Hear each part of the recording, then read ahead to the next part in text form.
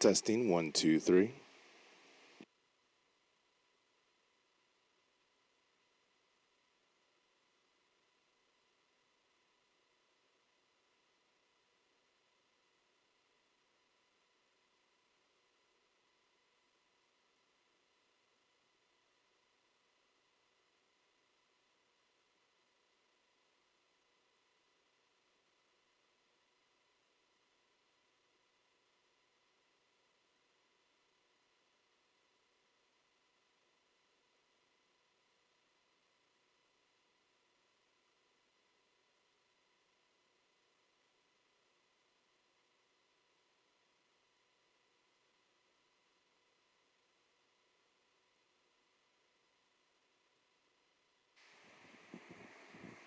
Testing 1 2 3.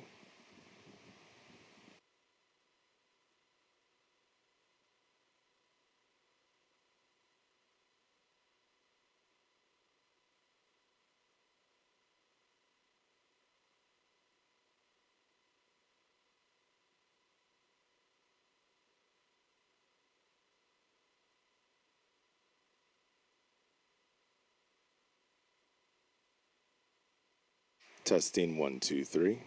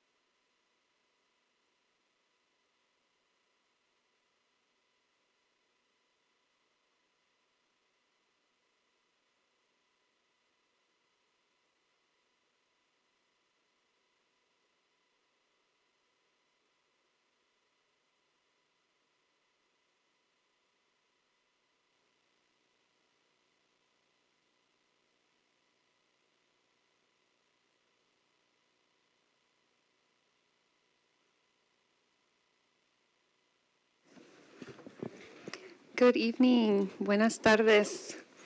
We will now reconvene the regular meeting. Superintendent Dr. Perez, could you please lead us in the Pledge of Allegiance? Happy to do that if everyone will please stand. Right hand over your heart. Ready, begin. I pledge allegiance to the flag of the United States of America and to the republic for which it stands, one nation, under God, indivisible, with liberty and justice for all.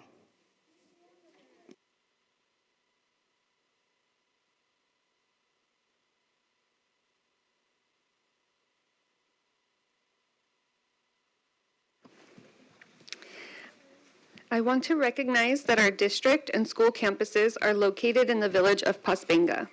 I want to acknowledge that this land we refer to as Orange County is the unceded and traditional lands of the Gabrielino Tongva Nation and the Huañeño Band of Mission Indians, a Hachiman nation. These lands were taken through a process of colonization, physical, and cultural genocide.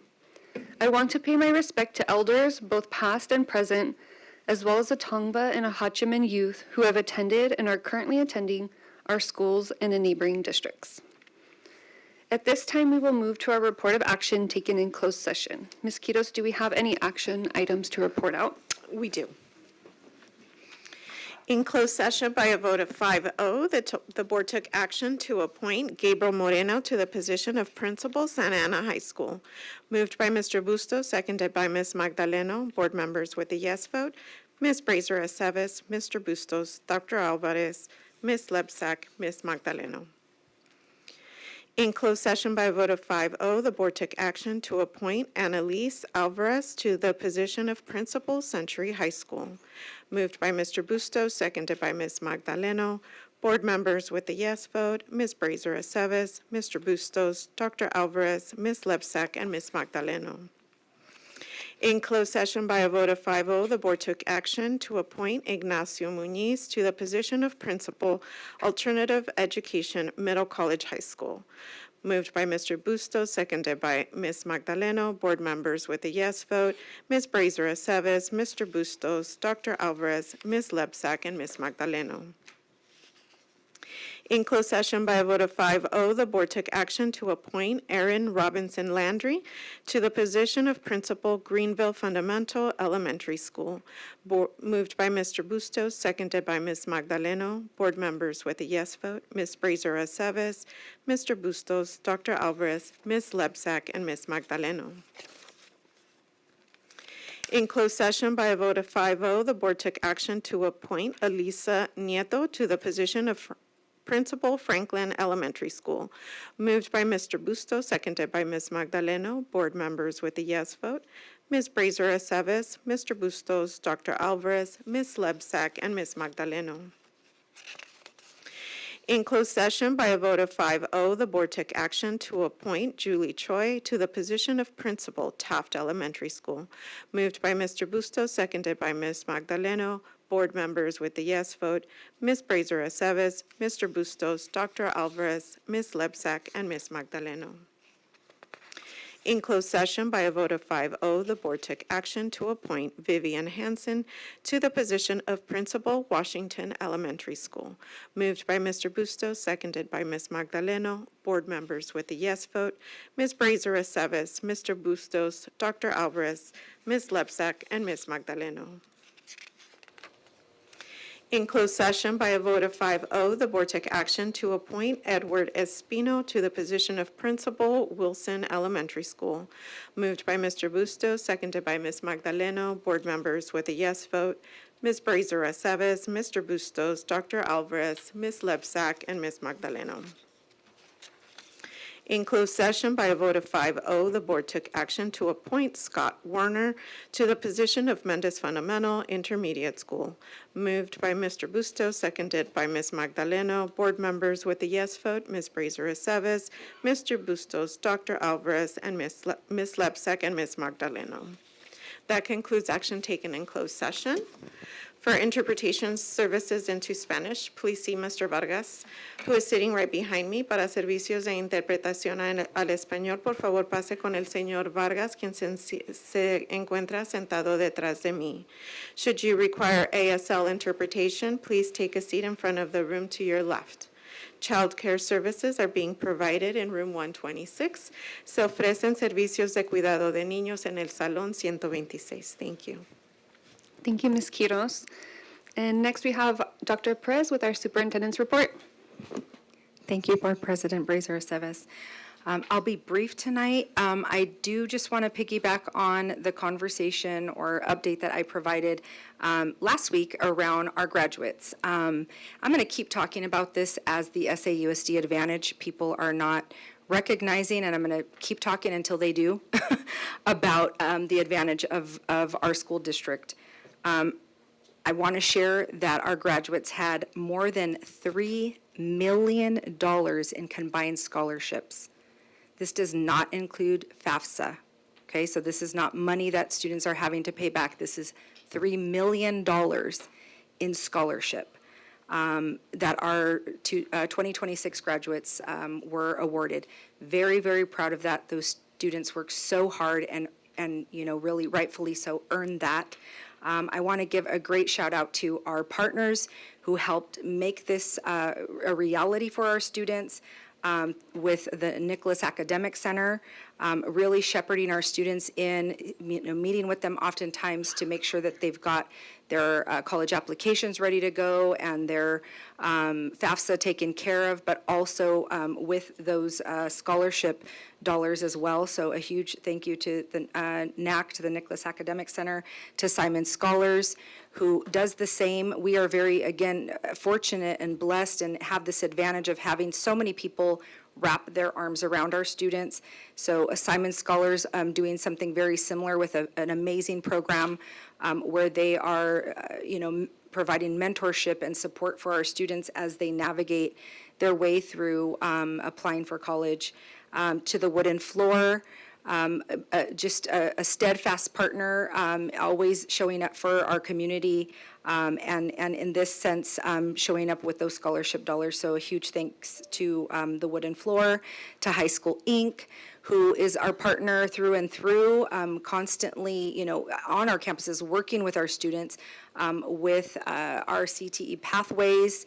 And so, again, showing up and offering those scholarship dollars, we appreciate that. Our Santa Ana Chamber of Commerce, and in particular, our Difference Maker event, where our students receive their scholarships. Our Santa Ana Public Schools Foundation, we could not do it without them as well. You know, they, again, are a true partner with us, helping us give money back to our classrooms through scholarships to our teachers, but in this case, scholarship to our students. So again, over $3 million in combined scholarship from these partners as well as many others, but that is what our students were able to acquire. And so again, talking about it from the advantage, and I can't wait to see all of the things that they come back and share with us around what their experiences are like in higher ed, and, you know, again, come back and mentor and engage with us as an alum. So just wanted to share that bit of information. You know, I want people to recognize there is a difference being in Santa Ana Unified. Not every district has this network, can boast that our students are being supported in this way. So again, thank you to all of our partners. We look forward to continuing to strengthen the partnership and deepen the partnership, and congratulations to our graduates.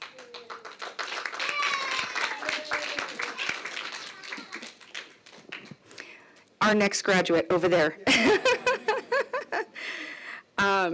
I also want to acknowledge our folks who are here tonight, that our board, you know, thank you to our board for accepting the recommendations that we make as staff, and having the confidence in all of us and in our administrators that we are appointing tonight.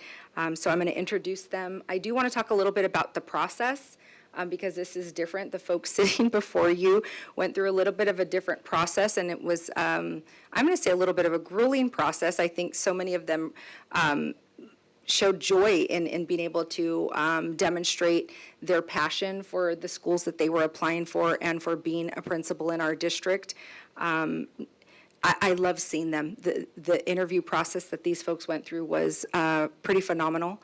And so I'm very, very proud of them, and I feel so confident in their leadership. I just look forward to seeing all of the great things that we'll accomplish for our students.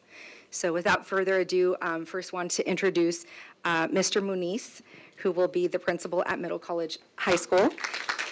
I do want to point out he is donning a tie already with Middle College, so already demonstrating that, that school pride. And so we are going to have a picture taken. I just want to share a little bit. A lot of folks know Mr. Muniz. He's been in our district for quite some time, but just so very proud of him. He's served in so many different capacities within our district, and I do want to share, as I talk to leaders who have been coming up through the system in our district, what has stood out to me is that many have said, oh, when I worked with Mr. Muniz at MIT and the things that they learned from him. So that is a testament to your leadership, and we're just very proud to be able to have you serve at Middle College now.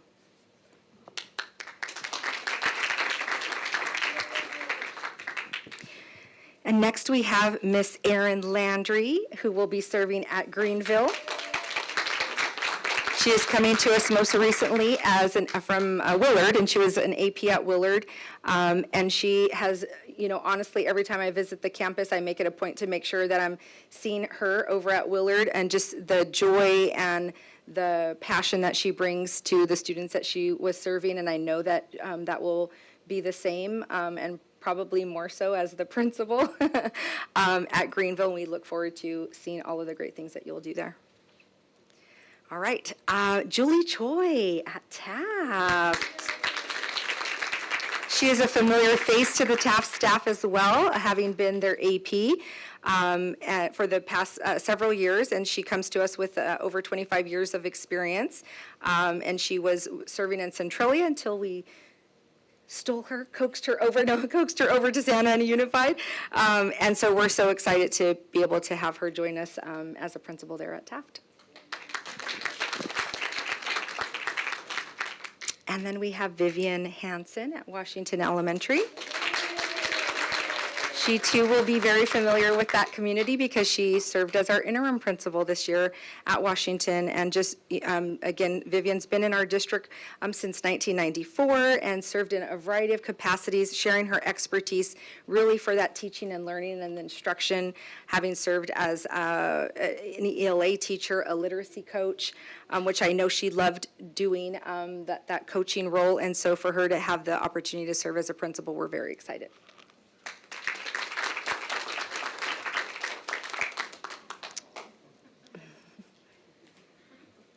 And we have Mr. Edward Espino, who will be the principal at Wilson. And I have to tell you, Edward has been in our district not for a long time, but has had such a great impact. As I talked, with folks who had worked with him, they had so many great things to say about you. And when I got to, have more interaction with him and learn more about him, all made sense. So we are so excited. He does come to us with principal experience from another district, and we're so excited for him to put his skills in action here in SAUSD. So welcome. And last but definitely not least, we have Scott Warner, who will be serving as the principal of Mendez. This is a full circle moment for Mr. Warner, being that he was at Mendez as an assistant principal some time ago and was most recently at most recently at Middle College, but now back at Mendez. And so I think from what he shared and what I saw in him means a lot to him to be able to serve Mendez in this way. So we are very, very excited about that. And again, all things that are in store.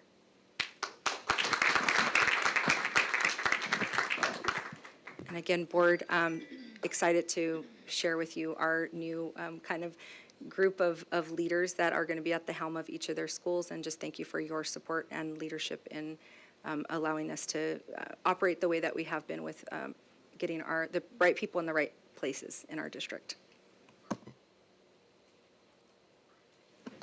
Okay, thank you. Thank you, Dr. Perez, and thank you for bringing forward such, great recommendations. This board, I really feel we have a lot of trust in you and your leadership, and congratulations and thank you to the folks tonight who are taking that step into a new leadership role. So thank you for everything you do for our district, and we're excited to see what's to come and kind of, just refresh at some of the campuses, right? And just bringing that expertise.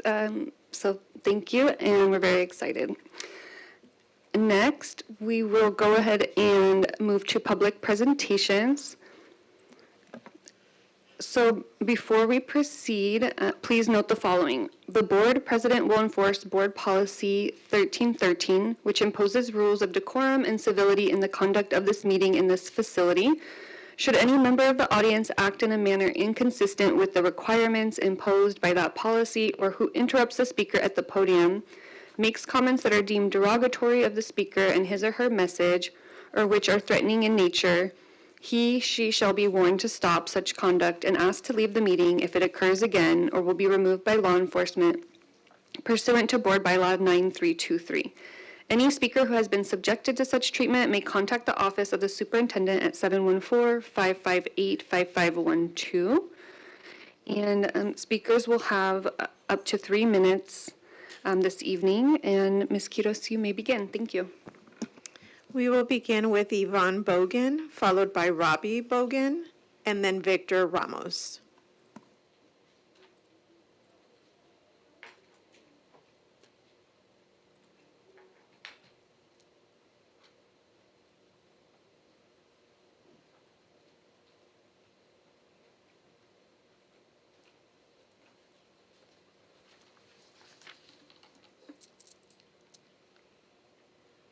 Good afternoon, Superintendent, President of the Board, and members of the Board. My name is Yvonne Bogan, and I'm the mother of a profoundly deaf young adult that attended Taft Elementary in the Early Start program. We started getting involved with the DHH program August 2011. That is 15 years, and it saddens me to have to come back and see that not much has changed. The first time I came here to speak about the rights of deaf and hard of hearing children, that their rights were being disregarded by an administration that had no idea what deaf education was about. Why? Because the people that have repeatedly been chosen to be in charge have no credentials and no knowledge about deaf education, and it keeps happening after 15 years. There is an Assembly Bill 1836 that since then has been encoded Education Code 5600.5, AB 1836, and I quote, addresses the need of deaf and hard of hearing children to have teachers, psychologists, assessment staff, and other professionals who are fluent in their language being used by the student. Currently, your special education department does not employ a DHH credential specialist. I believe this has only happened twice. The program is 15 plus years old, and it's pretty sad when you have DHH program in your district that is being managed with complete disregard of our DHH children education. Our kids deserve the same chances at a quality education as any other child in America. The unilateral choices that the current AP is making are not only illegal, but also discriminatory towards a population that is trusting the Santa Ana Unified School District to look into their best interest. The current AP, Jamie Renee Gonzalez, does not have any qualifications to be making any decisions regarding the DHH program, decisions such as closing an early start class with a deaf teacher, moving classes from a building that has been housing the DHH program for over 20 years, mainstreaming DHH children into general education, refusing to provide DHH students an interpreter for extracurricular activities that by law is required. And she will know all of this if she was actually qualified to run the program. The negligence and discriminatory acts cannot continue. The DHH children that are currently attending Taft Elementary do not deserve it, and really hope that all of you remember why you initially got into education and also wanted to be part of this board. Because of the children, because all of our kids deserve better, and you're not giving better to our DHA children. Do better.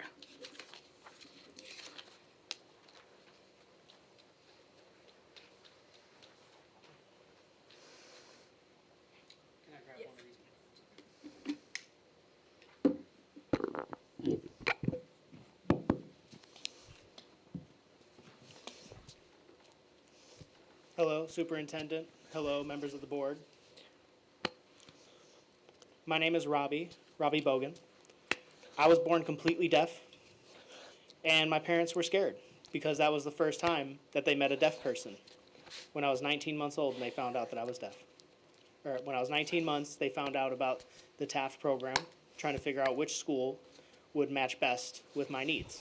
And they found Taft. That helped me to learn new things, that helped me to communicate, these things that I learned through Taft.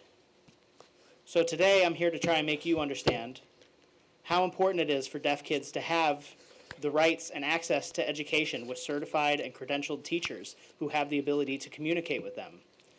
When I was little, I loved going to school because that's where my friendships were, that's where my teachers who understood me were. I learned through my teacher, I learned through the words, I learned through the stories, I learned through the games. If you guys close that class, you're denying education to other children that are like me. I mean, look at me. I just recently graduated from University High School, and now I'll be going to Gallaudet University in August. Because people at Taft, they worked hard, and they cared about my education. And now it makes me very upset and angry to hear about this change that causes the Early Start program to close. It's like you don't think that deaf people are important at all. It's like you don't think their education's important. Because I can do anything that a hearing person can, except hear. So I'm very upset about this situation. I'm very upset because I feel like you guys don't care about the deaf people, you don't care about the deaf education, and these are rights that my parents have been fighting for 15 years. But you guys keep on showing disregard to my parents and to deaf children, to deaf programs, and the deaf education. This is your job, to care for, to support, to provide that for the SAUSD kids, deaf or hearing. But also, you guys do need to support the deaf kids too. Not just the hearing, and force the deaf to get in there and expand your hearing programs. Enough. Obviously, SAUSD does not care about the education of the deaf programs or the deaf education because you guys keep removing people who care and keep trying to progress and improve these programs.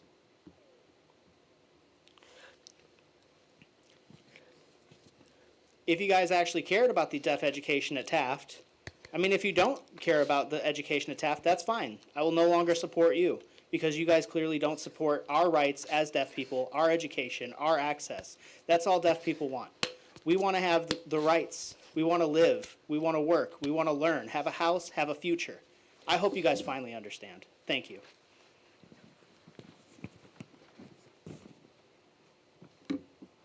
If you need to announce his name or anything, okay.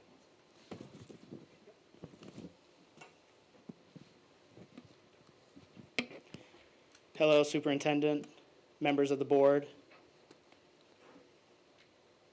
My name is Victor. I was born hearing, I became deaf, and I got a cochlear implant when I was 1 year old. I went to Taft Elementary School because my sister, as well, she became deaf just like me when she was around 5. And she went to elementary school in 2004.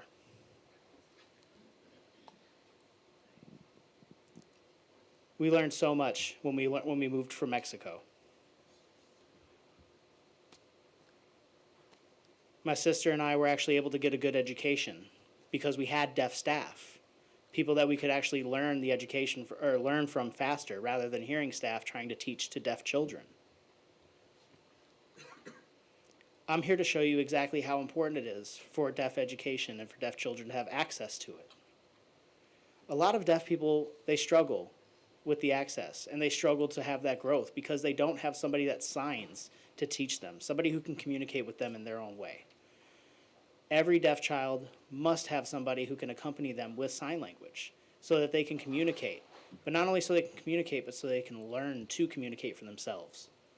Because deaf children with hearing staff, it won't work as well as you think. Because they won't understand. They won't be able to build those communication schools. They won't, or the communication skills. They won't have the cultural knowledge, the language knowledge, and they won't be able to socialize with people in the correct way.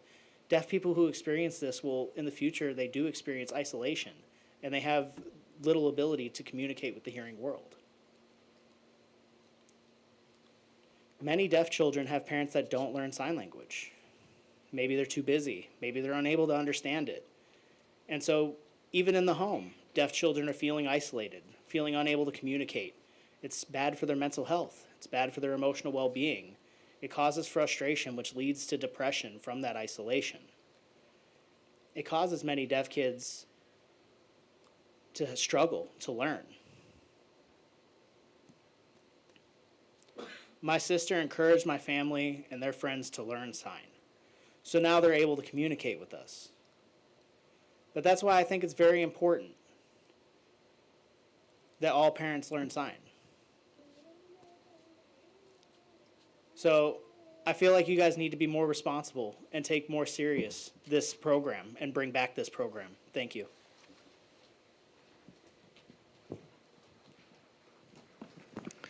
Next, we have Leonor Anastasio, followed by Margarita Gonzalez, and then Jessica Hernandez.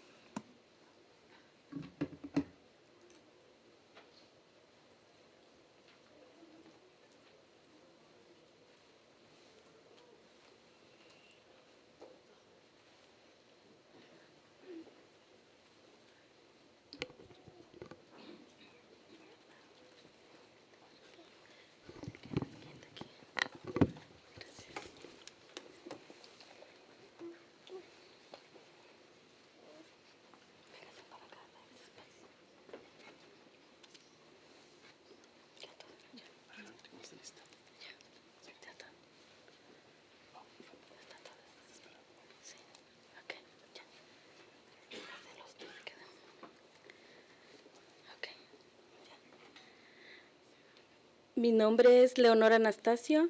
Buenas tardes, miembros del board, superintendente y personas que nos acompañan. Estoy aquí para seguir abogando por mi estudiante y esta es la tercera vez que vengo para decirles que mi estudiante no está recibiendo los servicios y apoyos necesarios que debería de estar recibiendo. Tomó la mitad del año 2025-26 para finalizar su IEP y no logró hacer progreso. Y por eso pedí que le dieran intervención durante el verano para que la ayudaran y nadie le dieron. ¿Cómo piensan que mi estudiante regresará a la escuela en 6 grado con lectura de segundo? Yo me pregunto, ¿cuántas veces va a seguir pasando esto? De acuerdo a la presentación de hoy, ustedes mencionan que los estudiantes tienen acceso a servicios relacionados para mejorar su educación, pero a mi hija no le ayuda nada. Página 20 y en la página 5 hablan de la discapacidad con más porcentaje es la del aprendizaje y mi hija tiene dislexia, no puede leer bien y sabiendo esto tampoco le ayudan. También hablan de que a los padres se nos ayuda, pero cuando vamos a las reuniones del CAC nos limitan a 3 minutos y hacen reuniones cuando los padres no pueden. Entonces, ¿cómo dicen que nos ayudan? Según la página 6 y 9, que dicen que nos ayudan, la presentación necesita el distrito tener más transparencia con los servicios y mejoras evaluaciones para ayudar con la calidad de vida de nuestros estudiantes en educación especial. Gracias.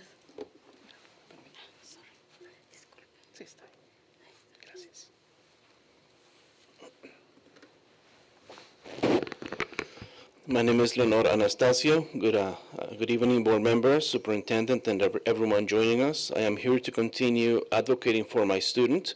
This is the third time I have come to tell you that she is not receiving the necessary services and supports she ought to be getting. It took half of the 2025-26 school year to finalize her IEP, and she made no progress. Consequently, I requested summer intervention to help her, yet she received nothing. How do you expect my student to return to school for 6th grade reading at the 2nd grade level? I wonder how many more times this will happen.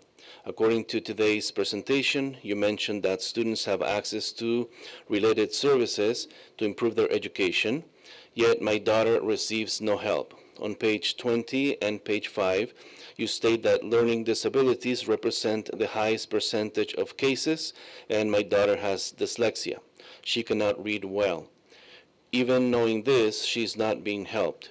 You also speak of supporting parents, but when we attend CAC meetings, we are limited to 3 minutes, and meetings are scheduled when parents cannot attend. So how can you claim to be helping us? As stated on pages 8 and 9 of the presentation. The district needs greater transparency regarding services and better evaluations to help improve the quality of life for our special education students. Thank you. And I just want to jump in really quickly before, pues antes de salir del salón, Mrs. Anastasia, vamos a tener alguien del equipo hablar directamente contigo si tienes tiempo ahorita. Okay. So, Superintendent, we're going to have somebody connect. Okay, thank you.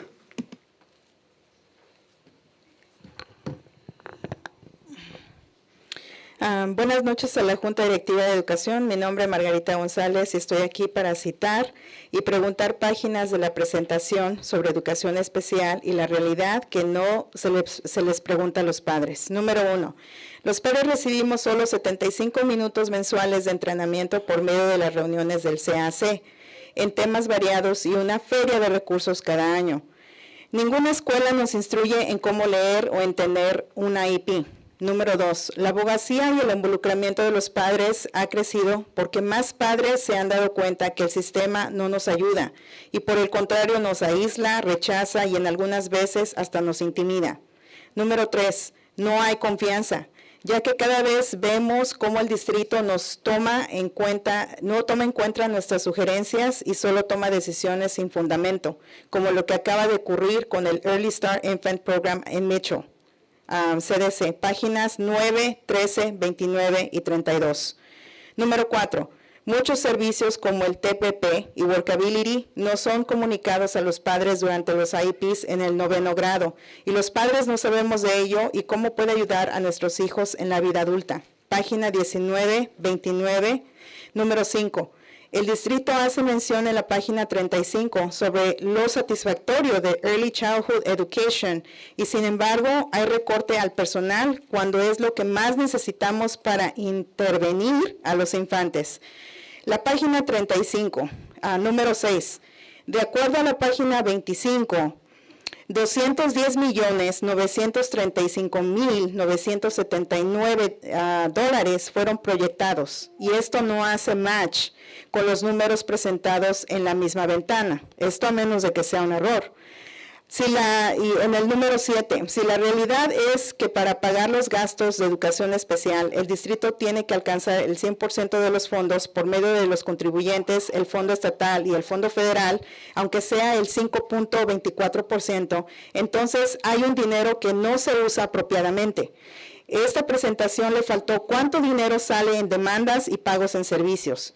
También quiero enfatizar que el Early Start Program en Metro CDC cuenta con más de 20 estudiantes, no 16 como lo mencionaron en la junta pasada, y que los padres fueron invitados después de que una madre inició esta conversación.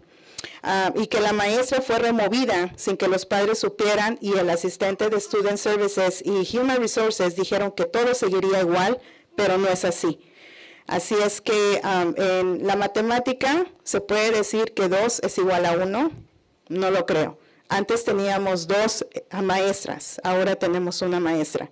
Y 2, jamás en la matemática va a ser igual a 1. Gracias.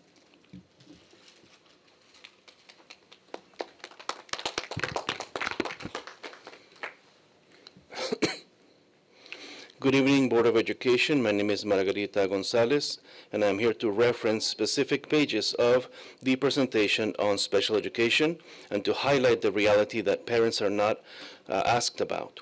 Number 1, parents receive only 75 minutes of training per month through CAC meetings on various topics, plus 1 resource fair each year. No school instructs us on how to read or understand an IEP. Number 2, parental advocacy and involvement have grown because more parents realize the system does not help us. Instead, it isolates us or rejects us, and sometimes even intimidates us. Number 3, there is a lack of trust as we repeatedly see the district ignoring our suggestions and making baseless decisions, such as what just happened with the Early Start Infant Program at Mitchell CDC, pages 9, 13, 29, and 32. Number 4, many services such as TPP and workability are not communicated to parents during 9th grade IEP meetings. Consequently, we remain unaware of them and how they can assist our children in adulthood. Pages 19 and 29. Number 5, on page 35, the district speaks of the success of early childhood education, yet there are staff cuts precisely when we need that staff the most for early intervention with infants. Number 6, according to page 25, the projected figure of $210,935,979 does not match the numbers shown in that same section unless there was an error. And number 7, if the reality is that the district must secure 100% of special education funding through taxpayers, state funds, and federal funds, even if the latter is only 5.4%, then the money exists, but it is not being used appropriately. This presentation failed to disclose the costs associated with lawsuits and service payments. I also want to emphasize that the Early Start program at Mitchell CDC has more than 20 students, not 16. That parents were invited only after a mother-initiated communication, that the teacher was removed without the parents' knowledge, and that although they said everything would remain the same, that is not the case. And now we are here. The program is not showing. We're supposed to have 2 teachers. Now we only have 1 teacher. And in mathematics, 2 never equals 1.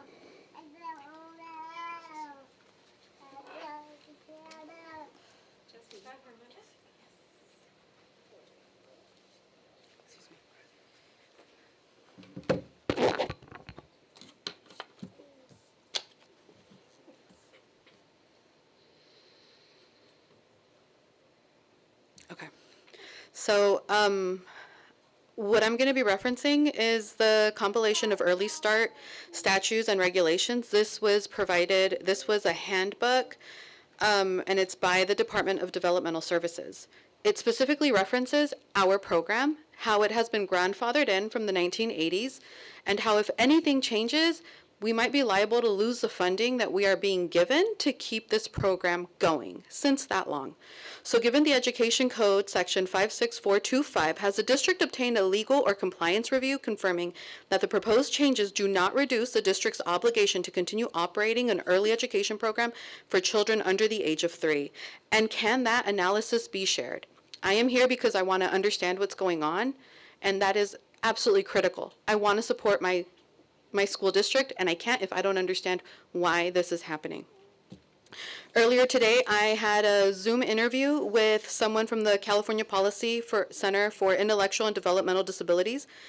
They asked me if they could have a follow-up phone calls with me, if people could talk to me, because I told them about how amazing this program is, not just for our developmental kiddos, but to empower parents, to empower the community, to keep us going and to keep our kids from falling even further behind. My daughter when she transitioned from Early Start to preschool, she was put in a mild to moderate class. Had we not done this program, she would have easily been in a severe class, easily. But they're able to get an accurate baseline of where she's at because of the diligence that these 2 teachers do. There's no way that one teacher can do this. It's because of the diligence that of these teachers that I can go to neurology appointments and not just be like, oh, it's just Hispanic panic mom talking about these things. No, I have a teacher's note. My son was diagnosed with cerebral palsy today. You guys have no idea what it's like to have a program that can help me with that and navigate an IEP when time comes. This is what this program does. Parents were not told that there was a Zoom option for the 8:30 appointment, for the 8:30 meeting. Everyone I've talked to, nope, we didn't know there was a Zoom option. We also didn't hear of a Parent Square notification. We did not get that. So that is not true.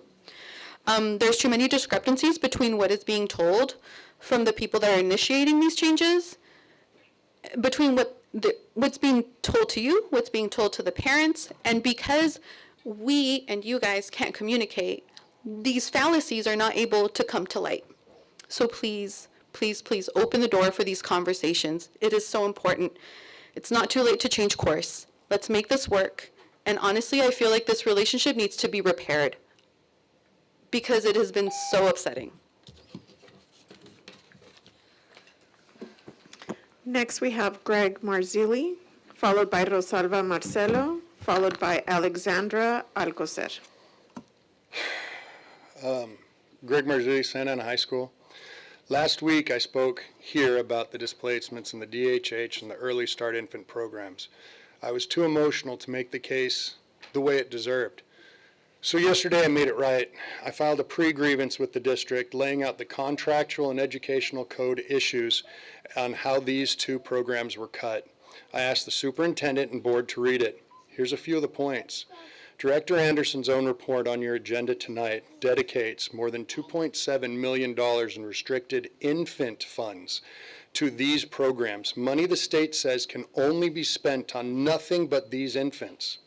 Her new design, fully funded, including every position, budgeted solely to Early Start, a speech pathologist, an occupational therapist, a physical therapist, and an audiologist. And we know we share those. Still leaves more than $1.7 million surplus next year. So look at what we were looking at.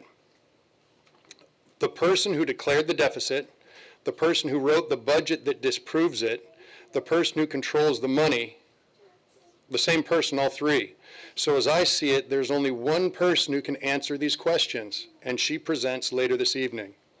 The district has been dismantling this program since January and warned in writing, yet it proceeded anyway. The evergreen 2006 MOU that actually governs this program was never reopened because Human Resources confirmed last week's MOU changed only working conditions. They have knowingly broken the controlling rule for 5 months. This was brought to my attention by a unit member who went looking for support where she had every right to expect it. Instead, she watched her rights get signed away on a letter of agreement. I found what I found in one afternoon with public records. The grievance has been filed. I'm asking you to do the one thing that is squarely yours. Ask the questions before a $200,000 figure her own report contradicts is allowed to cost 2 teachers their positions. This is what your oversight is for, and I'm asking you to use it. We all have to do better. You've heard me say this up here. All of us. Declining enrollment is real, but displacing 2 teachers over a phantom deficit from a program sitting on a $1.7 million surplus makes it very hard for me to meet you in good faith.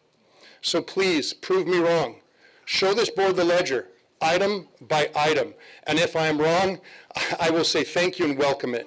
My first choice is to sit down face to face because I would far rather find resolution with a district I can call a partner than litigate against one I am forced to treat as an adversary. We need to start pulling in the same direction. I've said that to you guys before. We have to. Please prove me wrong.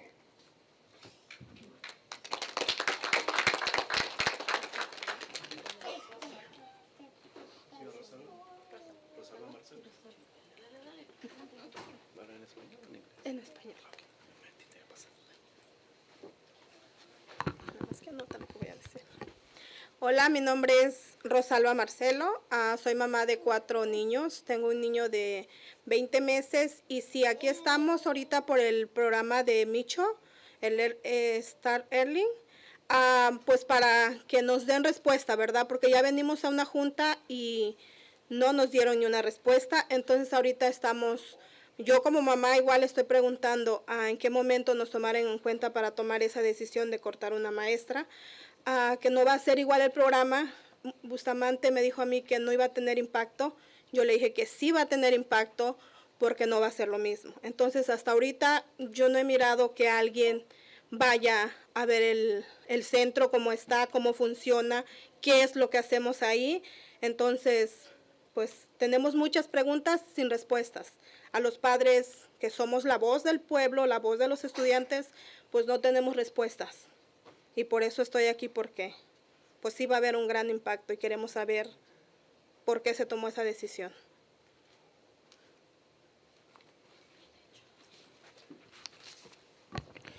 My name is Rosalba Marcelo. I am a mother of 4 children, one a 20-month-old, and from Mitchell.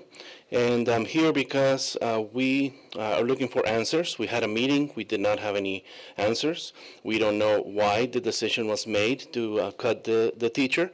They were not asked or consulted. And we spoke to Mr. Bustamante. He said there would not be any impact on cutting one teacher. There will certainly be impact on that. You have not been to the center to see how it works, what we are doing there. We have lots of questions and we do not have any answers. We are here as representatives of our students, as parents. We do not have any answers, and we are here because it will cause a great impact, and we'd like to know why you made the decision that you made.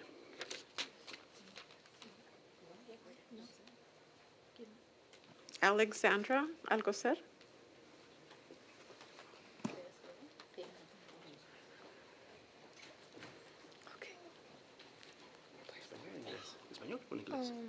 I'm going to do it in English. Yeah, perfect. Yeah, okay. Go first.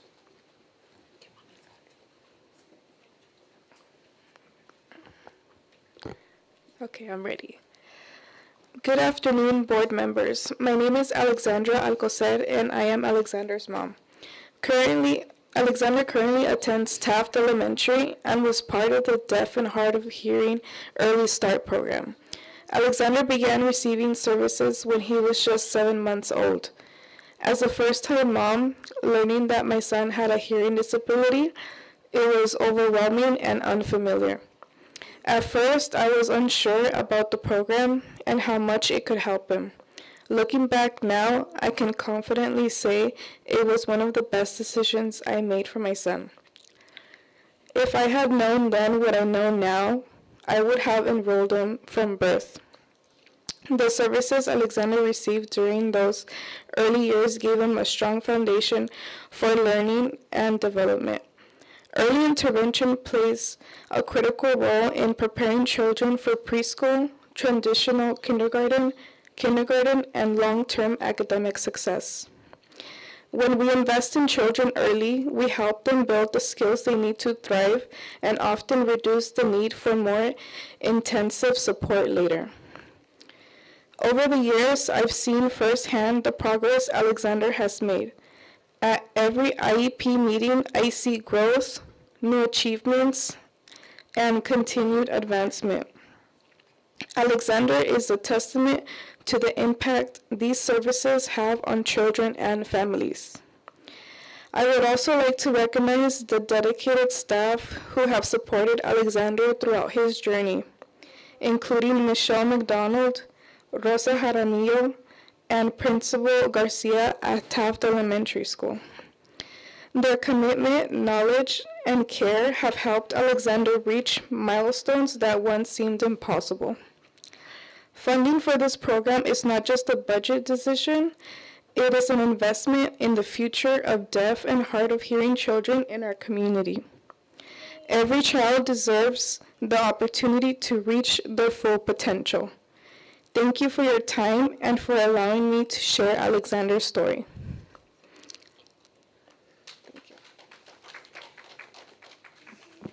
Next, we have Wakas Ahmed, followed by Joseph Olayo, Kevin Watson, and Luis Saldana.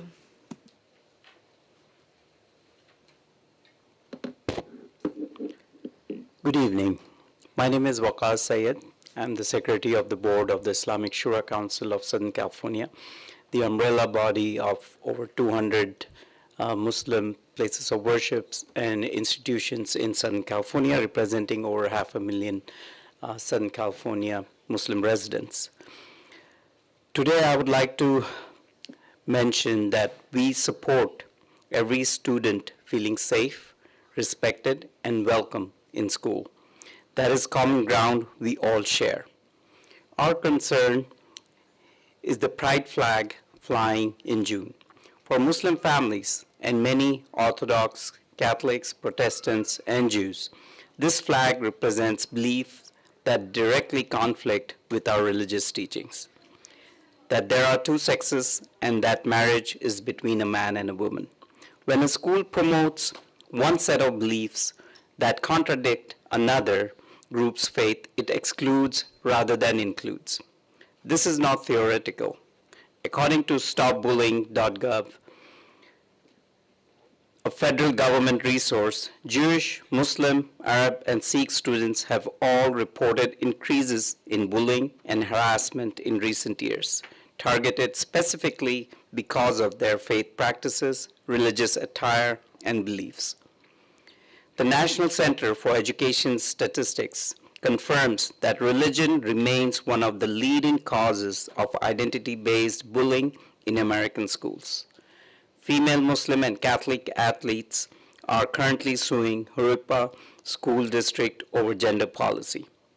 Students with 4.0 GPAs chose to forego graduation ceremonies due to death threats over their beliefs. No student should be silenced because of their faith. Our ask is simple: fairness. If the district displays symbols representing certain identities, it should also represent students of faith. The victorious plaintiffs in Mahmoud versus Taylor were Muslim, Catholic, and Ukrainian Orthodox, families asking only for a voice in their children's education. Every child in this district deserves to walk through those school doors without having to choose between their faith and their sense of belonging. We are not here to take anything away from anyone. We are here because our children matter too. Thank you.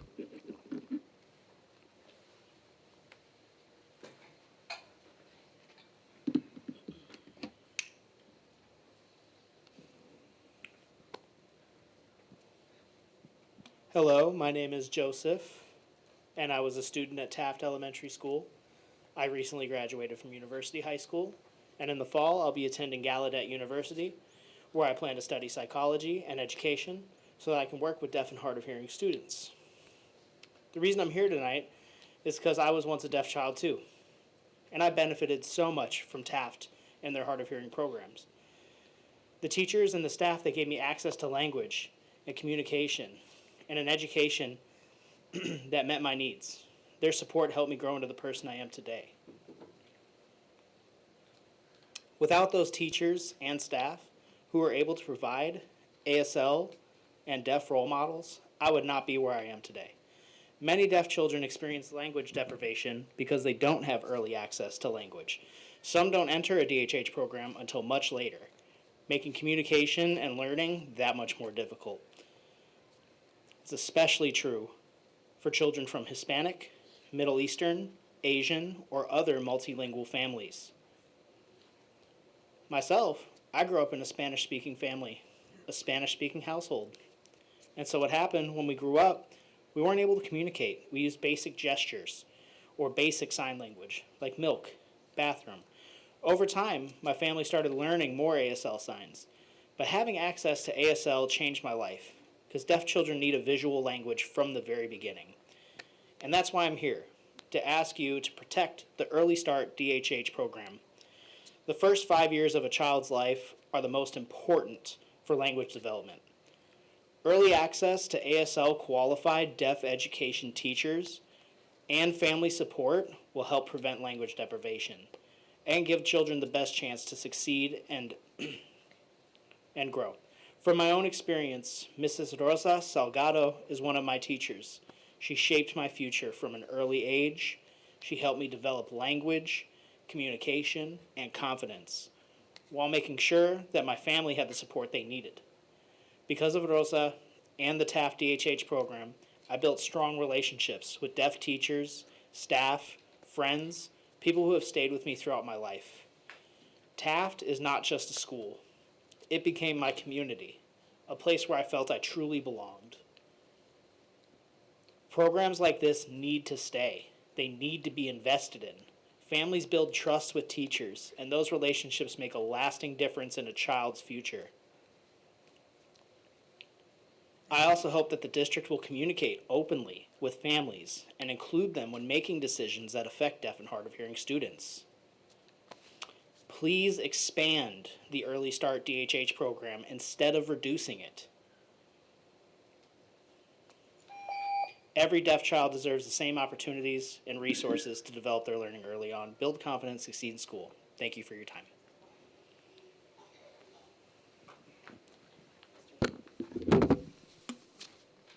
Mr. Watson, would you mind if we continue with, okay.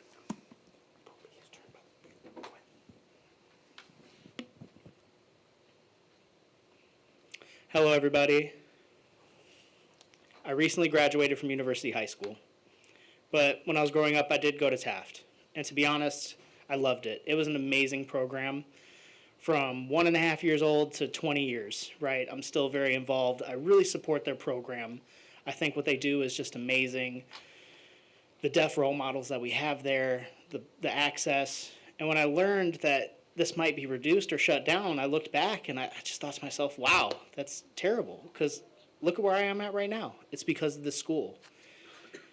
And, you know, now that I'm 18 and graduated, I'll be going to a university. And I think back, my experience growing up, if it was different, instead, if I went to a mainstream school and didn't have access, I would have hated it.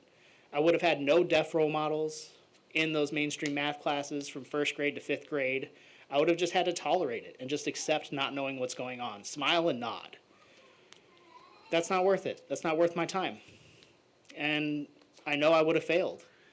Then I would have gotten put into some type of special ed class. It easily could have derailed my entire life because I didn't have a teacher that was able to communicate with me and understand me and allow me to open up and be the deaf person and be involved in groups and classes. It's not fair for me to try to accommodate into a hearing world as a deaf person. So now, with that,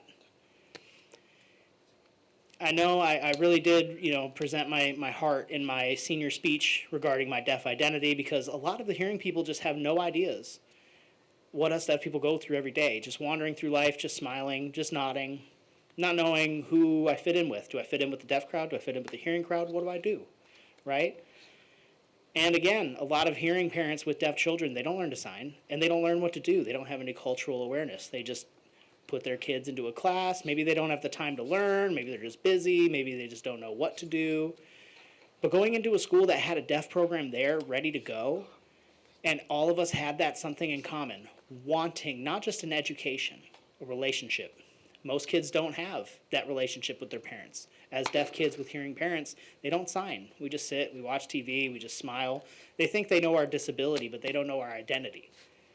So at school, we're happy. At home, we just tolerate it. And so now, shutting down that program, I just have to say it's not fair. It's very important for these kids. They deserve to have that access, that love, to have the role models, and not just have more hearing people just dismiss them and say, oh, you'll be fine. Because I didn't have a relationship with my mother until I was 12, until I was able to really communicate. So this is an opportunity that we really need to take advantage of. That early development is a crucial part. Instead of just dismissing them, it's not fair for them. So that's my time. Thank you.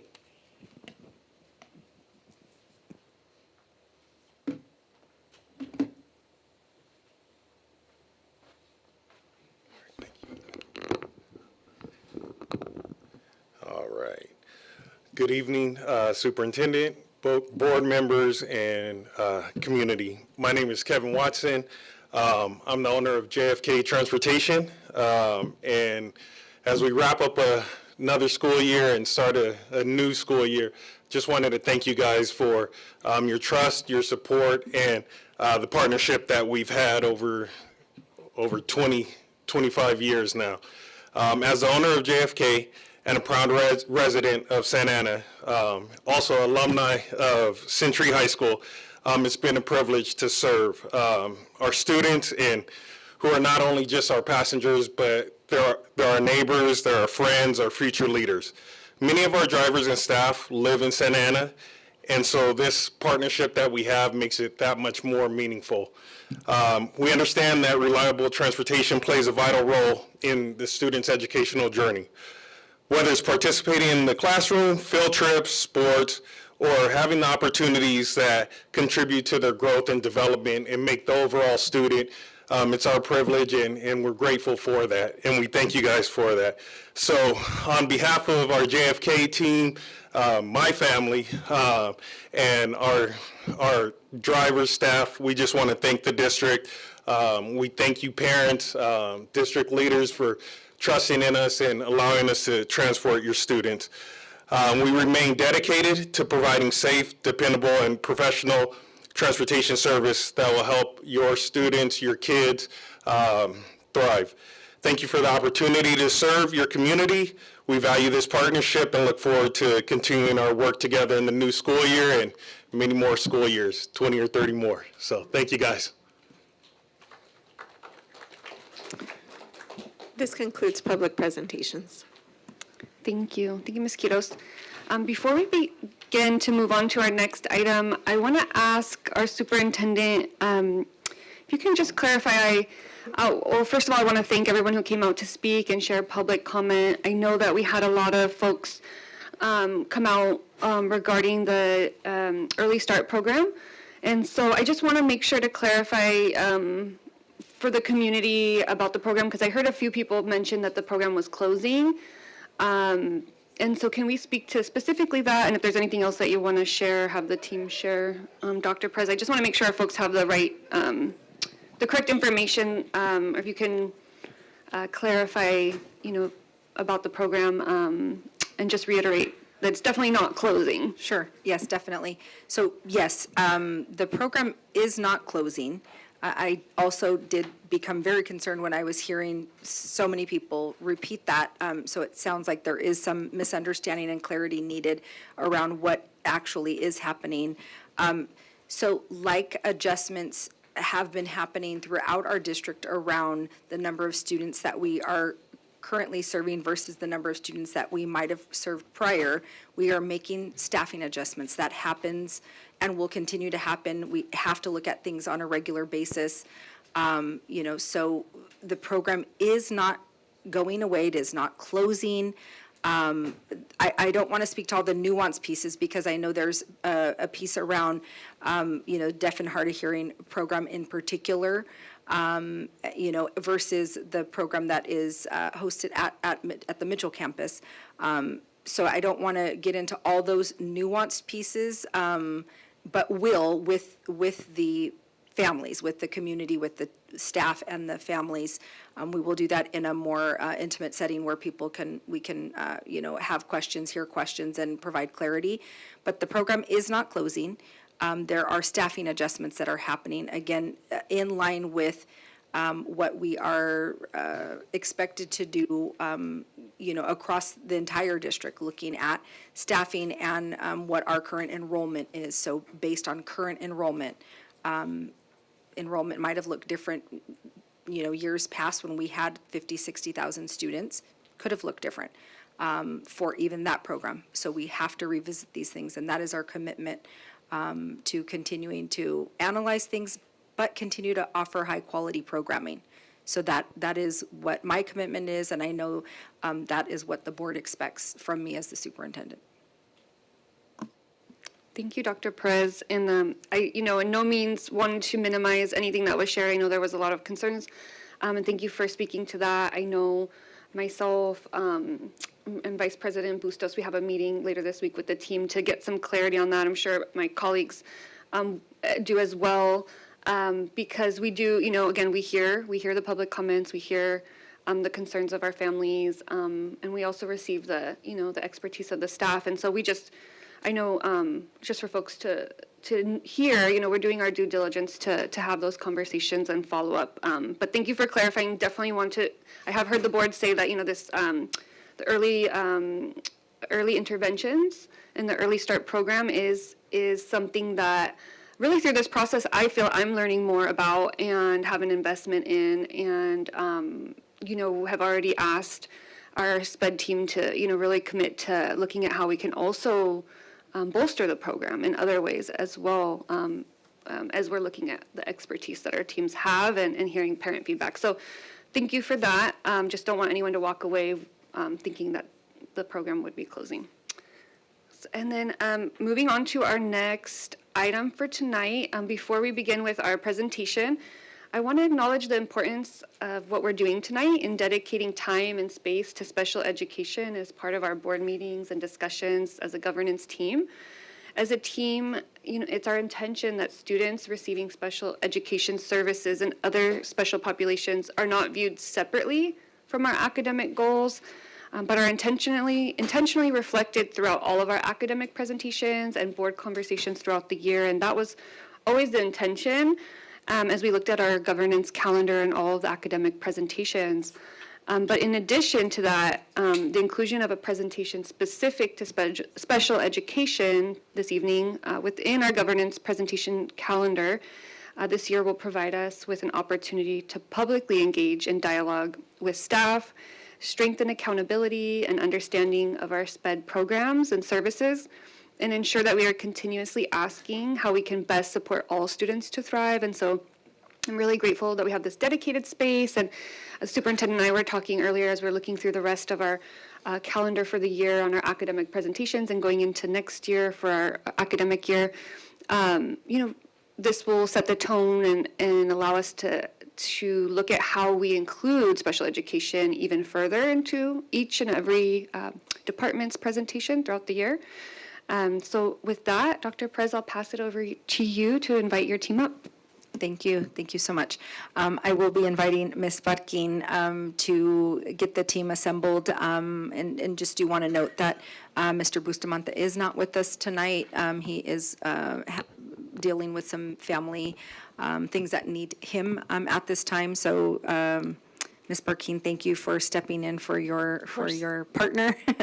Of course. And again, just want to acknowledge the effort that the team put forth in putting this presentation, the board for calling for this presentation, and the fact that I'm going to just state this, like, we have not had a specific special education presentation in the 5 years I've been here, and I know it's been probably even longer than that, as I understand it, where we're presenting publicly the programs and all of the facets of special education.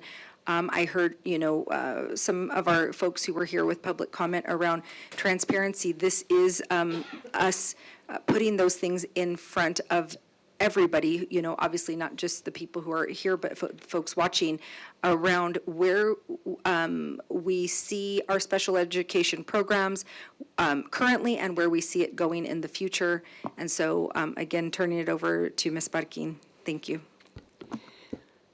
Well, good evening, President Brazier Aceves, Superintendent Perez, members of the board cabinet, and members of the audience.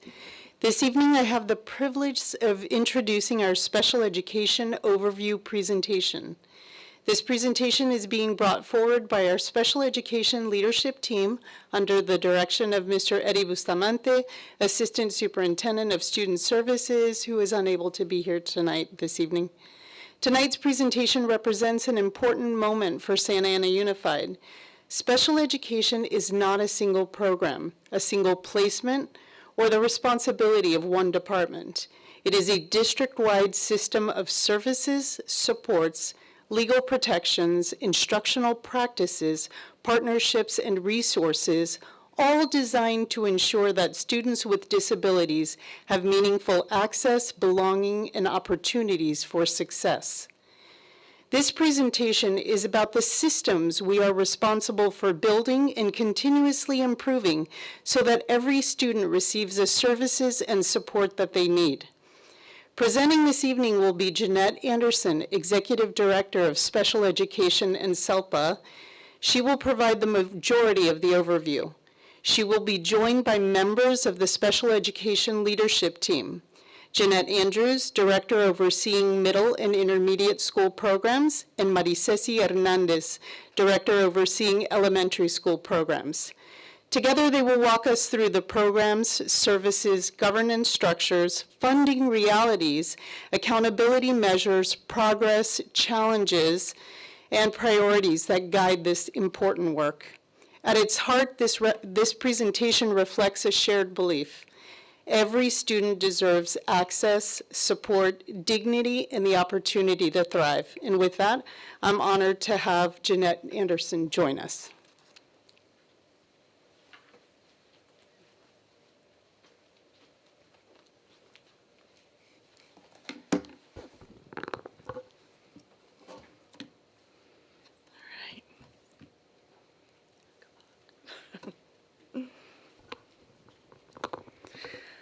All right, good evening, President Brazier-Aceves, distinguished members of the board, Superintendent Perez, and members of our community joining us both here in the boardroom and at home online. Thank you for the opportunity to provide an overview of our special education department and systems that support students with disabilities. Joining me this evening are members of our leadership team, who collectively oversee instructional, compliance, programmatic, fiscal, and student support functions of special education. Standing with me are special education directors. I will formally introduce them later in the presentation, but together this team works to ensure that students receive appropriate services, that families are engaged as partners, and our district remains focused on continuous improvement and positive outcomes for students. Tonight's presentation is intended to provide a very high-level understanding of our special education system, who we serve, the programs and services we provide, the legal and instructional processes that guide the work, and how we monitor effectiveness and resources that support those efforts. Some sections of this presentation are intended simply to provide context and will move rather quickly. Other sections involve more complex topics, such as our continuum of services, our accountability measures, our funding structures, and we will spend more time discussing those areas. Ultimately, our goal this evening is to demonstrate that special education is not just programs and placement, but rather a comprehensive system of supports designed to ensure that every student has meaningful access to instruction, opportunities for growth, and pathways towards successful post-secondary outcomes. To get us started, it's important to ground ourselves in what special education is. Legally, under IDEA, special education is specially designed instruction provided at no cost to the parent to meet the unique needs of a child with a disability. Operationally, we think about special education more broadly as a system of instruction, supports, accommodations, therapies, and specialized programs designed to provide students meaningful access to education and help them succeed.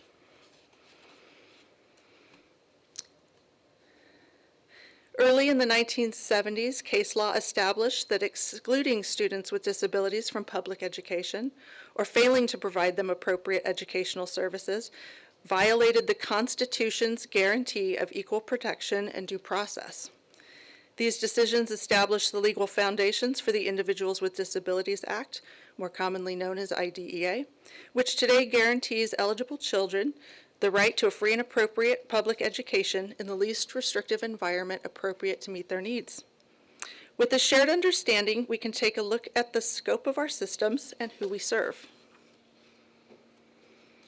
We should not think of special education as a department or a collection of programs, but rather an integrated, district-wide system that involves virtually every aspect of school operations. The purpose of this slide is to demonstrate the interconnectedness within the district and the ongoing collaboration needed amongst various partners. Supporting students with disabilities requires coordination across instruction, assessment, transportation, health services, technology, facilities, staffing, compliance, funding, and family engagement. In many ways, special education is enterprise work. It is every student, every department, every day. This slide presents a snapshot of the scale, the complexity, and the strategic imperative of special education in Santa Ana Unified. We currently serve nearly 6,900 students. During the 25-26 school year, we conducted 750 initial assessments and completed more than 1,200 triennial assessments. Together, this represents thousands of hours of multidisciplinary work involving school psychologists, speech and language pathologists, nurses, teachers, and other related service providers, administrators, families, and students. The data also reminds us that our students are highly diverse. More than half of our students receiving special education services are English learners. And our largest disability categories are specific learning disability, autism, and speech and language impairment. These numbers reflect the greater common themes across the country and the state, so that we're not out of alignment with any of those identification numbers. Finally, special education is dynamic. This year alone, more than 300 students exited services through graduation, returned to general education, relocation, or other pathways. These numbers illustrate both the scale and complexity of the systems that we manage on a daily basis. This slide represents 6 major tenets that govern the provision of special education services. Collectively, they establish both the rights of students and the obligation of school districts. In practice, they require us to identify and evaluate students who may have disabilities, provide a free and appropriate public education in the least restrictive environment, deliver the related services and supports necessary for students to receive benefit from their education, and ensure families are afforded procedural protections throughout the process. Ultimately, these principles serve as the legal and ethical framework for every decision we make on behalf of students with disabilities.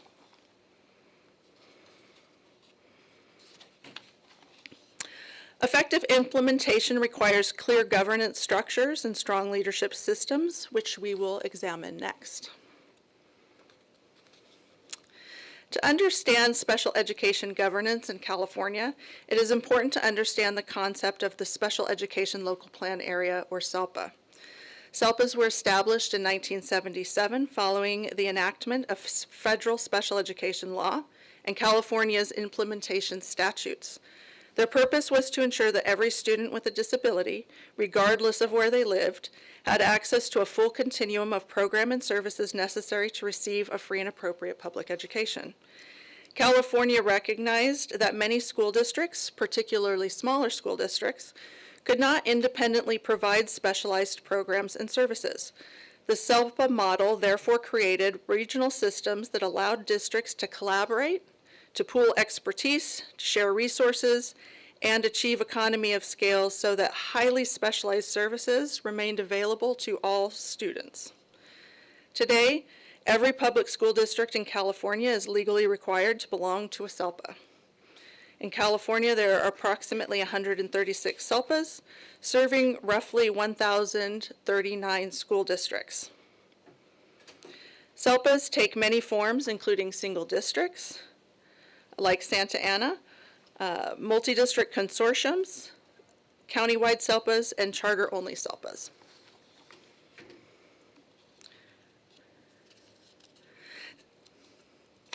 Santa Ana is Unified is somewhat unique because we operate as a single district SELPA rather than participating in regional consortium. We directly oversee our own planning, governance, funding, monitoring, accountability, and support systems within the district. At the state level, SELPAs are represented by the SELPA Administrators of California, a professional association that provides legislative advocacy, policy analysis, professional learning, technical assistance, capacity building, research, and collaboration with the California Department of Education to improve outcomes for students with disabilities. One facet of SELPA work that many people may be more familiar with is that of the Community Advisory Committee, or the CAC. The CAC is a state-required advisory body composed primarily of parents, family members, educators, and community representatives. Its role is not to oversee, direct, or mandate district actions, but rather it serves as a structured mechanism for elevating family voice and strengthening the partnership between families, schools, and district leadership.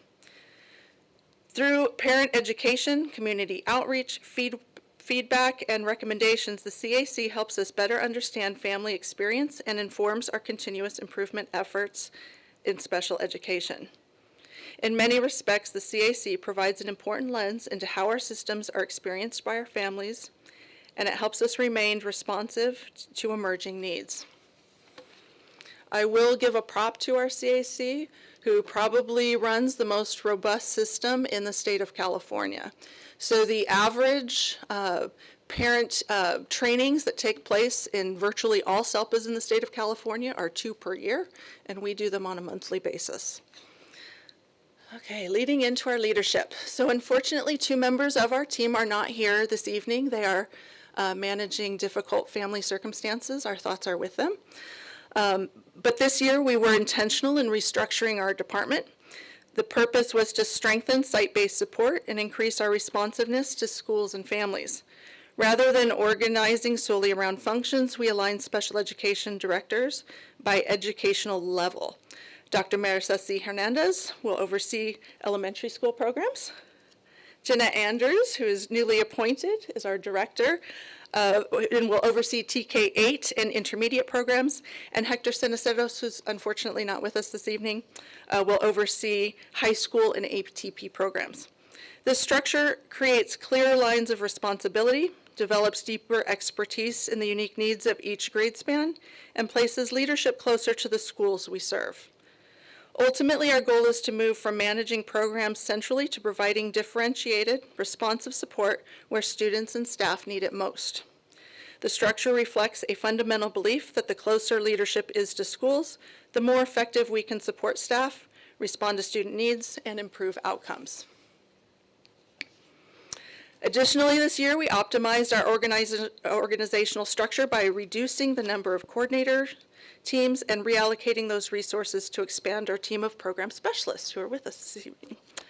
The purpose was not simply for organizational efficiency. It was to create a deployable instructional support team focused on building capacity within our schools. While coordinators continue to provide operational, compliance, and system supports, program specialists work directly alongside educators to strengthen instruction, develop staff expertise, improve inclusive practices, and ultimately improve student outcomes. Our core belief is that expanding the program specialist team will drive continuous growth and elevate student outcomes. I'm going to turn it over to Dr. Hernandez, who will lead us through the next portion of our presentation. Good evening. Governance and leadership establish the framework. Programs and services are where that framework comes to life for students and families every day. One of the core principles of special education is that there is no one-size-fits-all approach. Is that there is no one-size-fits-all approach to supporting students with disabilities.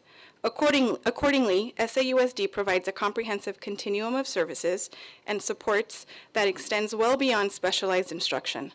Depending on individual needs, students may receive related services, behavioral and mental health supports, specialized programs, transportation, transition services, and family supports.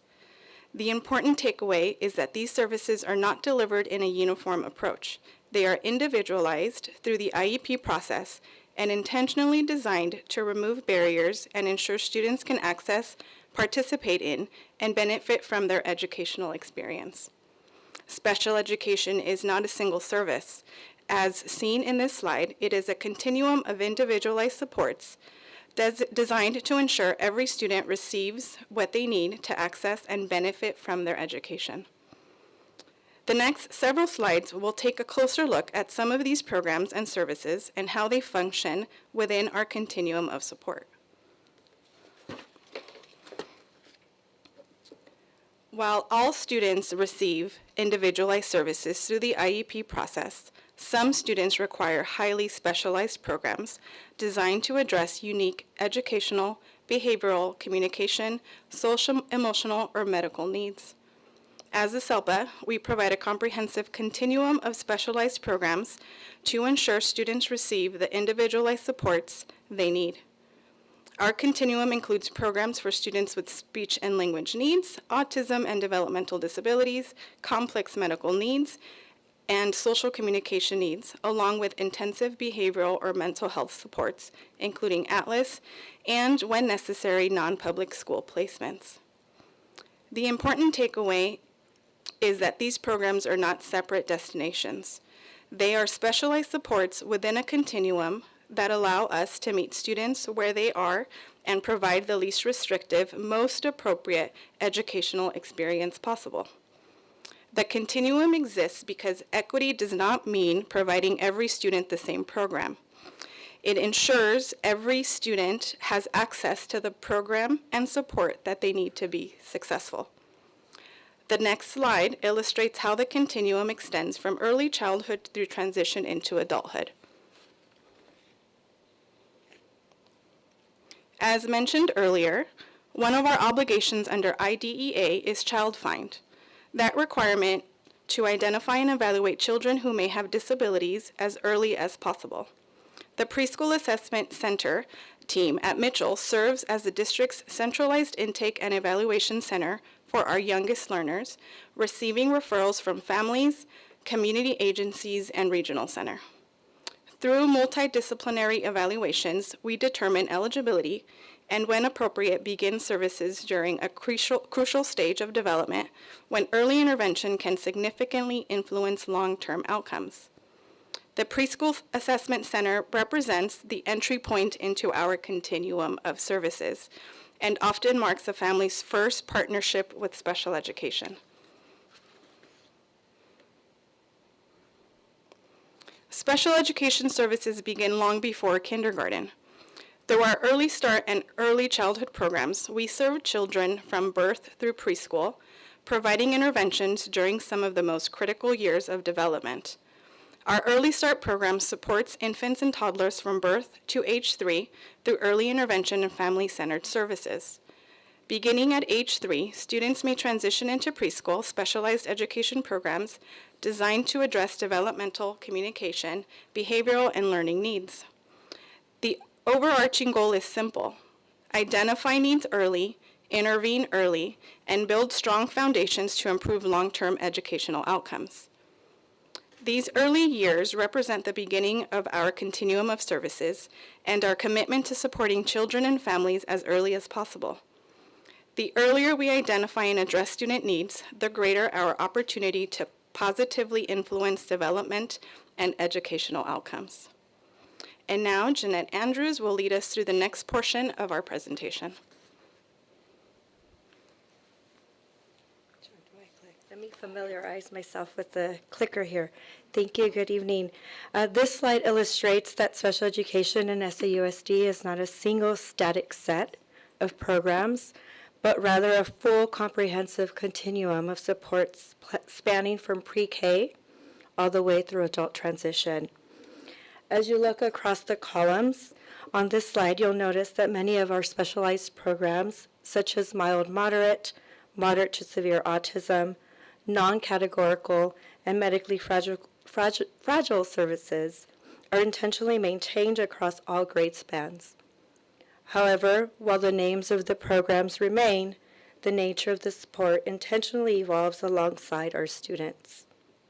In elementary, our programs focus heavily on early intervention and foundational developmental skills. As students move into intermediate, we introduce programs like our last program, shifting our focus towards independence and transition readiness. And then moving on to high school, the entire framework targets post-secondary preparation and adult outcomes. The important takeaway here is that students' needs are dynamic, so our systems are equally dynamic. We ensure the right support is available at the right time in the right setting so that every student can successfully navigate their unique educational journey. Transition planning is a formal legal requirement under IDEA, but more importantly, it's a deep commitment to preparing students for a meaningful life beyond high school. The cornerstone that is their commitment is our adult Transition Program, or ATP. In many ways, ATP represents the true culmination of the entire pre-K through 12 continuum. This is where our work shifts entirely from school success to adult outcomes. Because every student's journey is unique, ATP services are highly individualized. We focus on the following 5 core areas: independent living skills, career and vocational skills, recreation and leisure skills, social interpersonal skills, and then our community connections.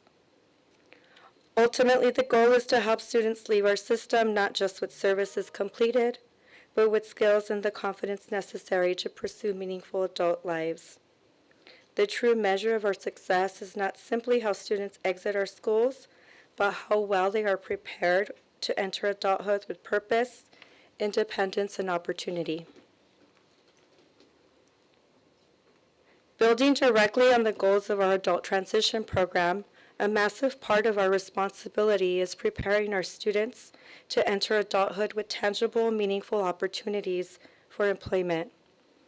We achieve this by bridging our school-based continuum with our external real-world partnerships. First, through our Transition Partnership Program, or TPP, we collaborate with the California Department of Rehabilitation. This partnership provides highly coordinated vocational services, career exploration, and short-term employment supports tailored for our students. In tandem with TPP, or Workability Program, funded by the California Department of Education, delivers critical pre-employment training and career assessments. Most importantly, it connects students to both paid and unpaid work-based learning opportunities designed to build marketable skills for competitive integrated employment. Ultimately, these programs create authentic pathways. By collaborating with local businesses, our students engage in real-world experiences that build genuine confidence. The true measure of our transition service is not whether students leave school with a plan on paper, but whether they leave with the actual experiences, skills, and relationships that position them for long-term success. While our transition programs pave the way for life after graduation, ensuring students can access their daily education right now requires a different layer of support. This brings us to our related services, which, as this slide indicates, are provided specifically to assist our students with disabilities to obtain an educational benefit. These services are not separate from instruction. They are the exact mechanisms that make learning accessible. As you can see from the comprehensive list on the screen, these supports vary widely based on individual needs. They include critical therapies like speech and language, occupational therapy, and physical therapy, along with vital specialized programs such as our assistive technology, orientation and mobility services, and health and nursing. Importantly, these services are available across all schools, including home health instruction, homebound, and our non-public school residential treatment center settings. The crucial takeaway is that supports are individually determined through the IEP process and are provided to ensure students can access, participate, and make meaningful progress. Ultimately, Related Services recognizes that for some students, educational success requires more than just classroom instruction alone. It requires coordinated, targeted supports that make learning possible. I'm going to invite Jeanette Anderson back to the podium. She's going to carry us through the presentation.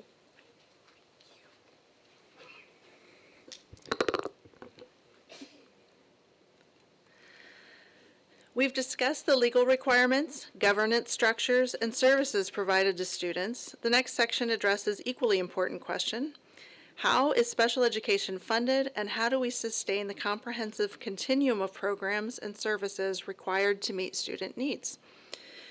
Providing a comprehensive continuum of services requires not only strong systems and dedicated staff, but also thoughtful stewardship of complex funding sources and fiscal responsibilities.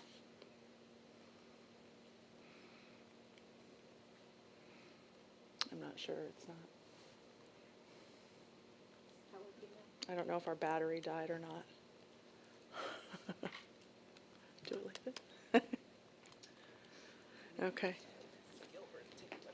Okay.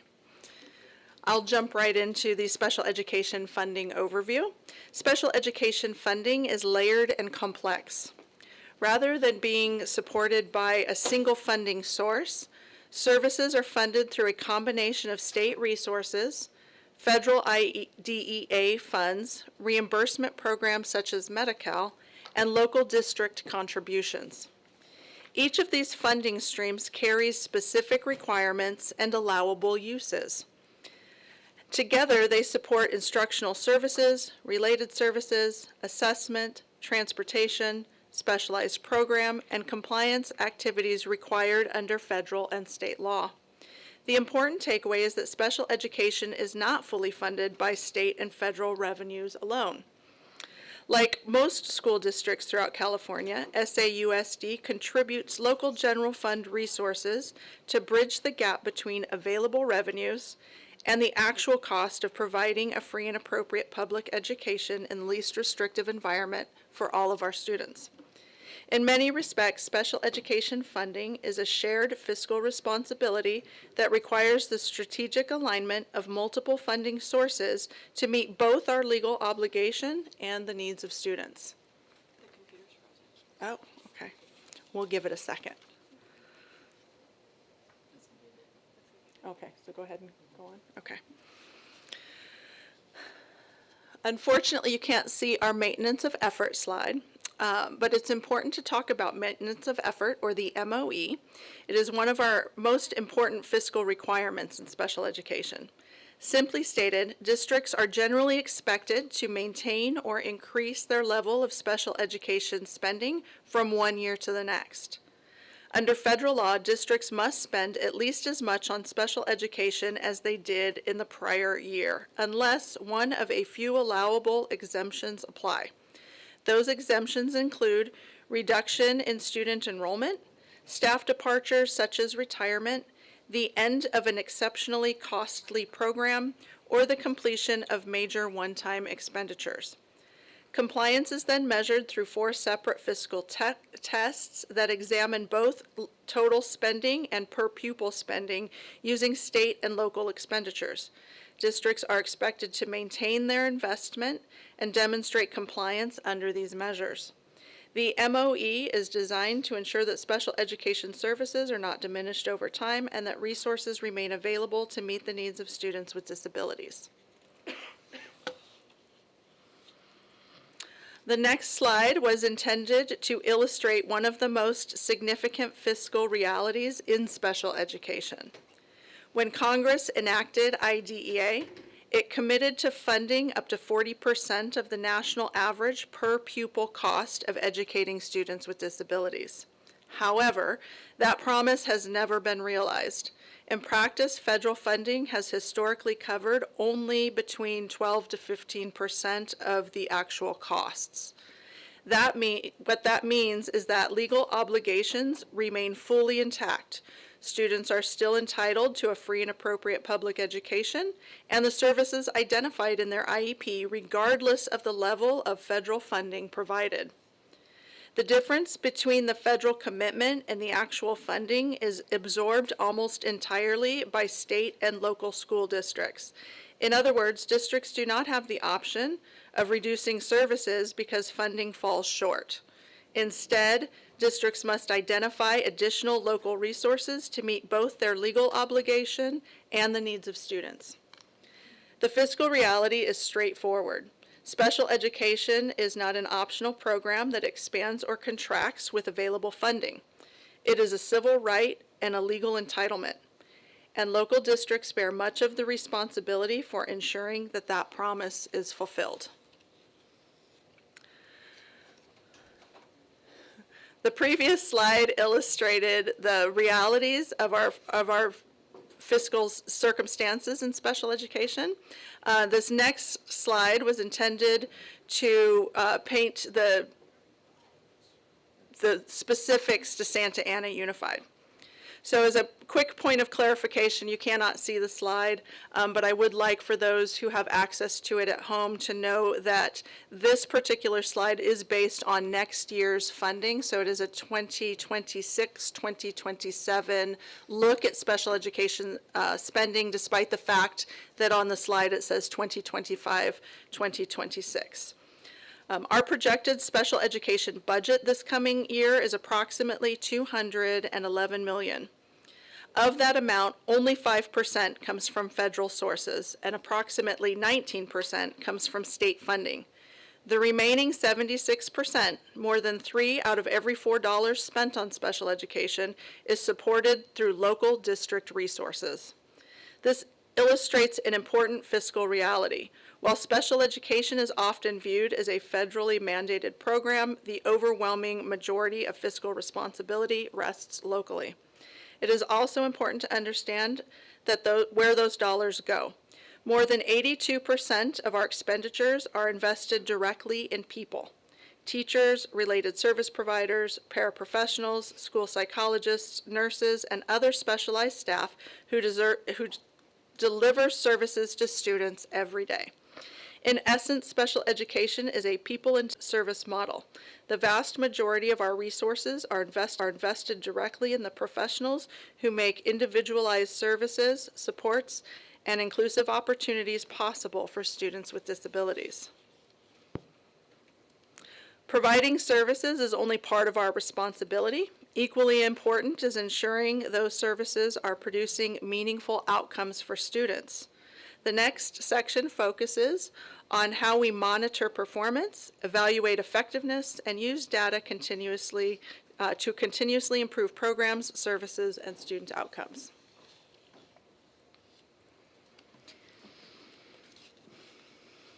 If I may, yes, please, Board President. I'm going to make a suggestion because I want for our public to be able to see the things that are being shared, in particular because this is around the funding. Okay. I do not feel good about us continuing. So I'm going to ask, with our Board President's permission, if we can maybe take a break. Sure. While Yes, thank the you. team is getting the system back up and running. Yes, thank you for your suggestion. And just for folks at home, it sounds like the computer froze, so we're just kind of rebooting. So great idea. So maybe do we want to take like a 5-minute, is that what the team is thinking? 5 minutes, is that going to be enough? Yeah. Oh, there we go. There it is. Would you like us to back up a few slides? I would. Okay. Yeah, I feel like if we go back to that slide that is the special education funding was the last one that was visible, I believe, too. Okay, we can go to slide 22. Uh-oh. Back down.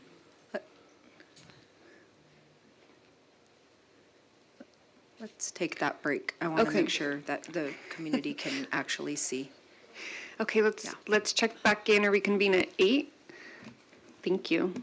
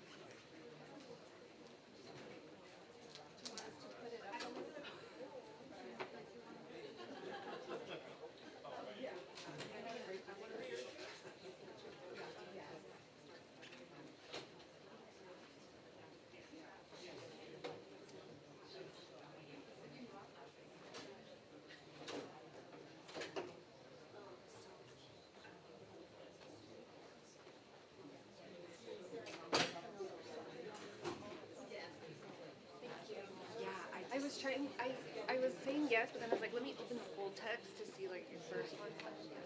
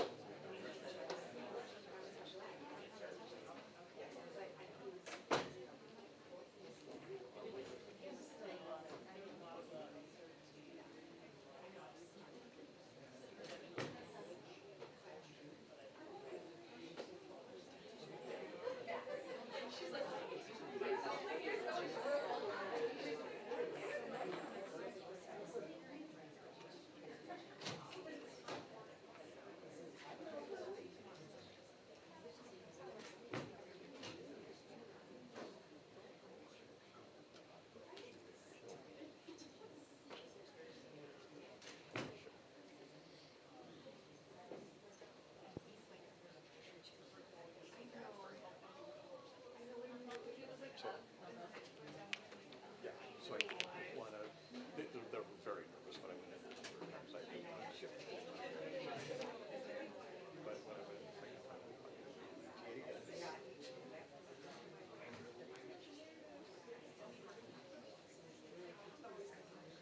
yes, they're kind of a different laptop. I'm not weird about that. It doesn't help when somebody's like, are you done yet? Are you done yet?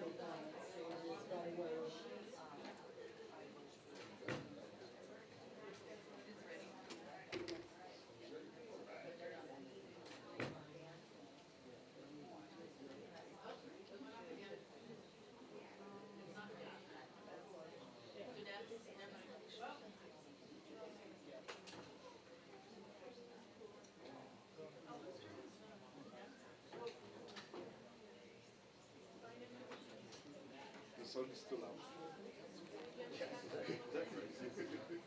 I go, wait a minute, Tuesday, I've never seen this one. My wife's favorite time of year. She loves this time of year.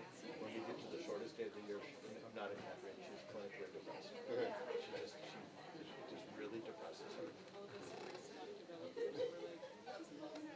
don't know why we can't just plug straight into there. Yeah, that's what we do. No?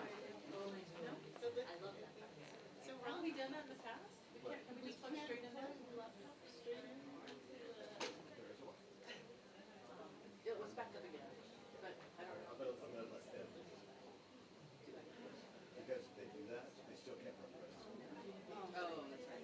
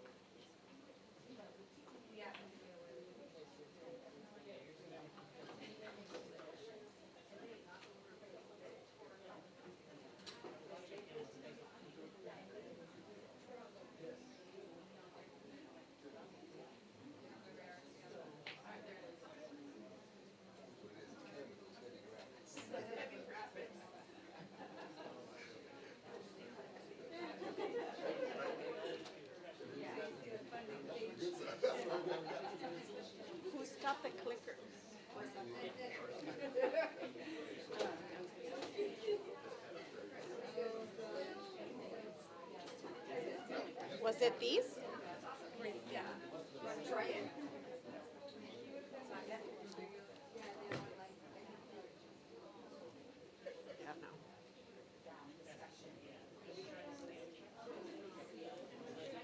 I'm wondering if they can do it manually. And they can just say next slide.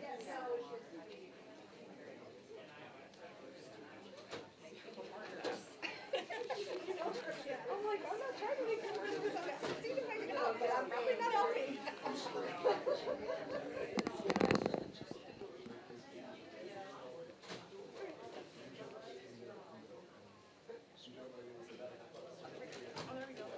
All right. Is that? But you don't have the clicker. We don't have the clicker. We'll just do the next slide. Who's switching it in the back? Did it work? Oh, awesome.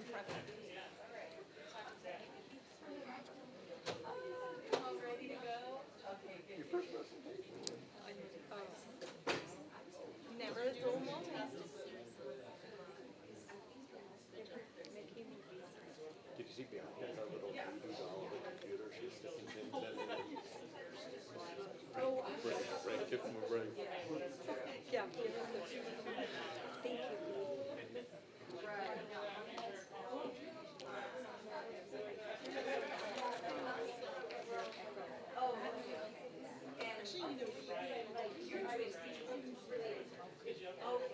Okay, should I test it? Yep, we're good.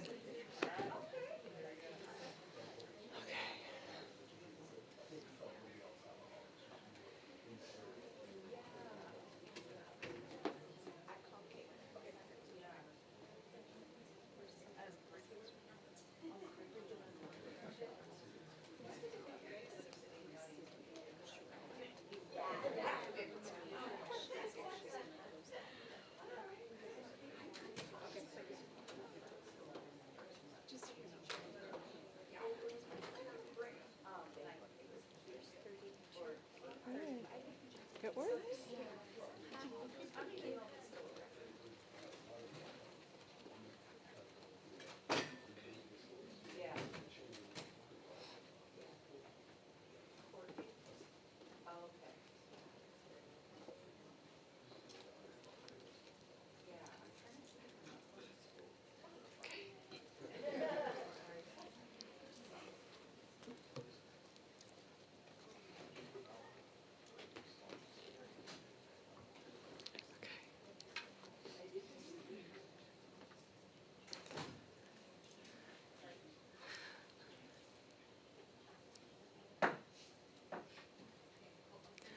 Back up to the presentation. Thank you, everyone. Okay, we'll get excited. We get to do budget all over again.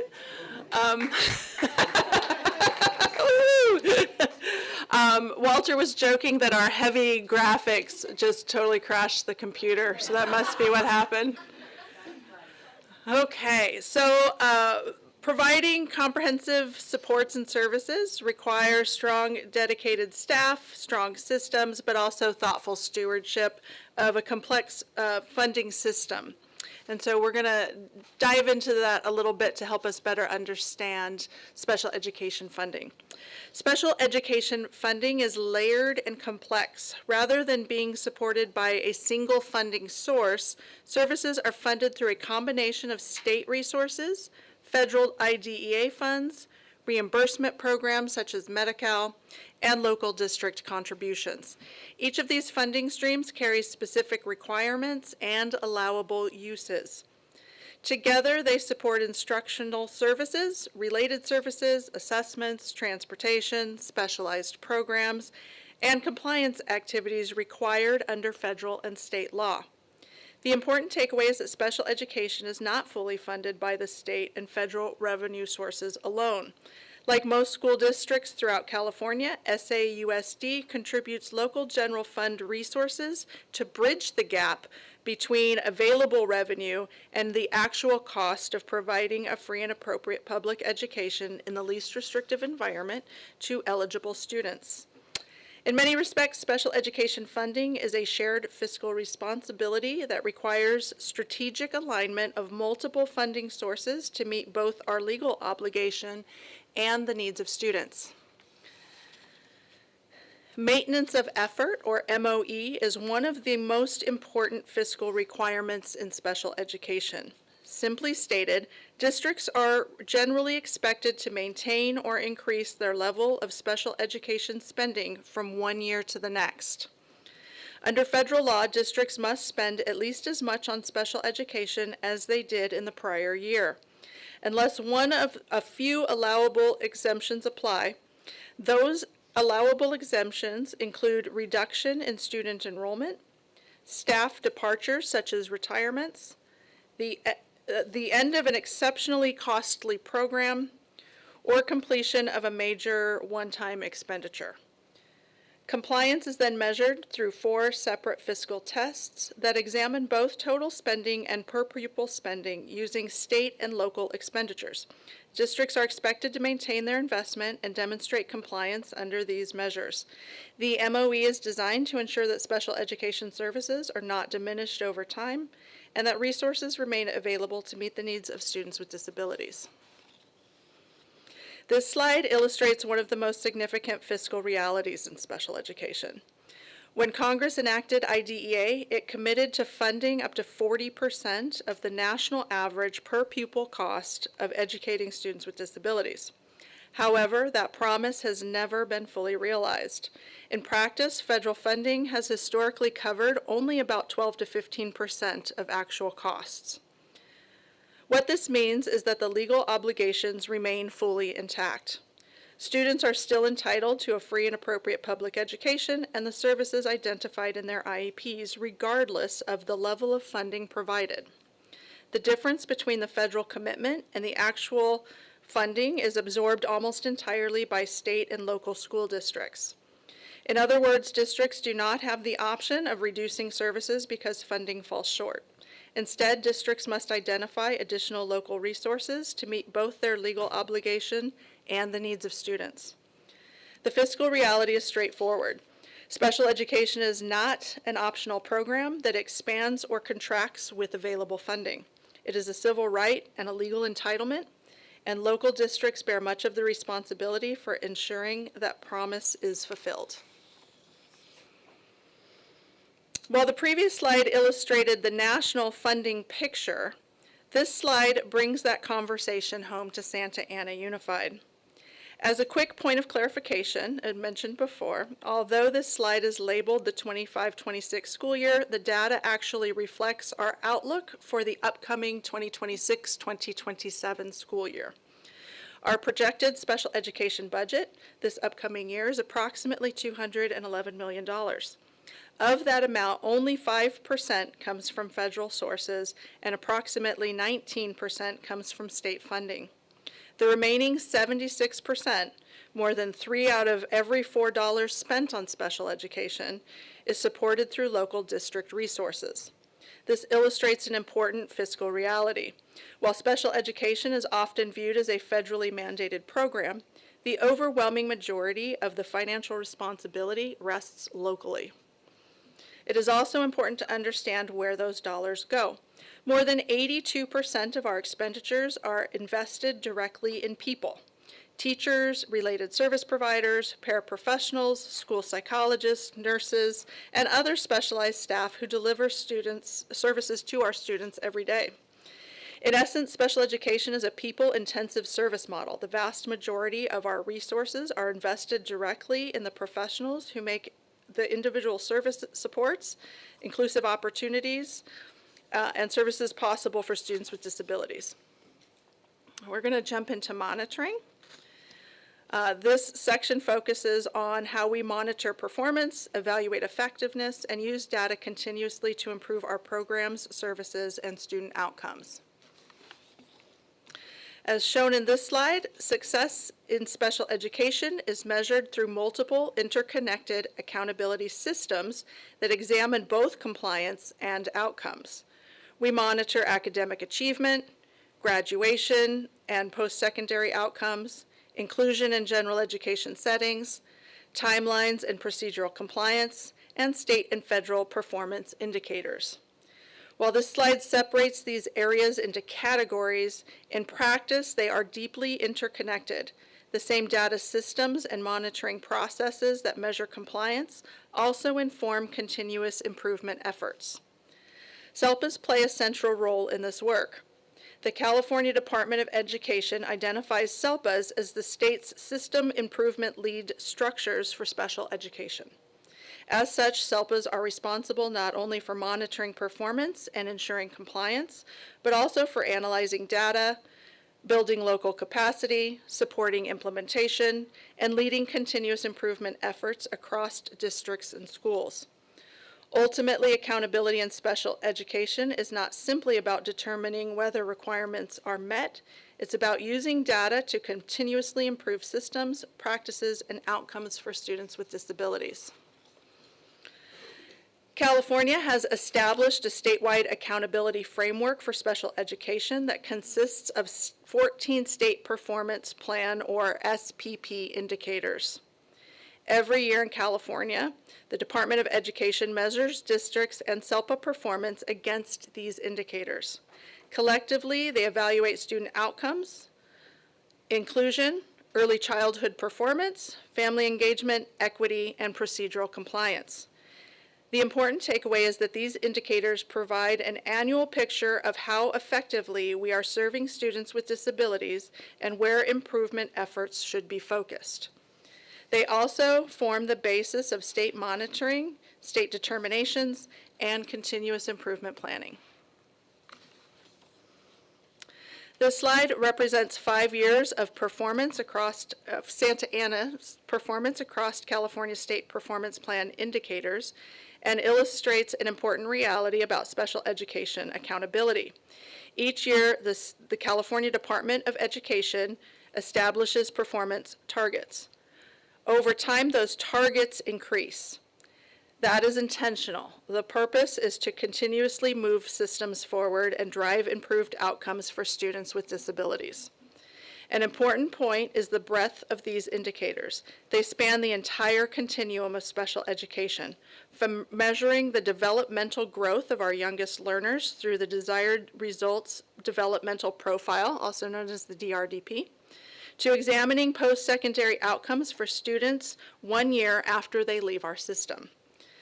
Finally, one of Santa Ana Unified's greatest strengths is that our work is deeply integrated. As mentioned previously, special education is not operating in isolation. Our teaching and learning and research and evaluation teams are meaningfully embedded in this work. That partnership has strengthened our use of data, supported instructional improvement, and contributed to our ability to exit significant disproportionality, and more importantly, sustain that progress over time. So I can't tell you how difficult it is for California's schools to exit significant disproportionality. As being a SELPA director for 6 years, I can tell you that most districts who get into SIGDIS stay in SIGDIS. And so we are eternally grateful for the strategic mindset and support of our teaching and learning and data and analysis teams. The monitoring examples presented this evening are not representative of all monitoring activities that occur in special education. So I will say that special education is one of the most heavily, if not the most heavily monitored departments in any school district. They do, however, provide a snapshot of some key measures that we do track. One example is IEP implementation monitoring.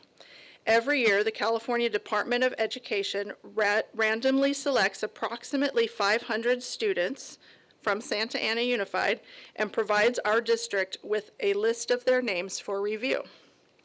For each student, the district must account for and report the percentage of IEP services that are actually delivered over a defined monitoring period. This process helps verify that students are receiving the special education and related services prescribed in their IEPs. In this review cycle, 97.9% of our students received 90% or more of their prescribed IEP services, demonstrating a high level of fidelity in service implementation. And with that, I'm going to ask Dr. Hernandez to take us through the next few slides.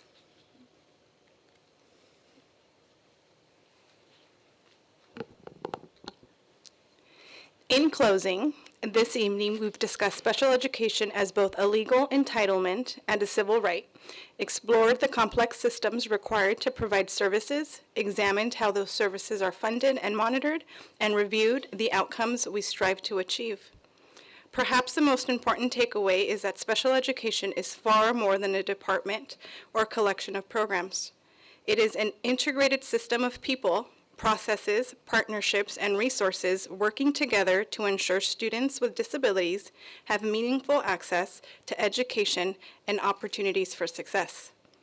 Ultimately, our work is measured not simply by compliance, but by our ability to continuously improve systems, remove barriers, and prepare students to thrive in school and beyond.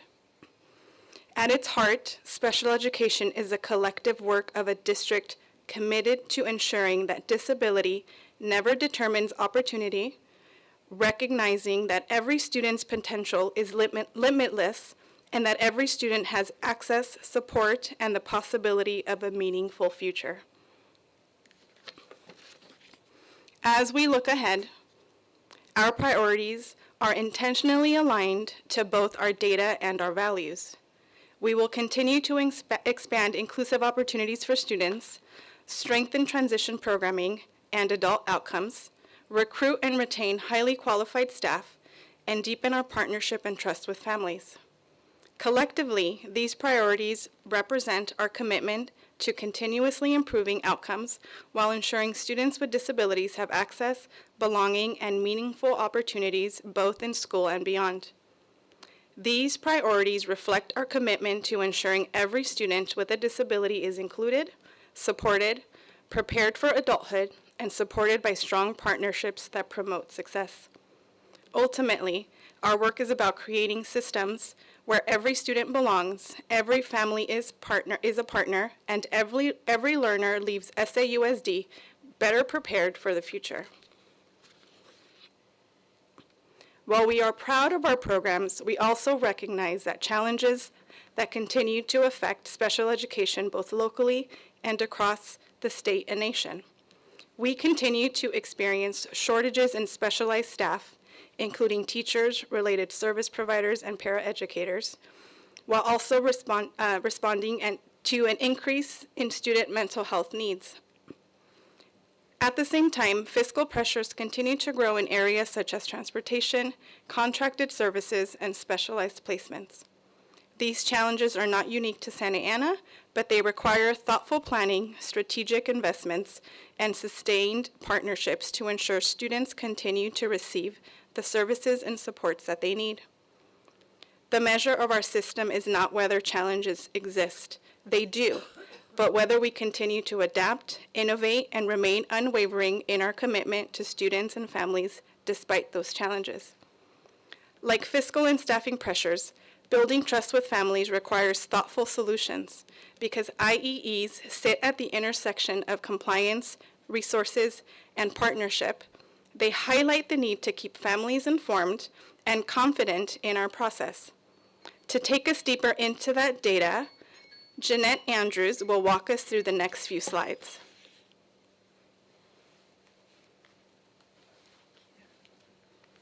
So under IDEA, if a parent disagrees with the district evaluation, they have the right to request an independent educational evaluation, or an IEE, which is conducted by an outside evaluator that's not employed by the district. When an IEE is requested, the district has two options.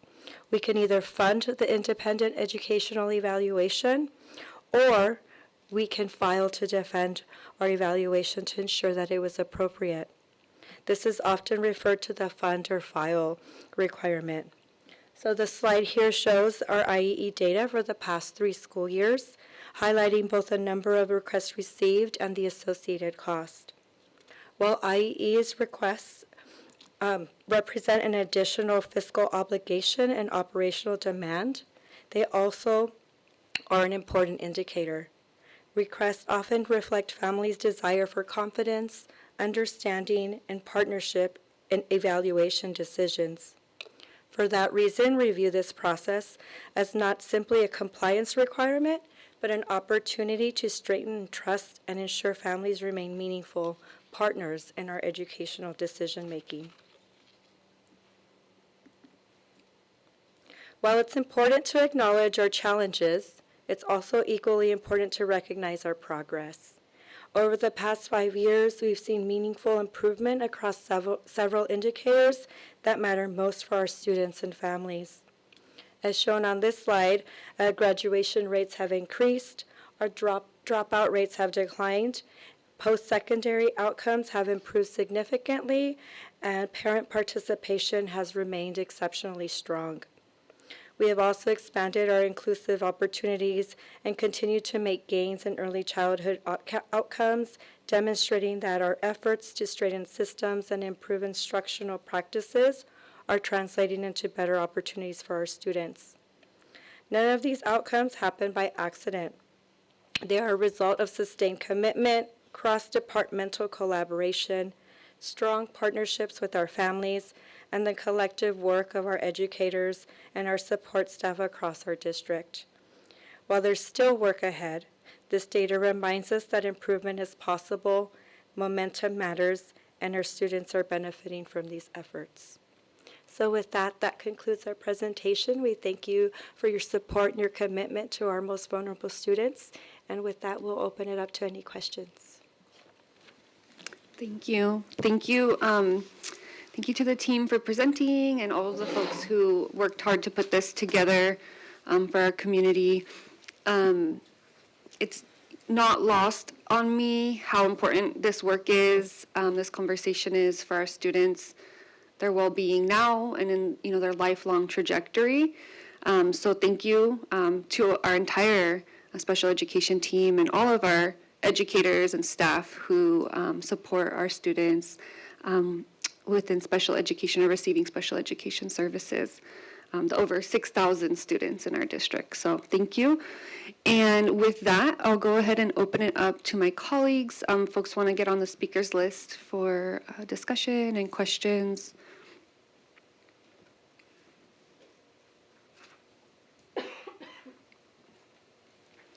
And I also will, just before before folks get on the list, just a quick time check.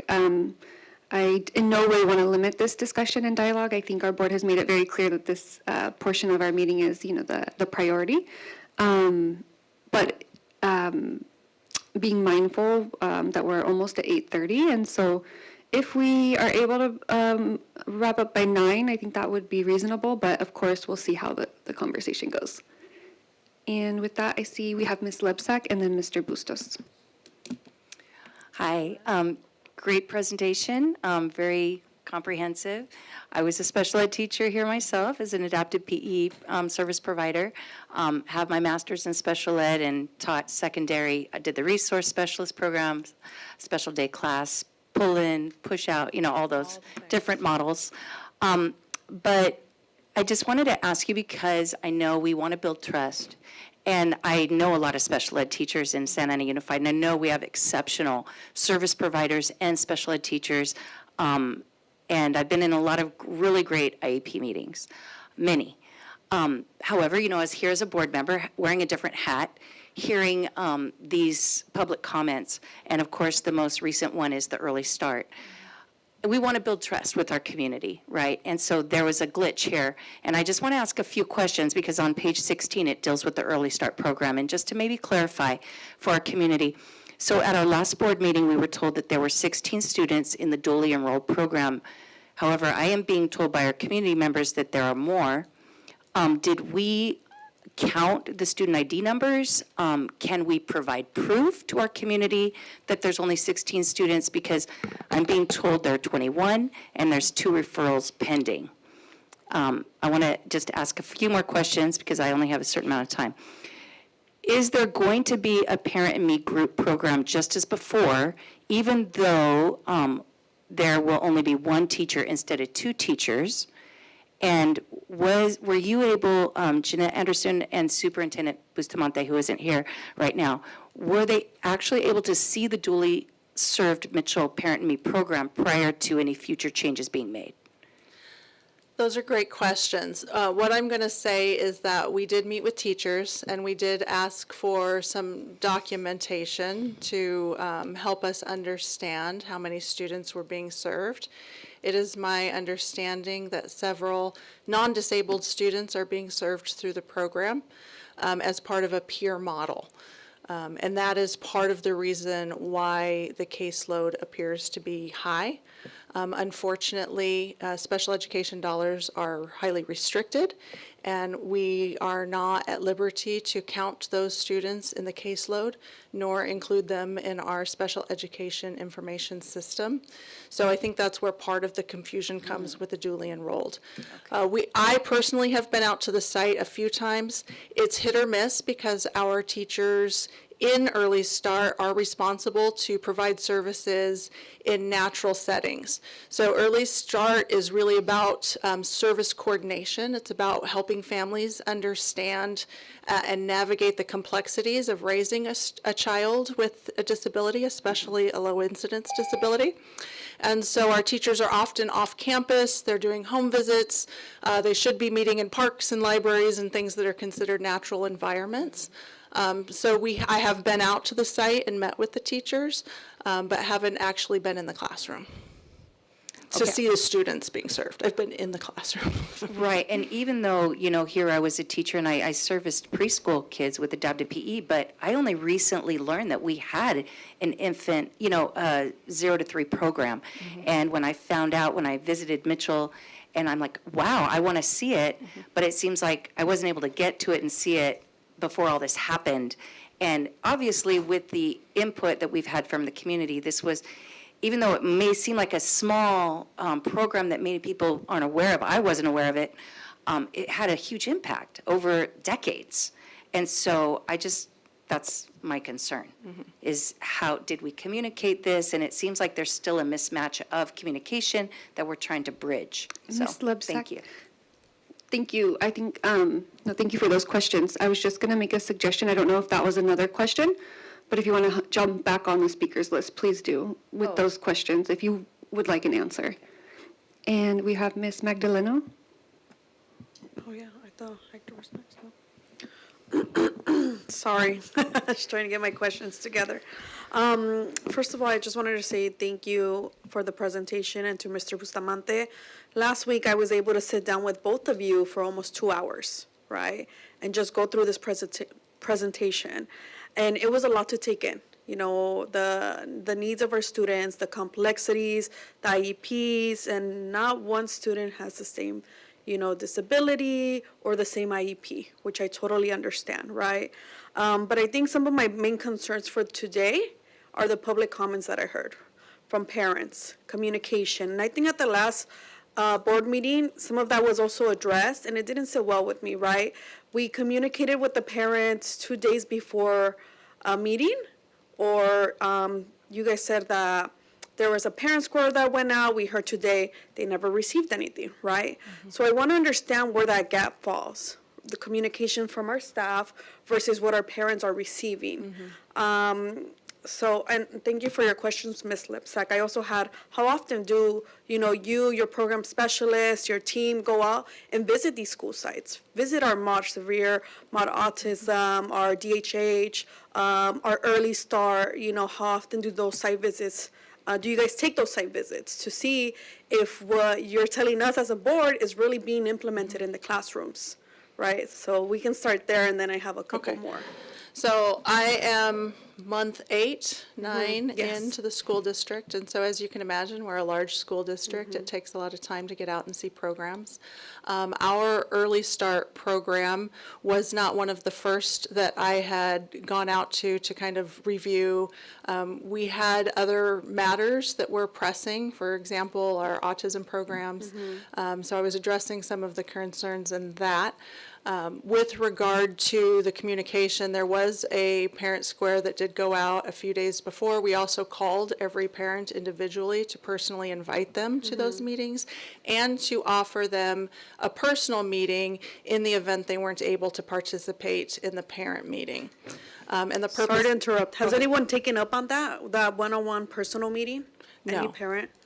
No. So what are we doing to be proactive, right? We had a parent here today saying that her student or child still isn't getting the necessary resources that they need or they deserve, right?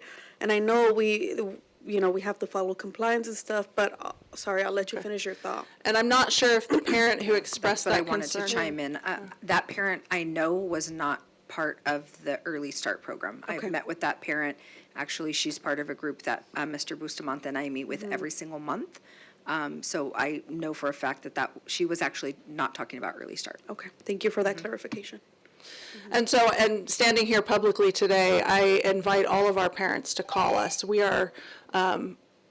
We really do want to bridge the gap. I think that it was mentioned that this is the first time in 5 years that the special education department has been asked to provide information to the public. I think there is a gap there, and that's part of the reason these slides are so heavy is because we were trying to compress as much data and information as we possibly could. We do know that our families have a lot of questions. We want to answer those questions. We invite them out. We want to sit down and have a face-to-face if it's personal. If there is a call for more parents or town hall meetings, those sorts of structures, we are more than willing to engage with our families. We want to engage with our families. And just one last comment, and I'll hop back on the list. What is the phone number and email that parents can reach out to you so they can get that one-on-one? We can probably, is there a way we can post that? Can you read it out loud, or? Well, I can grab I don't have my phone okay. number memorized. Jeanette.anderson@sausd.us. Thank you. Okay, thank you. And if there's a different email or phone number, please feel free to share with us or have someone on the team text us and we can read it out. And I believe they are available on our website as well. Yeah, but oftentimes, It's our hard to website's find, kind of sure. hard to maneuver. Thank you. Okay, thank you. Mr. Bustos? Thank you. Well, first of all, I want to thank you and your team for the presentation, and want to begin by thanking the board, our president, our superintendent for agendizing this presentation. I know that there are many of us on this board who have been asking our superintendent to agendize a conversation about our special ed and our services, system. And so I want to thank my colleagues for that opportunity here. And just also recognize and again uplift the fact that the Board of Education hasn't had a public discussion about our special education system, at least since I've been on the board, or I don't know how long it's been. And so I also want to recognize the fact that this board has made it a priority to talk about instruction, to talk about our systems, to talk about sometimes conversations that are difficult to have, because we need to recognize that there are things and there are opportunities for us to do better, right? And I think we recognize that and we hear that.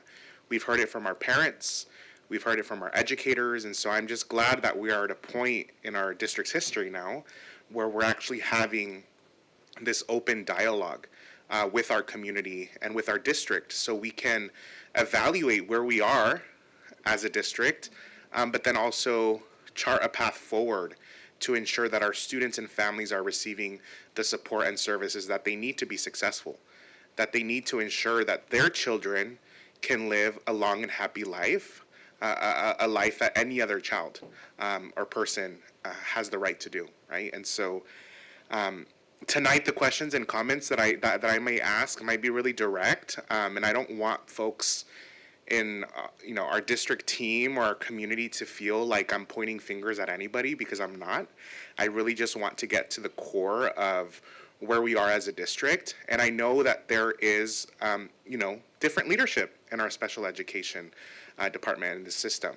And so I also want to acknowledge that for our families, that we are at a pivotal point in our district's history where we have different leadership that is working and is coming in with experience from other school districts, from other agencies that can provide and look at our systems internally and evaluate whether or not this actually is the most productive path forward, right? And again, just recognizing that and acknowledging that and moving forward together as a district, because our students deserve it and our families deserve it. And I know that I used my 3 minutes for that, but I really wanted to ground us here in the purpose of this discussion tonight, and want to make sure that this board has the time and opportunity to ask the questions that we need to ask, because it is important. It's important to all of us and our families and our students and our educators. So I'll start with that and then put myself on the queue to ask my actual questions. Thank you. Thank you, Mr. Bustos.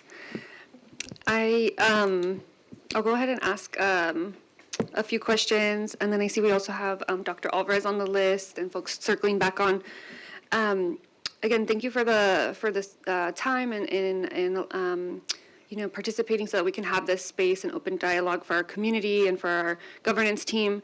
One of the questions I've been going over with our superintendent and with our team for some time now is, as I was thinking for the last few months as we were gearing up for this meeting, how are we, like, if we're looking at the purpose is right, like to do as best as we can by our students, and to have that accountability.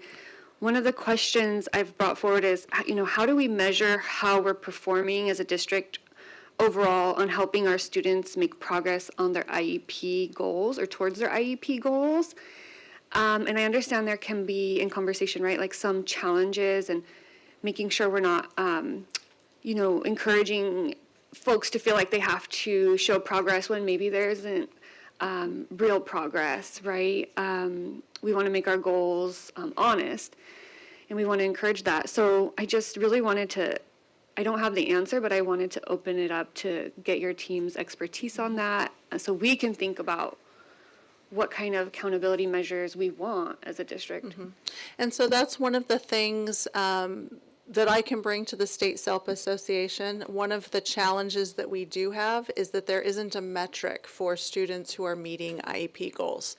So our information in our student information system, which is SAUSD, feeds into CalPADS. CalPADS is what generates all of our monitoring data that the state receives. And unfortunately, that's not one of the metrics that they currently look at. What I will say is that at the beginning of each IEP, the first thing that teams are supposed to do is review progress on prior goals.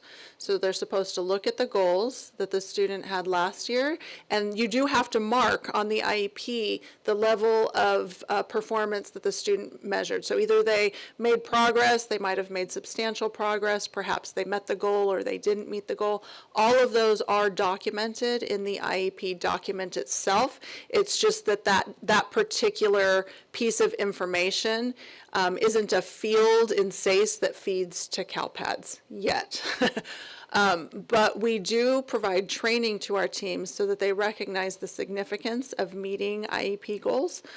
So for example, when we talk about retention for students, retention for a student with a disability who's being provided service on an IEP is really more grounded in whether or not they are meeting their goals. We never want to repeat goals. That is a compliance metric that can get us in trouble with the state of California, but we should be having honest conversations about whether or not the student met those goals. Teachers should be able to provide work samples that demonstrate the student's performance. All IEP goals are measured, and so there's a metric associated with each and every goal. So it might be that they have to demonstrate a certain percentage of performance over 3 consecutive trials. It may be demonstrated through work samples. So the goals are all very specific about what the goal is and how the student is going to demonstrate mastery, and also who is responsible for monitoring that goal. So the data is available to families.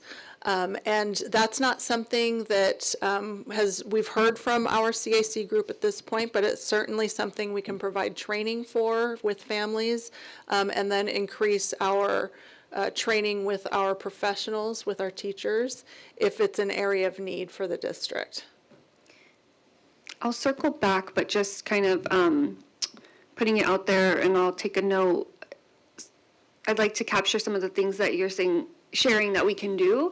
One of the things I'd like to explore is how can we track that too, as a district, to look at to measure, even if the state is not requiring that or even having capacity for us to enter that into the state system, do we want to, is that maybe a best practice that we can create and take leadership in? Where's our capacity to do that? What would that look like? But maybe that can help us really lead the way for the rest of the state and just more importantly, internally be able to say, are we helping our students meet their goals? And I'll get back to the, because my second part is, that question is around how we look at their academic achievement, and if you can share on that. But I'll circle back. I know we have. Board President, may I yes, chime in to give some context to what I hear you asking for, and I think where you're going with your next question. This really is why it is so important that we're looking at the performance of our student groups like special education in every presentation that we're bringing to this board. Because we will see their performance. One indicator is whether they're meeting their goals, and I know that this is something that I have talked with the team about, and it really framed up how we provided PD to our leaders during our last leadership symposium at the beginning of last year, was really focused on every student is expected to meet the goals that we're setting, that the board has given direction for, that I am, talking about students reading on grade level by third grade. Special education is the way that the scaffolds are happening so that they may meet those goals. So part of the metrics that we're looking at are the same metrics that every student, that we're looking at for every student, and where the team so phenomenally, does their work is helping, all of our families and our educators understand how to scaffold that. So every single student is expected to have that same metric. And it's why we're so adamant about including those student groups specifically called out so that we can see how our students with disabilities are doing, how our English learners are doing, so our different student groups. I want to frame it that way because we could and should be, and I know the team is, monitoring whether students are making progress towards their IEP, but ultimately the goal is that they are all accessing, and I see the heads nodding, accessing education and achieving the goals that we expect for all of our students. And so that is the lift. So we are happy to take into consideration all of the things that we're hearing, and I love that the board is actually metrics driven, looking for the data and how do we measure this. But I wanted to give that big picture context so that the board and our community know that we are always looking at how our students with disabilities are doing in every single measure that we bring before this board. Thank you, Dr. Perez, and thank you. That's such an important and valuable piece to this work. And I'll circle back on my next round because I just have some questions and how maybe the team can guide us, right? Like when we're looking at each academic presentation, how are we reading what we're seeing with our special education students within those results? And also here with the academic piece, right? We can dive a little bit deeper. But next we have Dr. Alvarez.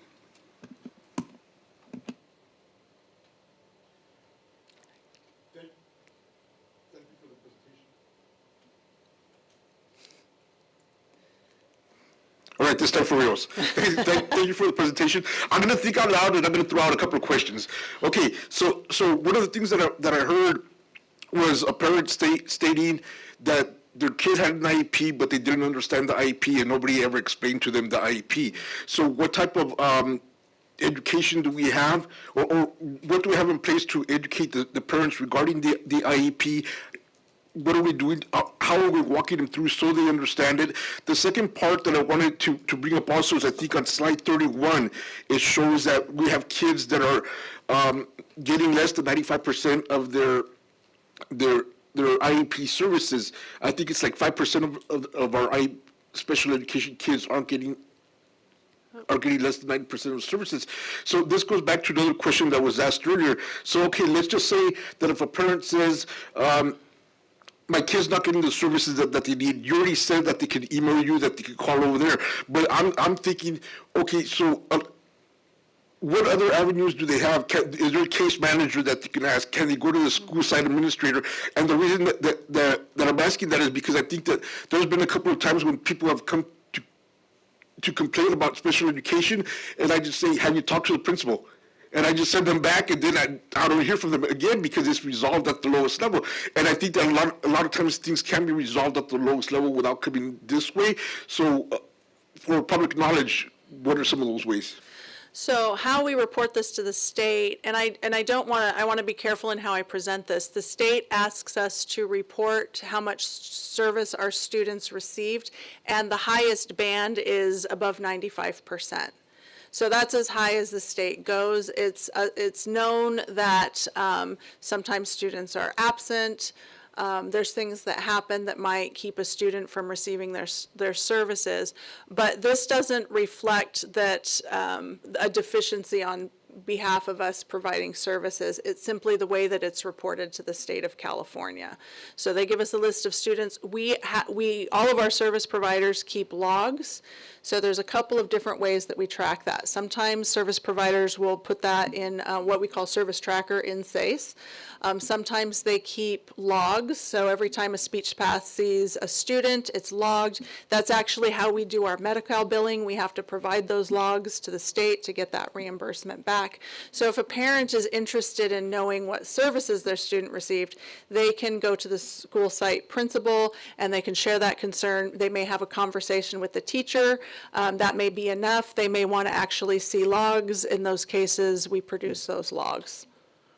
I forget what your first question was. Oh, parent education. So our CAC surveys our parents at the end of every year. So every year, a Google Doc goes out to all of our families that asks them what they are interested in receiving parent training for the year to come. And then we try to meet those needs that they've identified through our parent training through our CAC. And so that's one of the ways that we get to our families to provide that information. What I will say, and I'll say this to everybody who's listening, is that the primary responsibility, there's a fiduciary responsibility to ensure that the parent understands the FAPE offer, that they understand the IEP. And so that is probably an area where we can deliver some training to both our teams and our families.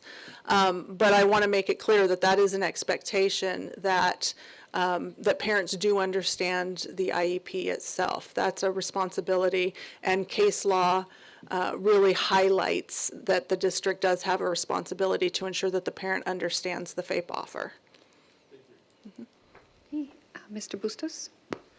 Yeah, thank you. And I want to thank you for highlighting that last point because I think that it's so critical for our community to understand that we have that responsibility. Mm-hmm. We are responsible in ensuring that parents understand what the services and supports are going to look like for their student, right? And so I think that there is a lot of work that can still be done in collaboration with our CAC and with our parents around what that education actually looks like in practice, and how, what is the most effective way, and really thinking about like the personnel on our teams from the site level to district office on individuals who are actually trained on like how to explain IEP services to families, right? And what that training and support looks like for them. So that's critical. So thank you for highlighting that. Over the past couple of meetings, we have had community members, parents come to the board and share concerns around accommodations not being met. And so my question to you all is, how are we actually training, educating our teachers, and not just our SPED teachers, but also our general ed teachers, on meeting accommodations for students? and making sure that, you know, we are following the IEP of that student. Like, what does that actually look like? Do we even, do we have processes, systems in place to do that? We do have some program specialists here if they're wanting to come up and share some of our professional development. I don't want to put you on the spot, but we do offer a lot of professional development opportunities for our staff where we do train in those skills. Subsequent to that meeting where parents brought forward the accommodations concern, I did write a memo that went out to every special educator in the district, highlighting that that was an expectation that they were ensuring that the accommodations were being provided. In all honesty, I did get reports back upon investigating those allegations. I did get reports back from multiple sources confirming that in a lot of cases, our service providers were telling students, this is your responsibility, you need to ask for the accommodation.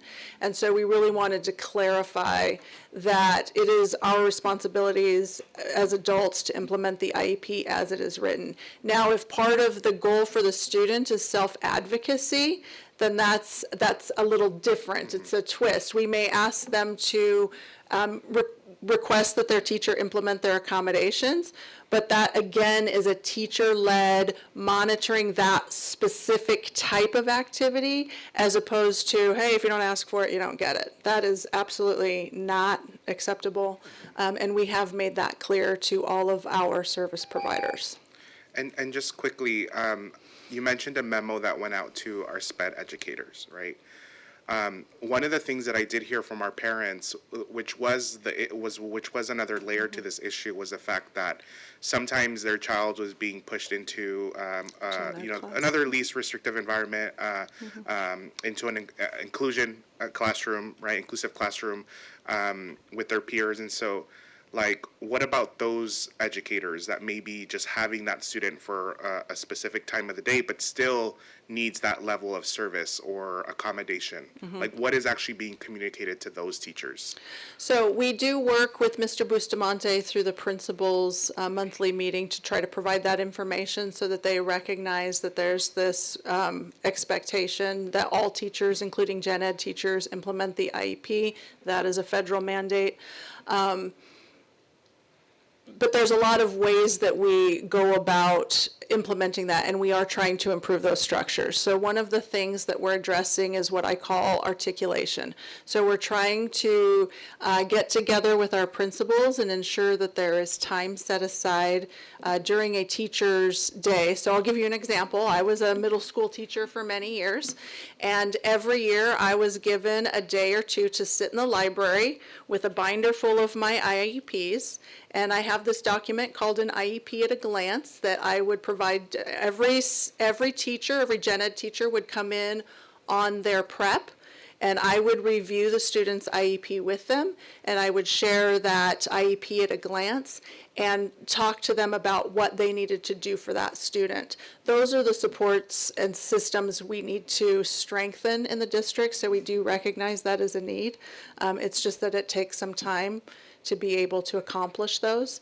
But certainly those conversations shouldn't just be happening during transition years. In other words, not just when the student goes from preschool to kinder or elementary to middle or middle to high. That should be happening at every grade level. Yeah, and thank you for bringing that up. I think that's so critical, and I think that is where, like you said, there is opportunity for growth and change there. So I'm looking forward to seeing that implemented and really us being creative about how we, again, support general ed teachers where this might not be their level of expertise, right? But they still want to support these students, but maybe they just don't know how. Right? So that is the critical piece. Yeah, and at minimum at this point, every gen ed teacher should have a copy of the IEP at a glance, and it should be in a binder. They should be implementing that whatever those requirements are, and if they have questions, they should be reaching out and asking those questions to get clarity.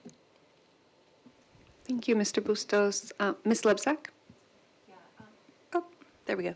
Would you mind, and no offense, but could you, I know you said that number was due to it being typical community peers rather than special ed. Would you mind providing the student ID roster to the superintendent so I can just verify that with my own eyes. That would just give me a lot of peace of mind.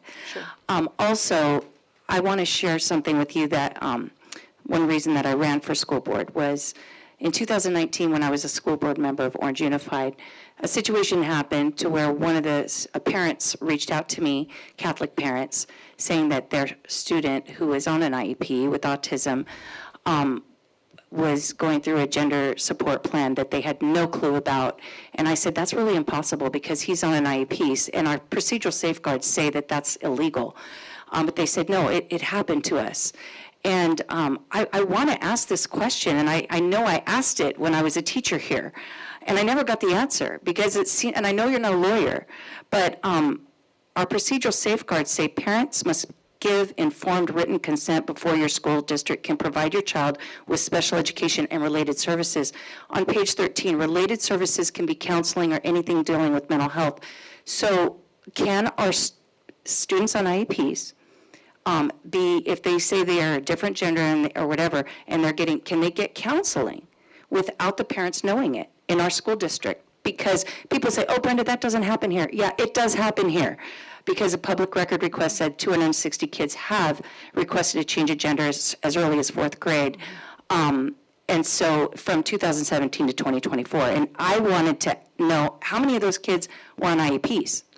So I don't want parents to be blindsided. Right. There's two different tracks for counseling. You have school-based counseling, and then you have educationally related mental health services. And so, no, we would not be providing educationally related mental health services to a student without having conducted an assessment that the parent signed consent for, or taken the parent to due process for our right to assess. We do have the right to assess, but we do have to go to court for it.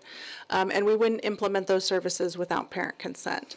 So as far as the special ed side of counseling is concerned, no, parents are always aware that counseling services are taking place. I know Mr. Bustamante is not here, and I'm not sure if Michelle is. She might be able to speak more to the regular education counseling side of the house.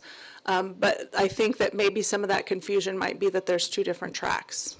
Well, if that's the case, I think there should be some changes made in our board policies to say that there are exceptions when it comes to students with IEPs who are diagnosed with any type of autism or any type of special needs. That needs to be in our policies because it's not clear. And I do want to mention one more thing because you guys went back and forth, so I figure I can go back and forth as well. Because I know this isn't a subject that you like being talked about in public. Not about that, Ms. Lipset, Okay. but let's just get back on the speakers list. We can go They around didn't again. get back on the speakers list when they went back and forth a couple times. Why am I being treated differently? They were in the middle of a response. And as I am And as it's well. my role to be able to determine how to move forward the meeting. Ms. Lipset, I get please treated get back differently. on the. That's fine. I'm sorry that you feel that it's personal, but this meeting is not about any one of us. I did want, for a point of clarification, though, to your point, I heard you end on a different note than what I heard the staff say. So can we clarify? Because you're asking for board policy, I did not hear them say that the process for educational-related counseling services is different for a student with an IEP, but that a student, what I understood is a student with an IEP would have access to both, and they look different. Correct. Yes. Okay, so if you want to add yourself to the speakers list, please do. Ms. Magdaleno? Yes, thank you. I think my question will be around slide 25, if we can please change it, and it's in regards to funding. I know you went over it briefly when we had the technical difficulties, but I think this is a very important slide, right? And this whole section, especially when we take into consideration how much we're getting from the state versus the federal versus the local contribution. So can you go over it again and just please specifically, where the funding goes, for our certificated salaries, our employee benefits versus, how much our services, supplies, and all that good stuff. Sure. So this slide is a little bit busy. Again, we were trying to put a lot of information into as small a package as we possibly could, just because, I want to highlight, like, everybody here probably has a master's degree, some have doctorates, and then 20 years of experience, and we're all still learning. Special education is a highly technical field, and there's a lot of nuance to it. It takes a lot of skill and expertise and many, many years to become a master at it. And so when there's that gap kind of in understanding, we really do try to meet our parents and provide answers to their questions, but sometimes it's a rabbit hole because there's so much more that they haven't had the opportunity to ask in the past. So we are interested in creating those forums and answering those questions. But for your specific question, you can see 82.6% of our expenditures are salaries. So we have certificated salaries, but then we've added the benefits as a separate line at 27% classified. The service and operations is 14%, so we're really talking about, providing things like transportation and things of that nature. And then we have supplies as a smaller percent, so those are just your typical things that a student might need. It might be, depending on the needs of the student, maybe they need a slant board for writing, because they have OT in their IEP. How we fund that is going to look different depending on the student. For example, we do get additional low incidence funds for students who meet the criteria as either blind or visually impaired, deaf or hard of hearing, or orthopedically impaired. And so for those particular students, we have this additional funding line that we can provide for some of their equipment. So when we talk about gait trainers and Riften chairs and all of the different things that we use to help our students learn how to ambulate when they're at school and things of those nature. So we do pay for those out of pots, and this kind of combines all that information and just puts it into one basic slide. And then capital outlay at this point, I think the district has probably picked up most of those expenditures. So, and Ron, maybe you can correct me if I'm wrong. But in the event that we might have a classroom for students with significant disabilities that needs to be refurbished, because in those types of settings, we often provide things to teach them how to operate in a home setting. So how to do their laundry and how to cook a meal safely, how to fold and put clothes away and do laundry and things of that nature. And I'm not sure how we have been funding those in the past, but currently our budget doesn't have any set aside for those. So my presumption is the district has covered that through other sources.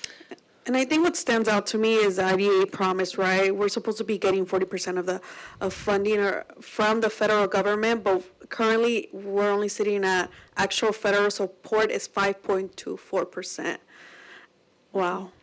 And I will tell you that your California SELPA Administrators Association is fighting for that all the time. We're constantly presenting to Congress. We're constantly trying to draft bills, constantly reaching out to state to get more support, constantly fighting to increase our special education base rate. But we are only 136 individuals in the entire state of California. And so part of what we would ask is that the state starts to hear that from a lot of other people instead of just the state SELPA group. And when that comes up, if you can let us know, we can send a letter of support as a board. Please let us know, Superintendent. Okay, thank you.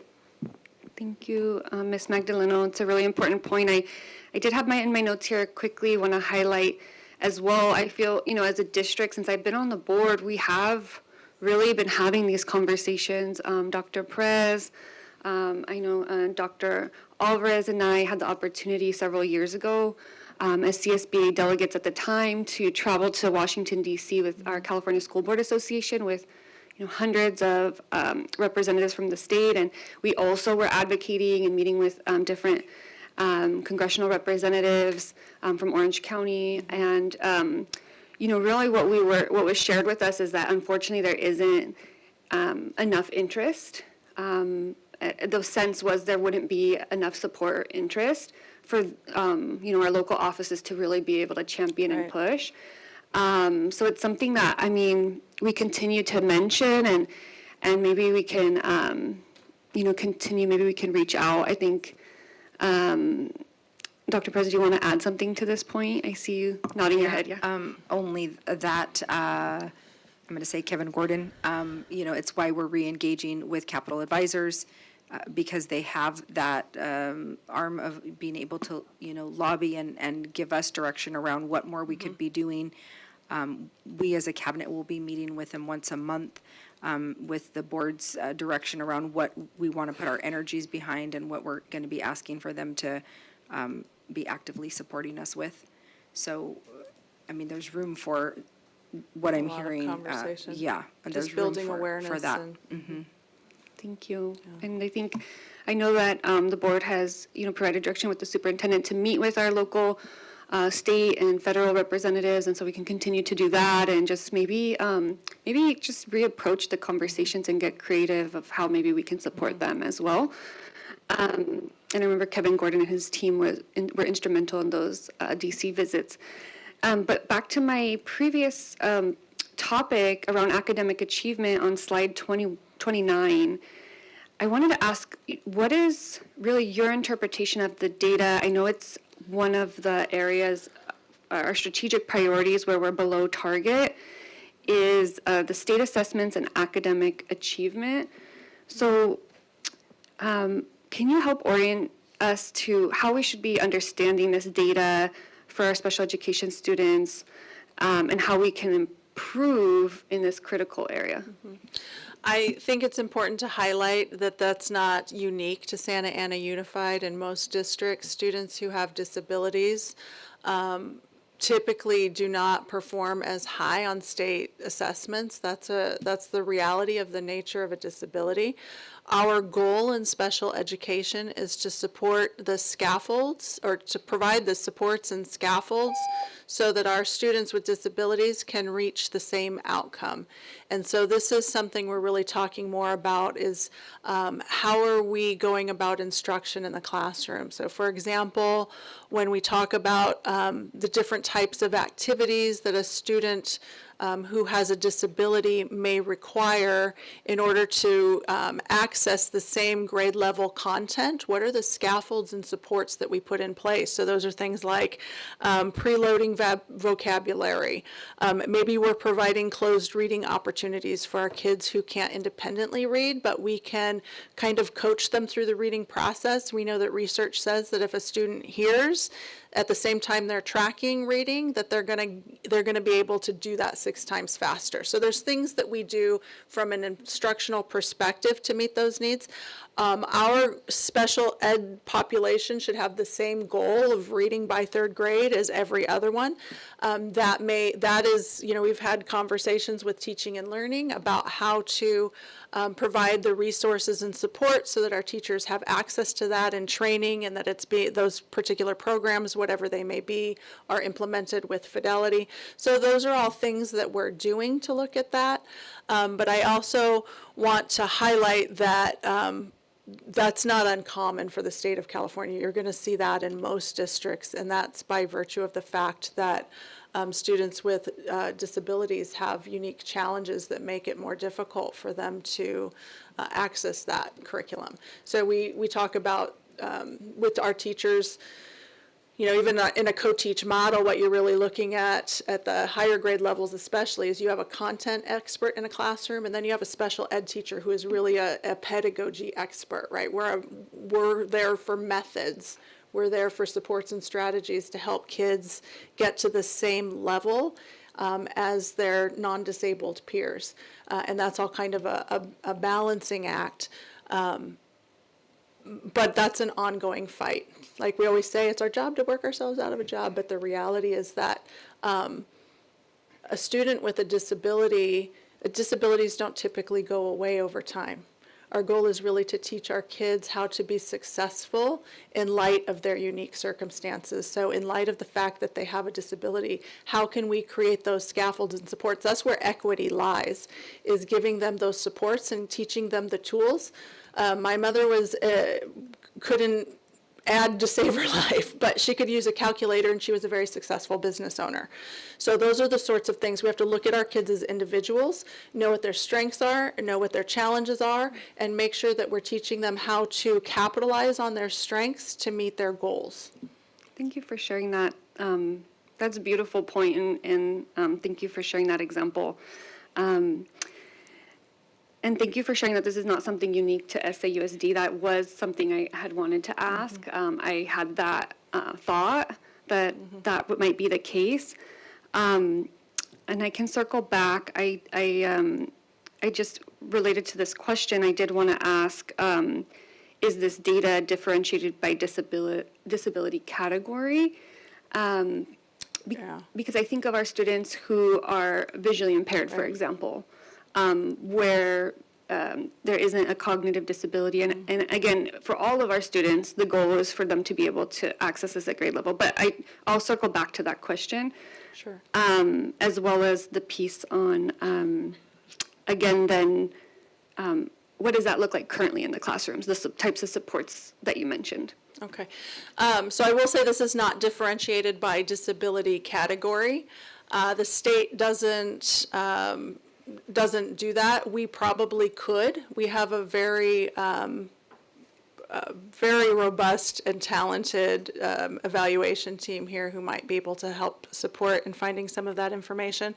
But what I will say is that we're not anomalous. In other words, when we look at our student identification rates, they are not out of line with the rest of the state of California. There's nothing that stands out as, oh, we might be over-identifying or we might be under-identifying. Our assessment data is pretty commensurate with the state of California and Orange County in general. So with Orange County in general, you might see a few more kids identified as having autism and a few less as being as having a specific learning disability. That's normal for Orange County. Throughout the state of California, the number one identification category is specific learning disability. So we're not, there's nothing that's out of sync there or anything that stands out as not being a valid piece of data. But in terms of being able to identify how they're performing based on their disability category, that might be something we would work with our teaching and learning partners to see if we can uncover. Yeah, I think that would be helpful. As I do site visits and I see our students in our special education classes, and I wonder, okay, are they? I see the supports they're getting, right? It'd be great to see, because if we have our students performing on the assessments lower who don't fall under a cognitive disability, then those could be flags for us, right? Correct. That we are, there's something that we might be missing in supports for that specific group of student, and just for all of our different groups to help us really break down any gaps or barriers that we can provide for them. Sure. Or close for them. But I'll circle back. So Ms. Lebsack? Yeah, I know there were a few community members that reached out to me, and some were adults, saying that they went through the Santa Ana program and they had dyslexia, and there was a particular program that they said worked, and they actually ended up getting, their parents advocated for them to go off campus to get this. I think it was a very expensive program. It started with an M, but I can't remember what it was. Wasn't Orton Gillingham? Maybe that was it. That's not an M. Anyways, my memory. But anyways, I just, I know the frustration that parents have when the child can't read and then they hear somewhere else where, oh, my kid was successful with this program, and they want it because they want their kids to read. So I don't know what we can do, but anyways, I want to see them be able to be successful like you do too. As a teacher, I brought this up, and I know we have our CAC president here, and I brought it up as a teacher because they have the parent handbook, right, for special ed, and there's a definition of terms in the beginning, and there's so many acronyms in special education, and it's just like alphabet soup, right? But, I did bring up this, and it was never added, but I said I think non-binary really should be on the definition of terms, because in our special education, in the SACE, our information program system for the gender, it has boy, girl, non-binary. And that needs, since it's part of our system, that we're inputting information, I think it should be part of the handbook. And we shouldn't just assume that parents know these definitions, And so I'm just putting it out there. I think it should be added, and let's not hide it. Let's just be open with it, because it's in our policies, these words, and a lot of people, they're very new words to our humanity. Okay, Mr. Bustos? Thank you. My question is related to students who are part of our special education system who have been placed in classrooms with grade spans from, let's say, TK to 2, right? That's been a practice of our district. In your opinion, is that the most productive practice for our school district, for our educators and for the students that are learning in these classrooms? And if not, what can we do differently, or how are we addressing this issue? Because I've heard from a lot of educators who are struggling in those classrooms. I've heard from parents who don't believe that that is the most effective space for their student in interacting, having a TK student and a second grade student in the same classroom. It's difficult. So, what has our model been? Does that continue, in you stepping into this role? Do you believe that is the most productive model? And if not, what are we actually doing to reassess that model that we currently have? Well, I don't think that that's ideal for a teacher to carry multiple grade levels. I will say that standard practice throughout the country is that we do have to combine grade levels sometimes based on the low number of students. So we can't afford to have one teacher for one first grade student. And that be what the classroom is. And that's why we combine grade levels. I do know that our directors are very strategic. We start projections early in the year, usually January, February. We start looking at who our kids are and where they're going to be next year. And we do try to structure programs so that there's some continuity. So, for example, we're always trying to balance. We're trying to provide the same program for a student who might be in a TK1 or a TK2, access to the same campus with maybe a 3-5 combination. So those are things that we are, of course, always trying to address. It is one of the reasons why our transportation costs are high, because we're having to move students around to other campuses to try to make sure that they have the best balance of a shortened grade span classroom with that same continuity, so that they're not having to move to a different school for third grade because that program isn't offered on their campus. So it's not ideal, it's not perfect. It's definitely, in a perfect world, I would fix that. Unfortunately, it is it's literally not fiscally feasible not to do things the way that we are doing them. That doesn't mean that we can't tighten that up and look at it and make sure we're being as efficient as possible. But I do know that our program specialists start in on that work mid-year, and they really do put all their efforts into setting up programs so that they make the most sense. It's also that balancing act with principals. We do have some sites where there's a percentage of students with disabilities that's almost as much as their typical peers, and so we have to think in terms of what kind of supports they need in those circumstances. So again, it's a balancing act. Yeah. I will say that it's difficult to hear that, this isn't fiscally feasible, right? And I know that it's hard for our community to hear that, especially when, and I know that our educators, it's hard for them to hear that as well. And that's the reality, and and it's part of the reason why I asked this question, because it's not ideal for students to be in classrooms with grade ranges from TK to 2, right? Mm-hmm. That is not the ideal situation. But at the same time,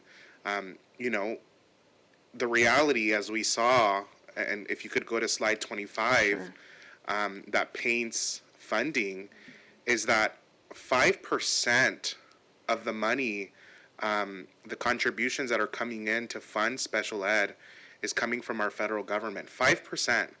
I mean, that's just shameful.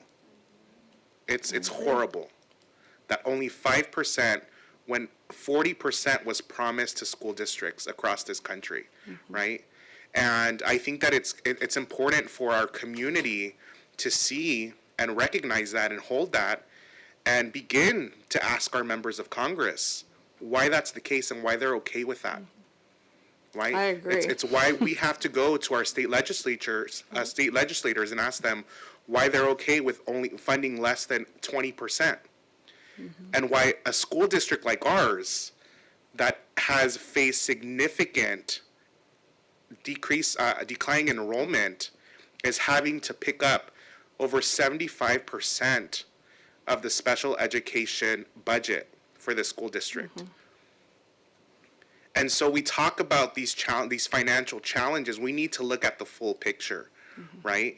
That our school district is facing, and we need to be honest about that and begin to hold our legislators and our members of Congress accountable.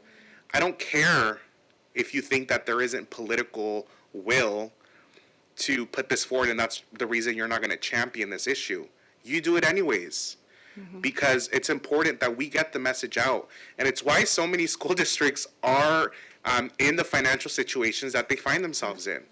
Of course, by law, we are obligated to meet the needs of our students, right? And so, of course, we're going to have to pick up what our federal government and state government have failed to support us with, to support our students. But I just want to paint that for our community where, it is difficult to hear that we don't have maybe the financial capacity to make this a reality now, but down the line we can if there is enough pressure and support, and our focus shifts from blaming local districts and not doing enough to looking at our federal government and saying, why aren't you doing what you promised, right? And so, and that's going to take all of us, and there's so much more work to do on this point, but I just wanted to paint that picture, because I know it could be difficult for our community to hear that we don't have the resources to make, just a TK1 class, or just a TK class alone possible, right?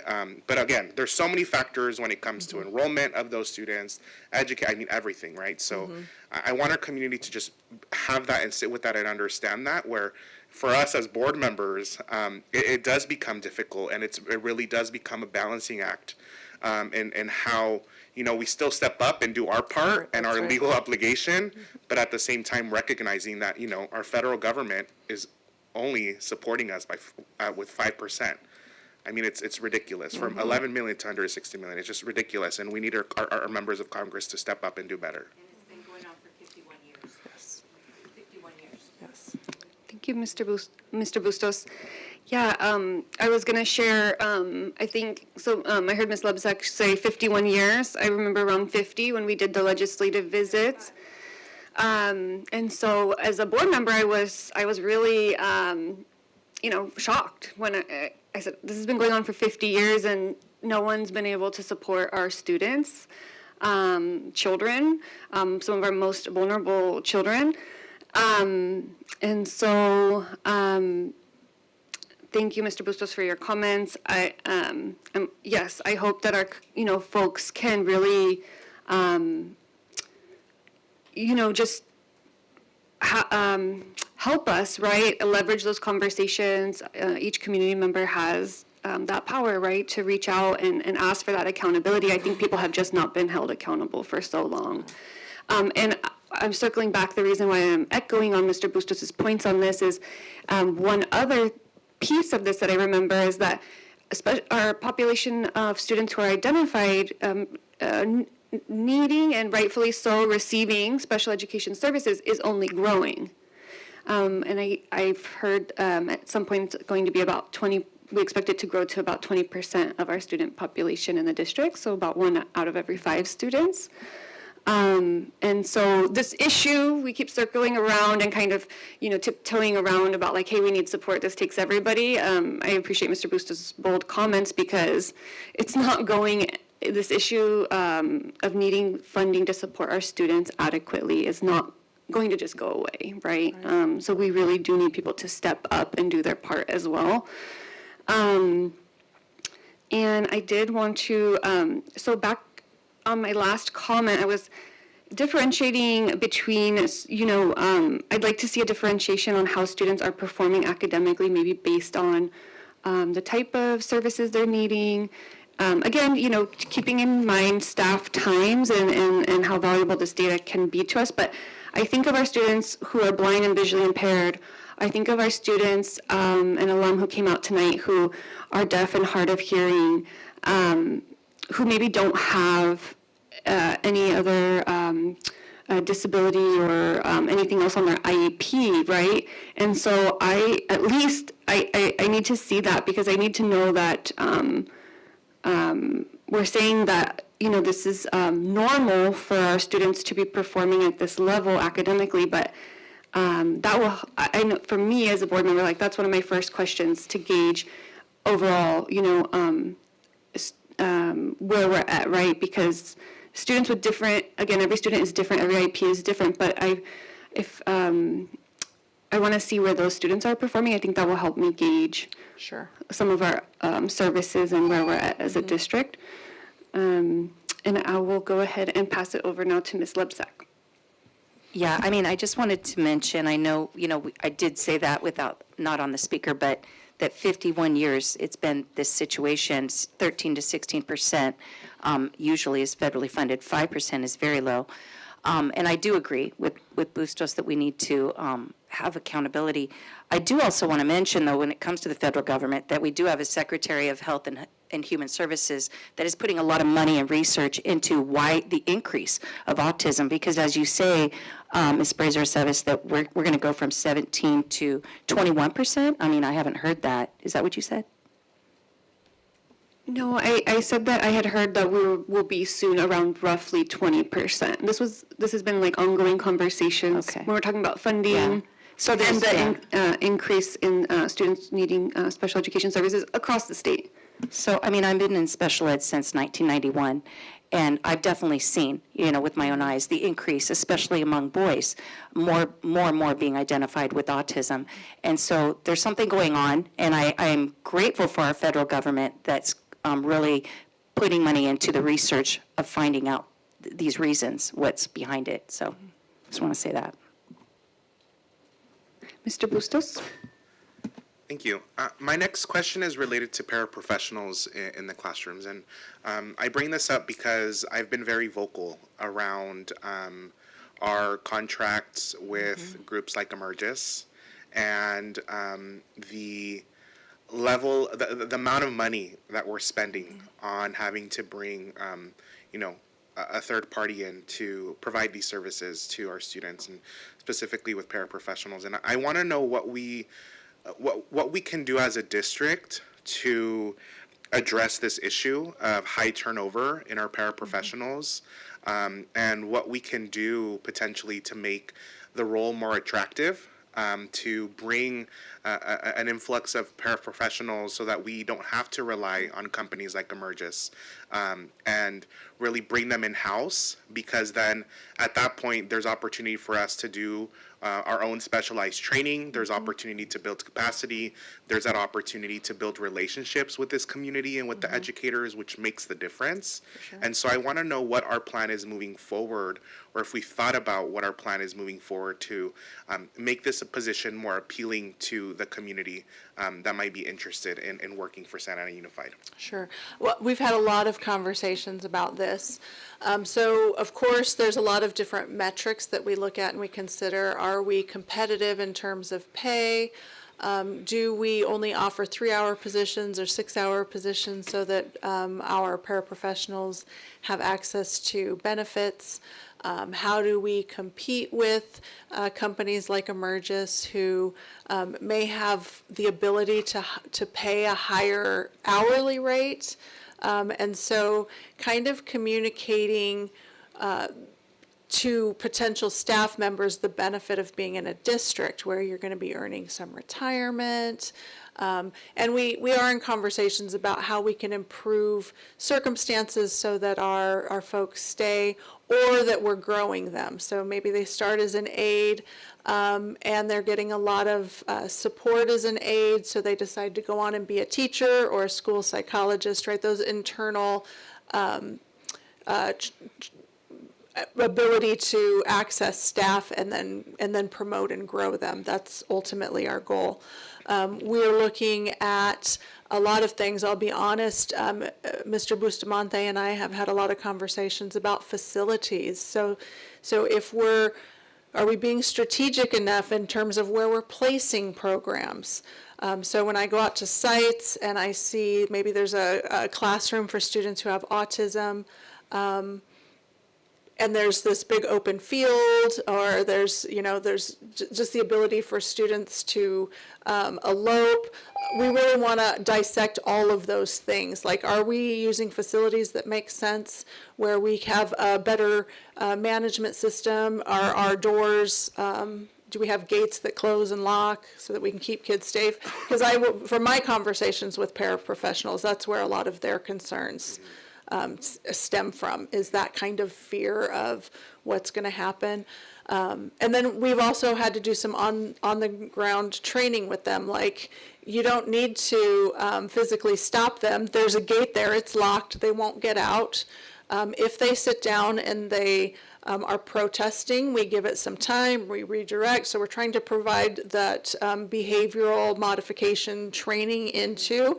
But it's multifaceted, and and it requires a lot of training and support. Okay. And then just what I'll say about this point here is that I think we really, as a district, we need to start looking at this specific role a little bit more seriously, and what we do, and how strategic we are and creative we can be, because I know that it is a role that does a lot in the classroom day-to-day operations and supports educators tremendously in our classrooms. Sure. And we've heard that. I've heard that from our educators and from our families, and so I really want us to look at that. And I don't know what the financial difference is going to look like if we move and actually offer our paraprofessionals a full 6 hours. But eventually, we'd have to give them benefits, right? And what that looks like.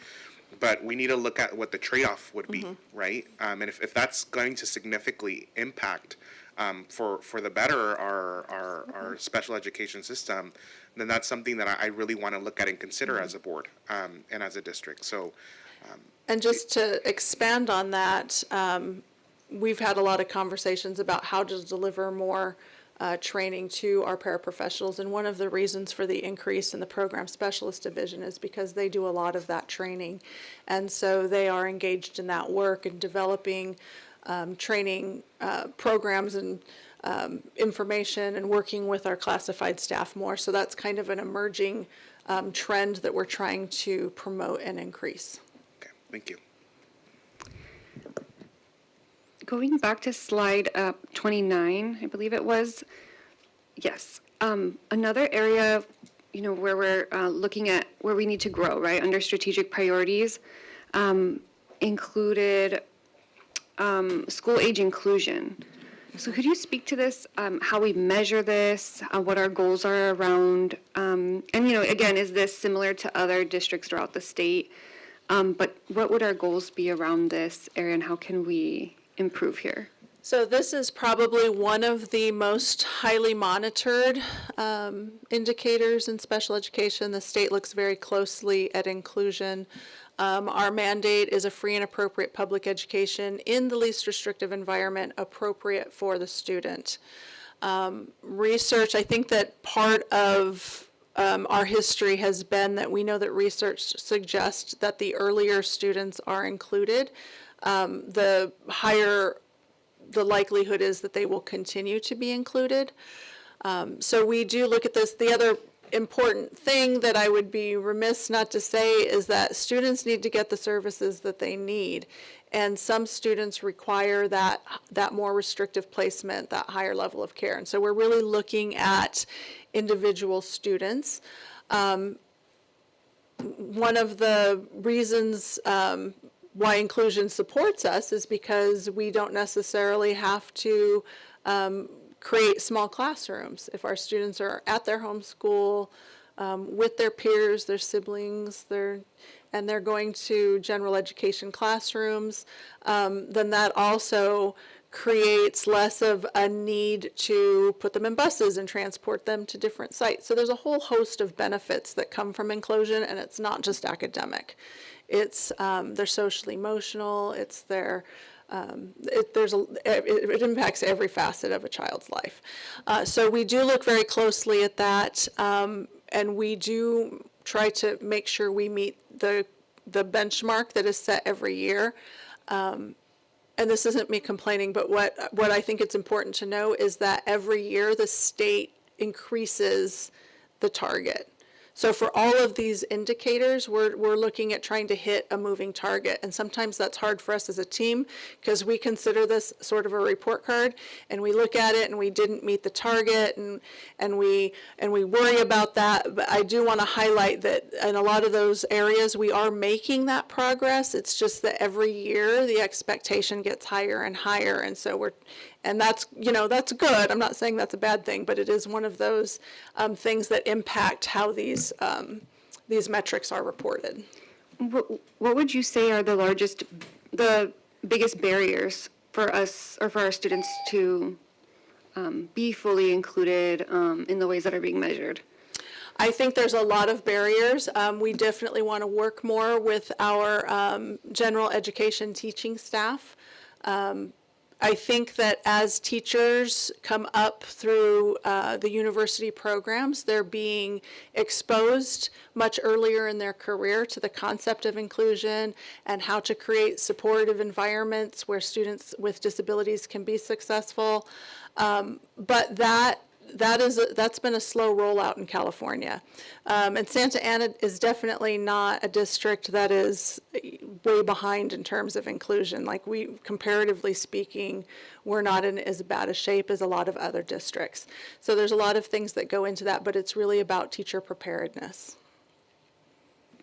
Thank you. And I'll just close this line of questions with a comment that, I asked that question because I had the opportunity, growing up, seeing my siblings and how they were receiving special education services and the impact when they were being, pulled from the class, the social impacts that they were navigating throughout, K through 12 and beyond. And so when I hear our family sharing, some of their concerns, I really, it hits home. And when I go to our sites and I see our students, I wonder, they're receiving services, so that they can catch up in a certain area, but then they're outside of the class, right? And so my mind, I always go back to putting on that advocacy hat and lens of okay, but what is our plan to catch them up?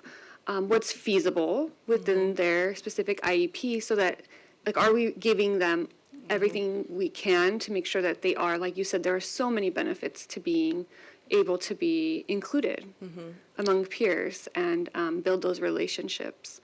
And again, every family has a different preference and a process on that too. So I always respect that as well. And those are individual conversations as well. Right. Thank you. Mr. Bustos? Thank you. My next question is related to English learners that have been identified as needing special education services. And I see that 51% of our students in special education are identified as English learners. And I guess my first question here is, how do our identification rates for English learners compare to, how are they comparable to districts like ours? So that is an area of concern that we are looking into at this point.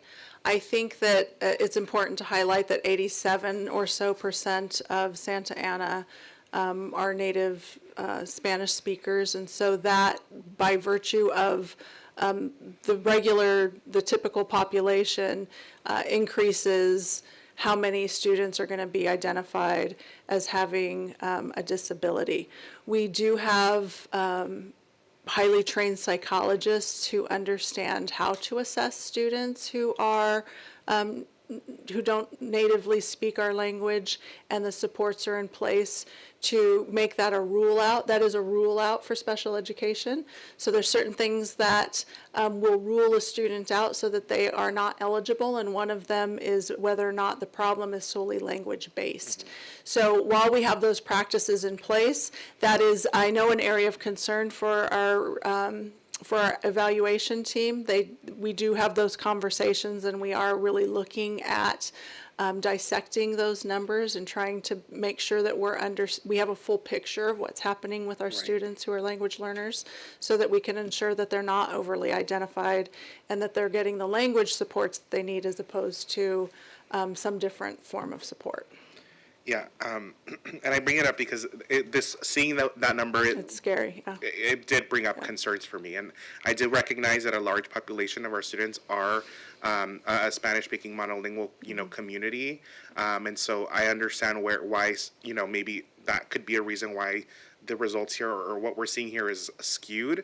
But again, at the same time, I was like, well, is it that, or is it that students are being misidentified or overly identified, right? And so what is that going to look like in practice for your team at looking at those, what is that actually going to look like for the team to be able to assess these numbers and really get to the bottom of is this accurate, or is it really language? And are they being misidentified because they are monolingual speakers or English learners? And I wish Mr. Ceneseros was here. He's our expert in that.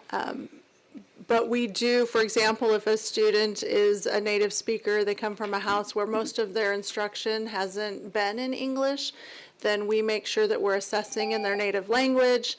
We have the support of interpreters. There's a whole host of supports that we put in place to try to separate whether or not this is a language issue or if it's something more than that. That doesn't mean that we don't keep investigating and we don't keep looking. We do recognize that number doesn't feel good. And it's conversations, again, that we're having with our teaching and learning team and our research and eval team. But there are specific safety that are put in place during the assessment process itself to try to rule that out. And then keep in mind, too, that a psychologist can only establish eligibility. It's also the job of the IEP team to have that further conversation to say, maybe this is just a language issue, maybe we should, and then eligibility is determined by the team. So the school psychologist only establishes the eligibility. The team is responsible to determine whether or not the student needs it to benefit from their education. Okay, thank you. Thanks for acknowledging that. I'm looking forward to hearing, more about this and what the team is doing to address it. Thank you. Thank you. Ms. Lebsack? My understanding is the way that we decide how many assistant principals are in each school is based on the number of special ed students. Is that correct? That is definitely a factor that we take into, comes into play. We know that there is a large time commitment with every IEP, and so we do look at the number of students that have an IEP to help us determine. That's not the only factor we look at, but that is one that we look at. We want our schools to have the support. We ultimately want our families to know that their school can support, the number of IEPs that they have. So yes. And that's why Mitchell increased to 2 assistant principals, because don't they do 500 IEPs a year? It's about 600. 600. It's probably more than 600. There's 600 students. Some of them may have 2, 3, 4 IEPs a year. Yeah. Okay, because that question was asked of me, and I want to make sure that other people realize that's why. Okay. Thank you. I did receive, well, I wanted to circle back to my last question, and there was one piece I wanted to mention. I know with our superintendent and our team here, one of the things since I've been on the board, I've been kind of noticing and just mentioning, I'd really like to see us ground more of our teaching and learning in when we talk about community-based learning, culturally rooted learning, to also be inclusive of our community with different abilities and have that education. When we're thinking about inclusion and how a student who receives special education services really authentically gets to engage with their peers and be a part of the campus.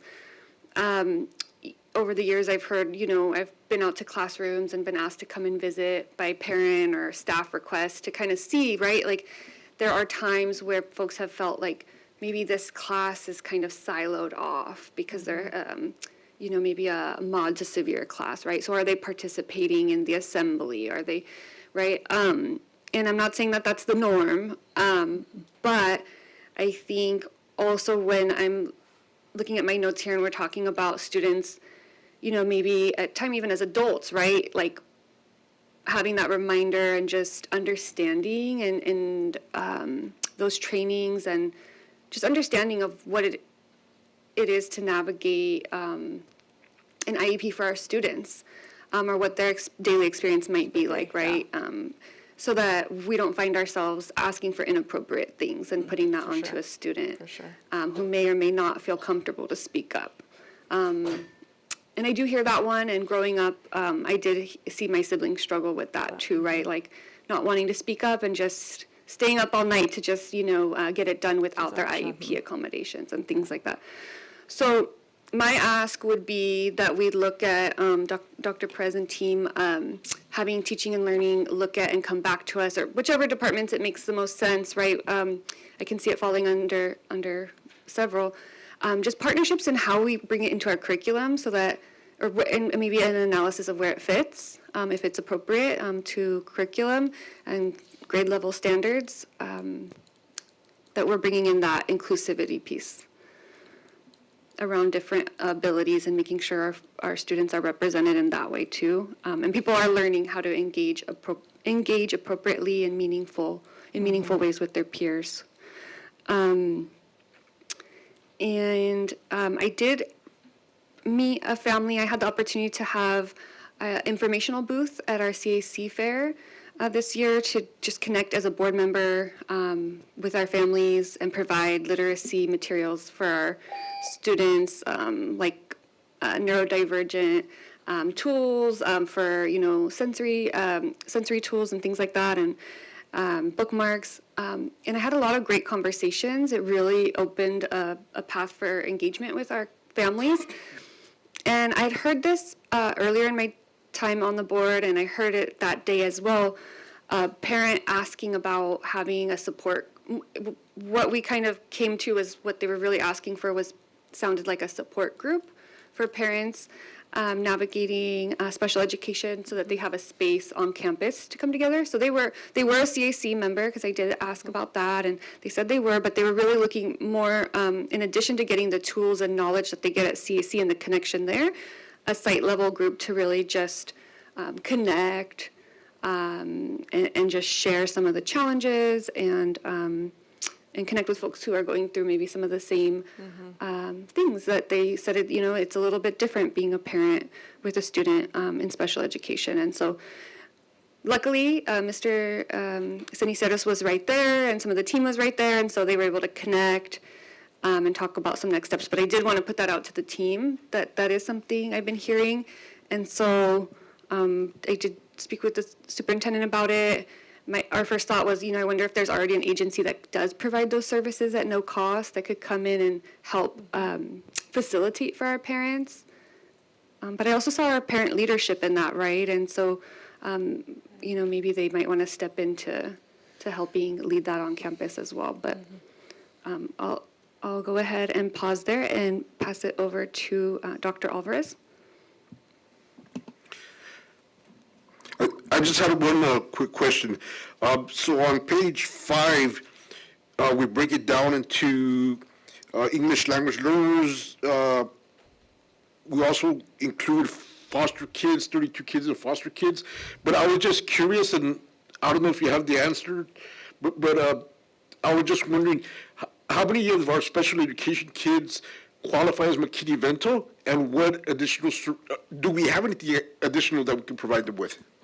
services? We do. And so, Hector and I went back and forth because we were pretty sure that we actually had 49 foster youth, but we pulled it from SAUSD and this is what we got. We work really closely with Michelle with regard to our McKinney-Vento students. And so making sure that they have all of the rights that are afforded to them based on their status as McKinney-Vento, such as transportation and additional supports through PPS. We just really try to keep that communication tight and work together to make sure that those kids are afforded what they need. Sometimes the question comes up like, how do we measure, like if a student is on an IEP, the graduation versus they're now a student who is McKinney-Vento and on an IEP, and we're trying to combine all of those pieces and then give the student whatever the highest level of procedural safeguard is. So whether that, like the graduation requirements are different for a student who is McKinney-Vento. So if that's the higher standard, then we would afford that student that right. So those are the conversations that we have regularly with, through our weekly meetings. Eddie hosts weekly student service meetings, so we meet regularly with Michelle and her team. Thank you. Mr. Bustos? Thank you. I want to touch on our adult transition program, specifically on, our adult transition program really is preparing our students who have graduated from high school, who are moving on from high school, and really preparing them for their life as adults. And so I know that one pillar of the work that we do here is around career and vocational skills.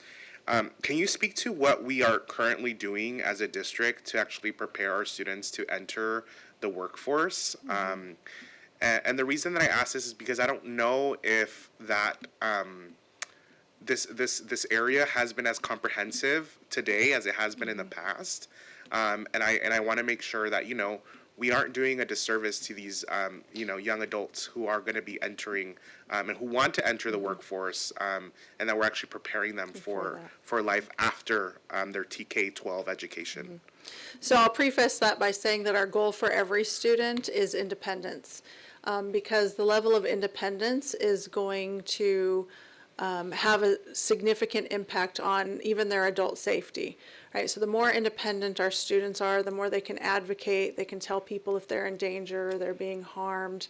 So whatever the circumstance, our goal is always independence, because we know it improves their quality of life as an adult. That's our goal.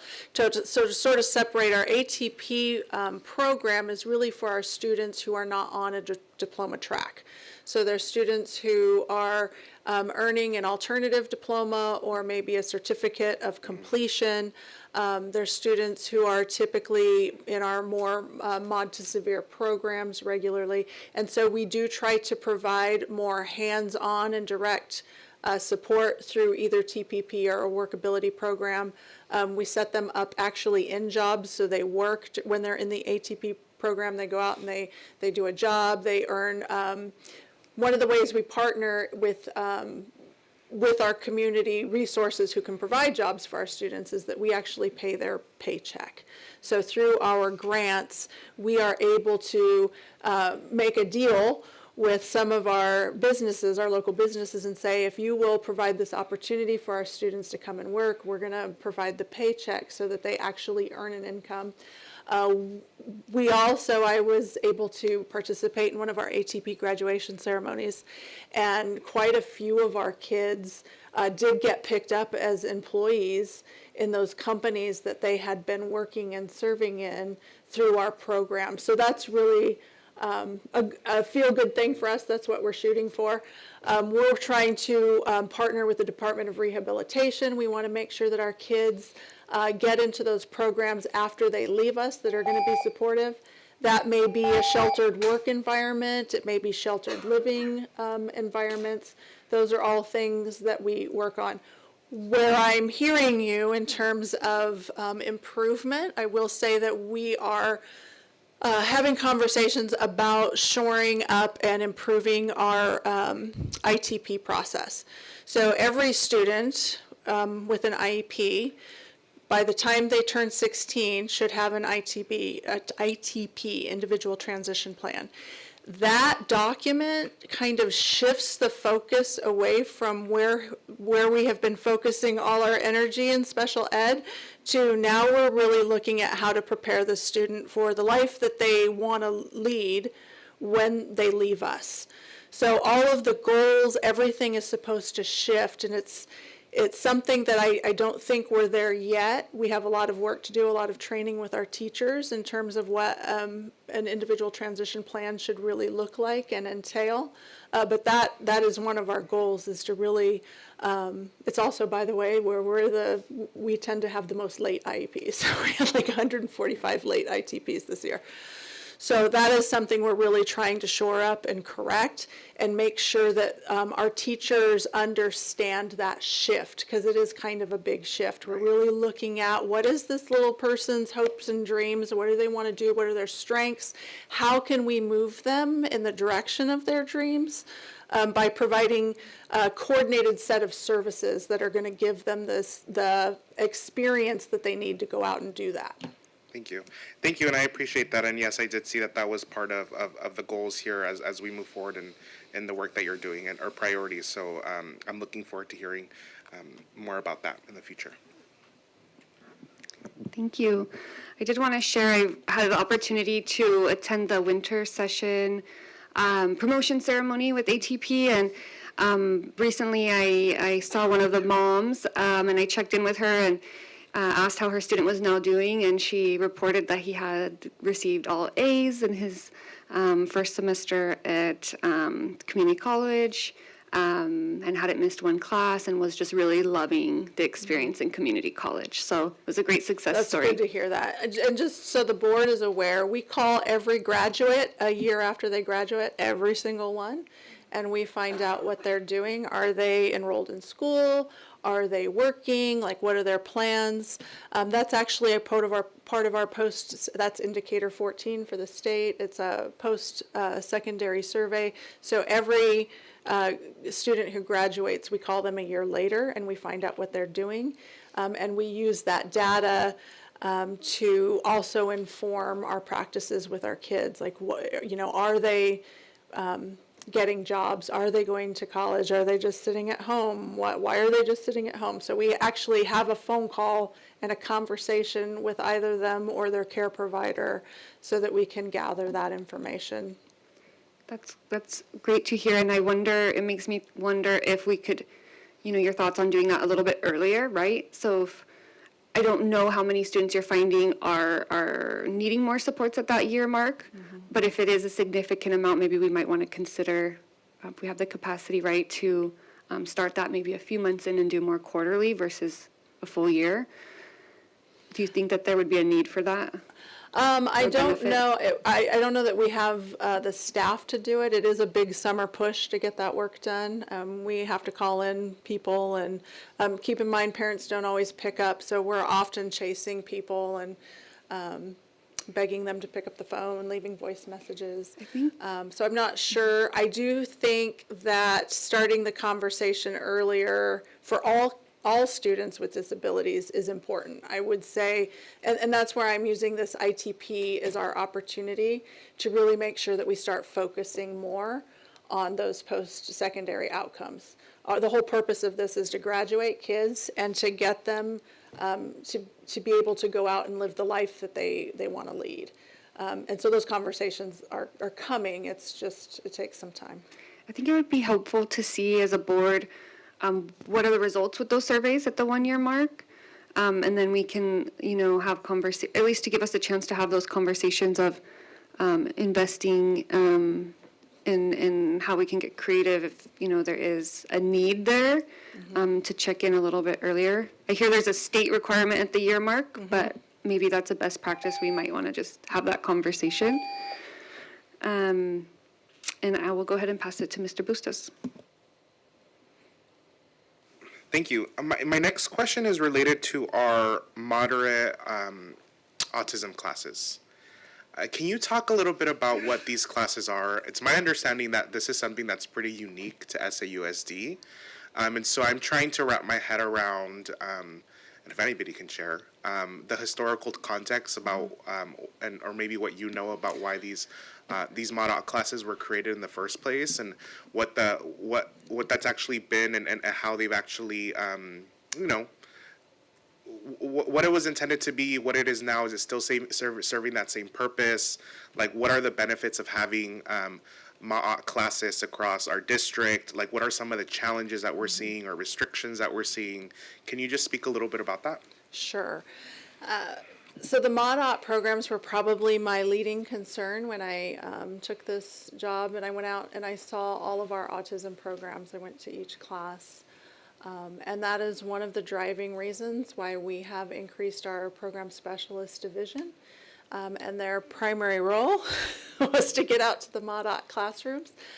Because I think that what really happened, there wasn't the level of support in the classroom or the structure that I would expect to see in a program that was specially designed for students with autism. So we didn't see a lot of visual schedules, we didn't see a lot of small group instruction, we weren't seeing a lot of the strategies in place that are necessary to support students who have autism. And so that's one of the things that our program specialists have been working on. They've been working on rubrics and checklists for our principals, so that when our principals go out to our classrooms, they know what they should be seeing, and they know how to kind of guide the instructional delivery of programs on their campus. So I'm going to say that we're too heavy. Our programming is too heavy in that particular division, and we need to look at reconsidering some of our program options so that we are better meeting student needs. I do see that as an area of growth for us. Thanks for sharing that, and the reason that I bring it up is because I have, like I said, I have heard that this is something that's pretty unique to Santa Ana Unified, and again, this isn't to, point fingers at educators and saying you're not doing what you were supposed to do. I mean, and again, it's difficult for educators to even point to examples of what this actually looks like if this is not something that's common, right, in the education space, and so at the same time, like, we have to ask ourselves as a district, well, what have we actually been doing to support those educators in that classroom, right? And so I'm glad that we're now looking at that and what that model is, and recognizing whether or not that's still something that truly works for our educators and for our students and families here in Santa Ana Unified. But again, I think the piece here that's going to be critical is engaging in that community dialogue and discussion, right? Because I think that I have been into some classrooms where I do see great work happening, right? And I don't want to dismiss the fact that is true, absolutely. right? That our educators are working hard every single day, and I don't want to dismiss that at all, and I want to recognize that. But at the same time, district-wide, is there that support to actually support those educators and really looking at that programming to support that? And thank you. That gives me an opportunity to kind of walk that back and really share that our philosophies are aligned. Back in NCLB, there were certain requirements for teachers coming out of university programs. And then what we found was we just can't staff special education teachers. There's a shortage, and so those programs have shifted in order to meet demand. That's just a reality of the circumstance. We do hard work. We do hard work every day. And our teachers are working hard, they just haven't had that specialized training that I have because I have an added authorization in autism, right? And that took, like 500 hours of coursework and on-the-job training to get that. So it is different for our teachers, and they are being put in classrooms where they probably don't feel confident. And so our program specialists operate as a boots-on-the-ground coaching unit that can go out to classrooms and really support teachers, provide them with materials, give them strategies, coach them through behaviors, help them learn how to do some of those more challenging roles that they aren't necessarily getting through their teacher preparation programs anymore. Great. Thank you. Thanks for sharing that. Thank you. During our last meeting, I did mention I was going to ask, and I appreciate the slide on the topic, the independent education evaluations. I know that is an area of priority, making sure we're building trust with our families to reduce the need for outside evaluations. But I wanted to just ask, for myself and for our families, like what do we see? Like as far as the outcomes of these evaluations, when we do them in-house versus when families, are really adamant that they want either a second opinion or an outside opinion, are we finding big discrepancies in the evaluation itself? Maybe we can start with that. So I will say that the independent evaluators that, because we do have to contract with them and pay them for those assessments. And so they all have to go through a SELPA approval process. So we look at a few criteria. Are they within a 50-mile radius? Are they within, just so you know, the Orange County SELPA group is who negotiates our NPA rates. So we meet with every non-public agency and non-public school that operates in our region, and we negotiate their rates. So that way we can kind of make sure that districts aren't being overly charged or taken advantage of, essentially. So we do all of that work at the SELPA level, and then we provide the parents with a list of approved vendors who can conduct the IEE. Now, a parent doesn't have to go with our choice. They can recommend somebody else, and if that person meets the SELPA criteria, then we go ahead and we fund that particular assessor. So the parents have ultimate choice, but we do try to kind of navigate. And with that, I'm going to say that we know a lot of the assessors out there. We work with them regularly, and it doesn't matter if you're at Waxy or Irvine or Newport or here, like we all kind of employ the same IEE assessors. And there's a lot of nuance. So sometimes we have assessors who really do see what the district sees, and sometimes we have assessors who see things much differently. We have assessors who are, family favorites, and ones who maybe they didn't have such a great experience with. It's really hard to specifically itemize what those differences are, but it depends on who the individual IEE assessor is. Okay, so what would be your advice? What is your advice to, and how do we address when a family, right, when we're trying to approach that conversation with a family, where we're trying to close that gap where folks do have that trust? Like, what would you share with them, or what is the best practice? I'm just thinking like what our families could take away from tonight as far as their options as we're trying to build that trust. Well, I think one of the critical things that, in a multi-district SELPA, what I would do is meet with families, and I would say the reality is that the district can fund this IEE, but they only have to consider it. That's kind of one of the strange things about some of the laws in special education, is that they kind of contradict themselves. So a parent can ask for the IEE. The district is legally obligated to have a meeting to discuss the IEE. That doesn't mean that the district has to adopt it. They only have to consider that assessment. So what I would try to do with families who are considering that is really have a conversation about what is it you're really unhappy with, and is there something in-house that we can do to make this better? A lot of times a family has concerns about the specific assessor. Well, is there an assessor from another site that maybe we can have conduct a secondary evaluation and see if you think that goes better for you? So those are the sorts of conversations we want to have with our families. And we know that trust is not as good as we want it to be, but we do want to develop those relationships. We want to work with people and make sure that they feel confident in the assessment that they're getting. We also want to make sure that our assessors have access to training and, opportunities to learn in their field and grow. Even assessors who have been doing this for 20 years benefit from trainings. So we work with our other SELPA organizations, especially during tight fiscal times, to try to share resources.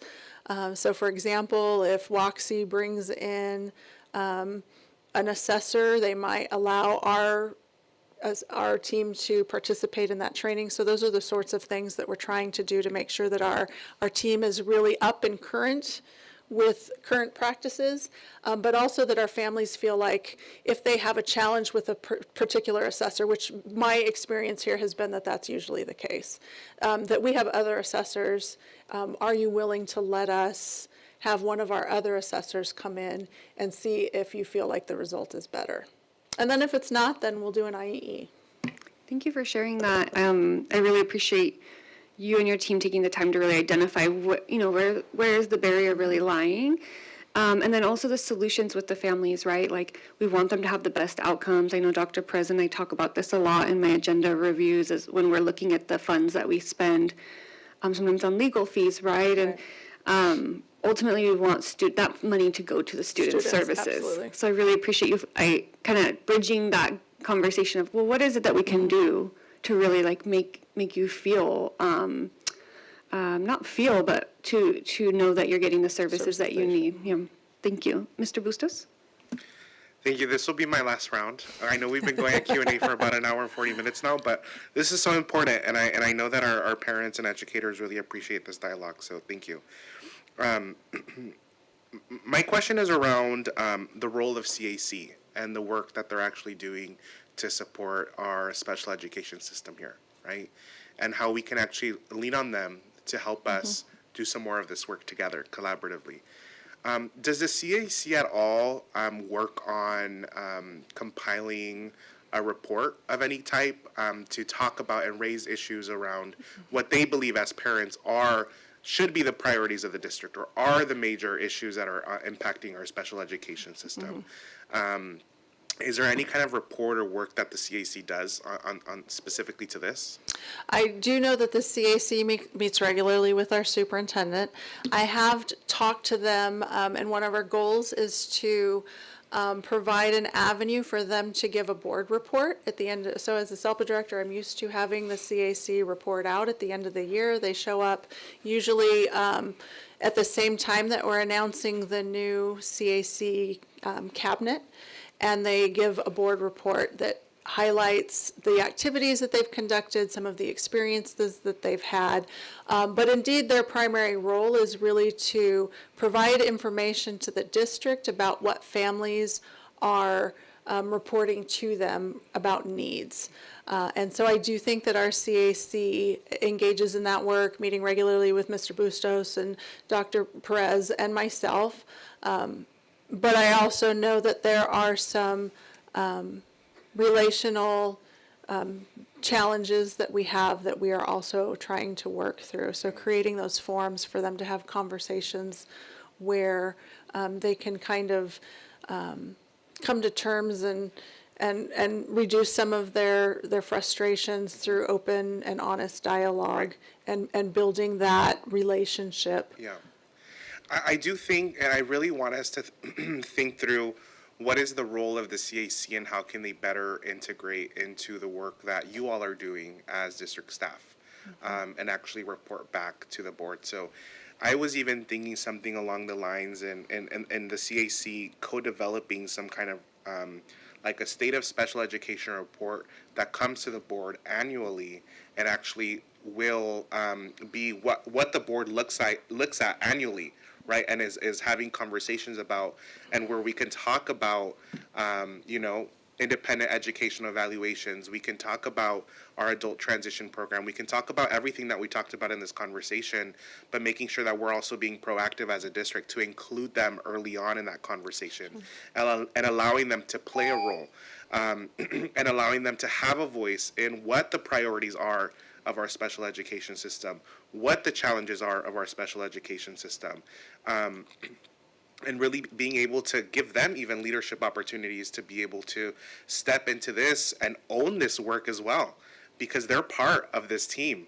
Like, as a district, we're only going to be successful in this area if we have parents and families that are engaged and that are involved and feel like they are genuinely part of the process. And so I want to make sure that that is something that you all prioritize as you move forward, and we're able to find creative ways to bring parents in, make it more intentional, and give them these leadership opportunities. And those are all my questions around like things that I want to hear a response to tonight. But I do have a bunch more questions that I just, if it's okay, I just want to share now. Or if you have additional comments, I can share after, so that we can receive it in the B2B, because I know we've been going for almost 2 hours now, and I want to respect the time and know that we have other agenda items. But there are things that I also want to ask. So. Okay, I have two, so let me share those, and then we'll go back to Mr. Bustos. Okay, so one question I did, so actually to Mr. Bustos' point, thank you so much for bringing up the parent component. When we originally had discussed having this space, this is the first time we're doing this since I've been on the board, and so one of the questions I did have is how can we engage parents? And so, we wanted to make sure there's a quick turnaround to get this agendized before the next school year. But I think that is a phenomenal idea, and I'm glad we have your expertise in doing that in your former district. I want to appreciate we have our CAC president in the audience with us, Ms. Jessica Hernandez. So thank you for being here and, for all the work that you and your team do.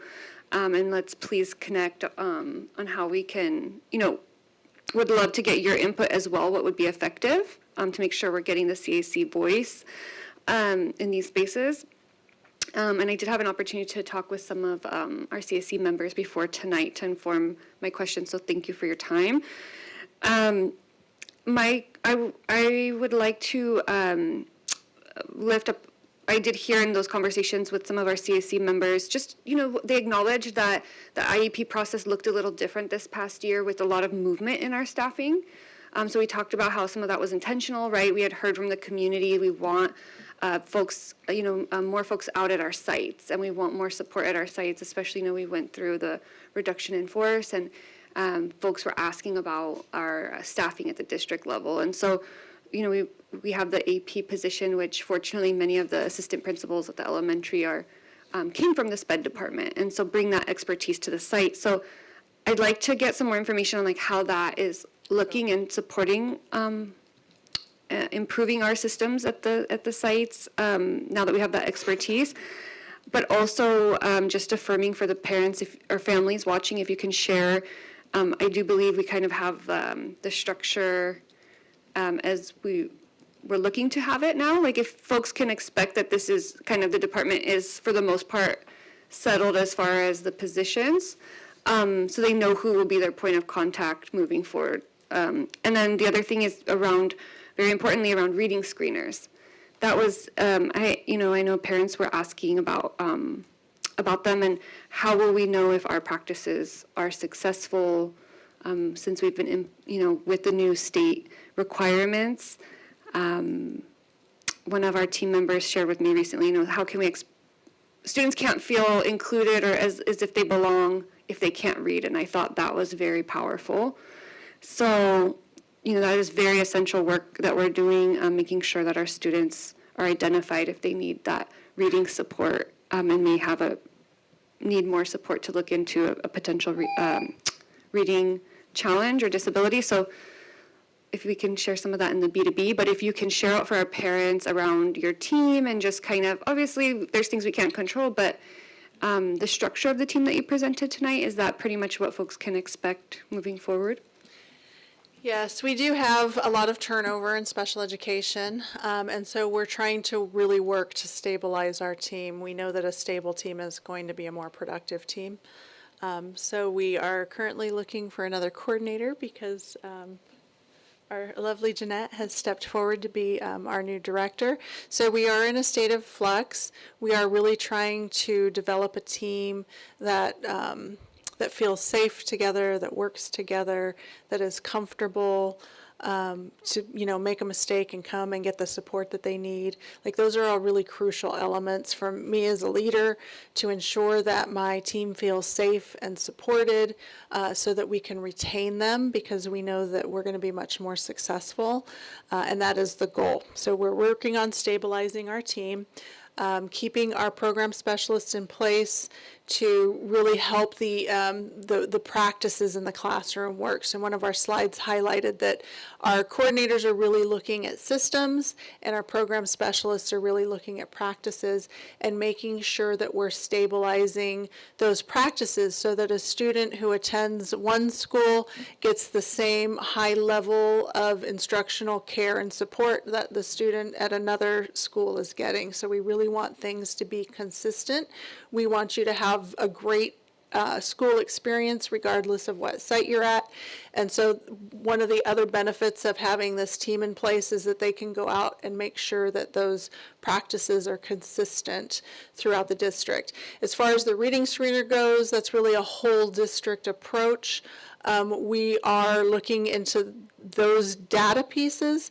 A lot of times that reading screener will be what helps to identify. So for example, from those screeners, we might be able to gather information about whether or not this is a disability that's going to require more support, or if the student just needs some strategic or targeted intervention of some sort to remediate that particular challenge. So those are all things that we're working through right now. Our goal for our students, of course, is that they are all reading by third grade too. We want to make sure that we are implementing reading programs that are effective and that they are being implemented with fidelity. That's the key to any reading program, right, is that it's implemented with fidelity. So working with our principals to make sure they're out monitoring classrooms. We have a team who goes out and sees classrooms that can provide that feedback and work with site admin to ensure that those practices are being implemented with fidelity. Thank you. And as you do those analysis with these newer screeners and requirements, if you can share at appropriate points with the board, maybe in the B2B. It would make sense for us to do that when we share the reading data. Okay. As we in the fall? Mm-hmm. And then again at the end of the year? Okay. Yep. That would be great. Thank you.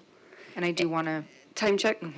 So thank you. So before we move to Mr. Bustos for our last items that we want to include in the B2B on this, we do need to look at extending our meeting. We're approaching 10:30.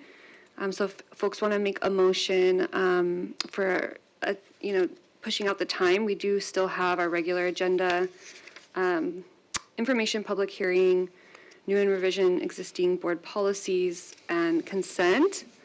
And I do want to just put for transparency before people put out a vote, I do want to share, I did share with our vice president, I will have to have a hard stop at 11 this evening for a family commitment.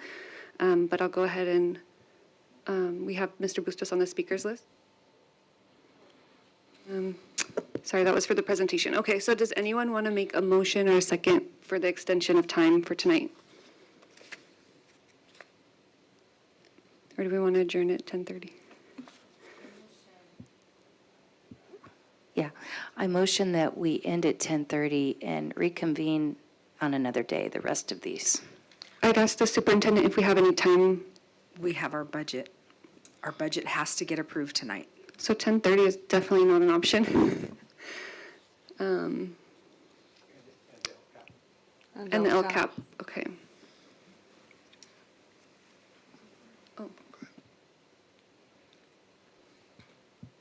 Can we motion to 11 and just take the priority items and move everything else to our next meeting? How many priority items do we have? The two are critical. They have to go. No, that's fine. Yeah. Do you think we can get those done by 11, or do we need more time? Go ahead for the two No, items. I was saying, do you guys think we can get that? I'm turning the question back to the board.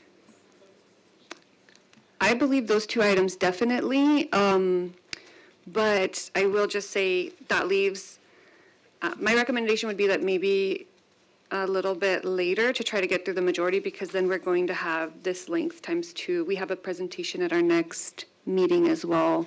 We were just reviewing the calendar. Mr. Bustos? I guess just to make a more clear motion, I'll put a motion on the floor to extend until 11 and make sure that we have time. So make sure that we have time to discuss those two items. And during this time, I think I want staff to look through right now what other priority items, and so we get through as many as possible, like President shared. So just to clarify that, like even if we get the other two items, we can still move through more items tonight. And then whatever we don't get through, folks are comfortable then Tabling. for the putting next to the next agenda, okay. Clarificate, by next agenda, are you talking about July? Or Yes. And is that is our next meeting a regular? Yes. Yes, it is. Okay. Okay, so let's go, oh. Okay, I'll go ahead and second. Let's go ahead and vote on that.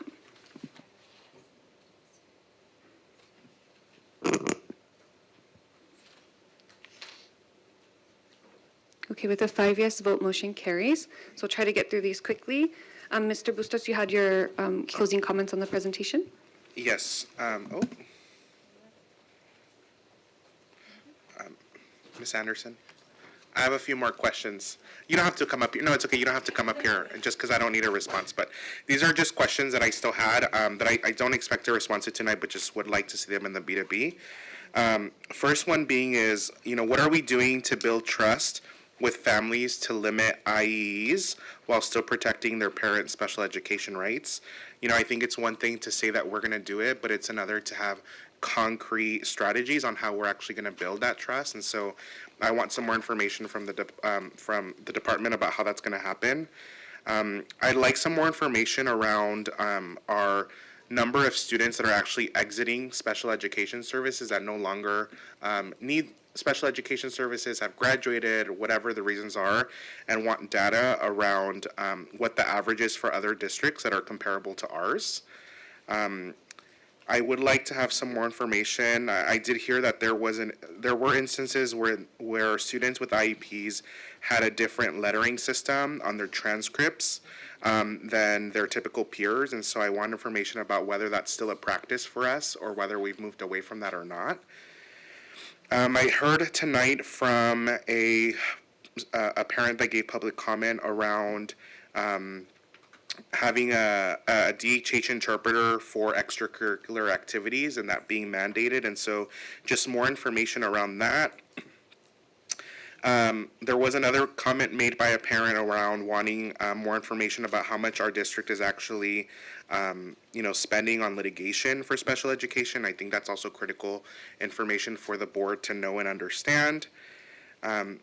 I would like to, there was another request from a different parent around, these are early start questions now, around there being some kind of legal and compliance review for our early start program, and if we are, transitioning to having different staffing levels, ensuring that, our programs are still going to meet the legal standards. There was another question on early start. Or I guess the question that I had for early start was, my understanding is that parents do go through some kind of like parent education with the educators, and so my question is, what kind of support is offered in terms of interpretation services for parents that might be monolingual, especially those in our DHH department, or part of our DHH program, and what's going to be offered there as far as support. And then the other thing that I also just want to uplift here is that I truly believe that decisions that we make as a school district and any department really has to be done and made in community, and want to ensure that we're using all of the opportunities that we have to engage parents before decisions are made. I think that we need to be proactive. Over the course of the discourse that we've had and the discussions that we've had, I know that some of our parents are difficult to reach, but the reality also is that many of our parents are working class, are part of working class families that are working multiple jobs, that don't have the luxury and opportunity to answer every single phone call, attend meetings at a certain hour, right? And so we need to do our due diligence and our role to be able to meet those parents where they're at. And I want to make sure that as a school district, again, we understand that, we acknowledge that, and that our decisions that we make are acknowledge that reality for many of our families. And so Just in closing here, I just quickly want to say, again, I want to thank my colleagues for the opportunity and the discussion, nearly 2 hours of a Q&A here. So I want to thank the team for sticking through that and answering the questions with honesty and answering the questions very, thoroughly. It's something that our community has been asking for a very long time, and I'm glad that tonight that request finally came to fruition. And I'm excited about the work ahead. I think that this board and our superintendent and our district as a whole has acknowledged that special education is no longer going to be a topic that we shy away from, that we hide from, that we omit from public discussion, because it does impact over 6,000 students in the school district and their families. And so it's critical that we have open conversations about the decisions that we make as a district that ultimately impact our students in special education. So thank you all for the engagement and the discussion, and I'm looking forward to the work ahead. Thank you so much. And moving on very swiftly, we do have a large amount of items, majority that are time sensitive. So we're going to move on to from our regular agenda, item 13.2. Ms. Quiros? I'm sorry. Oh, and yes. So the 11 has to go as well. These are all tied to LCAP and budget, so 11, 12. And how about 12 as well? Okay. Okay, so let's go ahead and start with item 11. 11.1, 2025 to 2026 local indicators progress update. Okay, so I'm going to go ahead and pass it to our superintendent. Yes, if, Dr. Wolk, will you come up and just quickly share? I know I told you a minute, but I'm going to cut it to 30 seconds. Thank you, Dr. Wolk. Good evening, everybody. So quickly, so part of the California's accountability system, we have the LCAP, and the other component that helps to meet the requirements based from the state of California are the local indicators. And just really quickly, the indicators focus on 5 state priority areas, and those are basic services, implementation of academic standards, parents and family engagement, school climate, and access to a broad course of study. And so every year we go through the process and use the State Board of Education. We have a reflection tool that we have to use, and we review our local data, and we engage with our educational partners through various surveys and holding meetings together and talking, and report the results publicly, and that is what is posted on the California School Dashboard. So what you have there will be posted on the California School Dashboard for October 15th, 2026. Okay, thank you. Thank you, Dr. Wolk. Okay, we will now move on to the public hearing. The public hearing is now open for the purpose of receiving comments regarding the special education local plan area, annual budget, and annual service plan for the 2026-2027 school year. Ms. Quiros, is there anyone wishing to address this subject? There is no one. Okay, hearing none, I now declare the public hearing closed.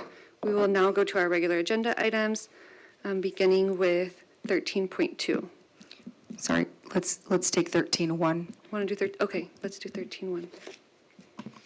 Adoption of Santa Ana Unified School District Special Education Local Plan Area, Local Plan Revision, Sections A, Contracts and Certifications, Section D, Annual Budget Plan, and Section E, Annual Service Plan for the 2026 to 2027 school year. Can I get a motion in a second? Motion to approve? Second. Okay, let's proceed to vote.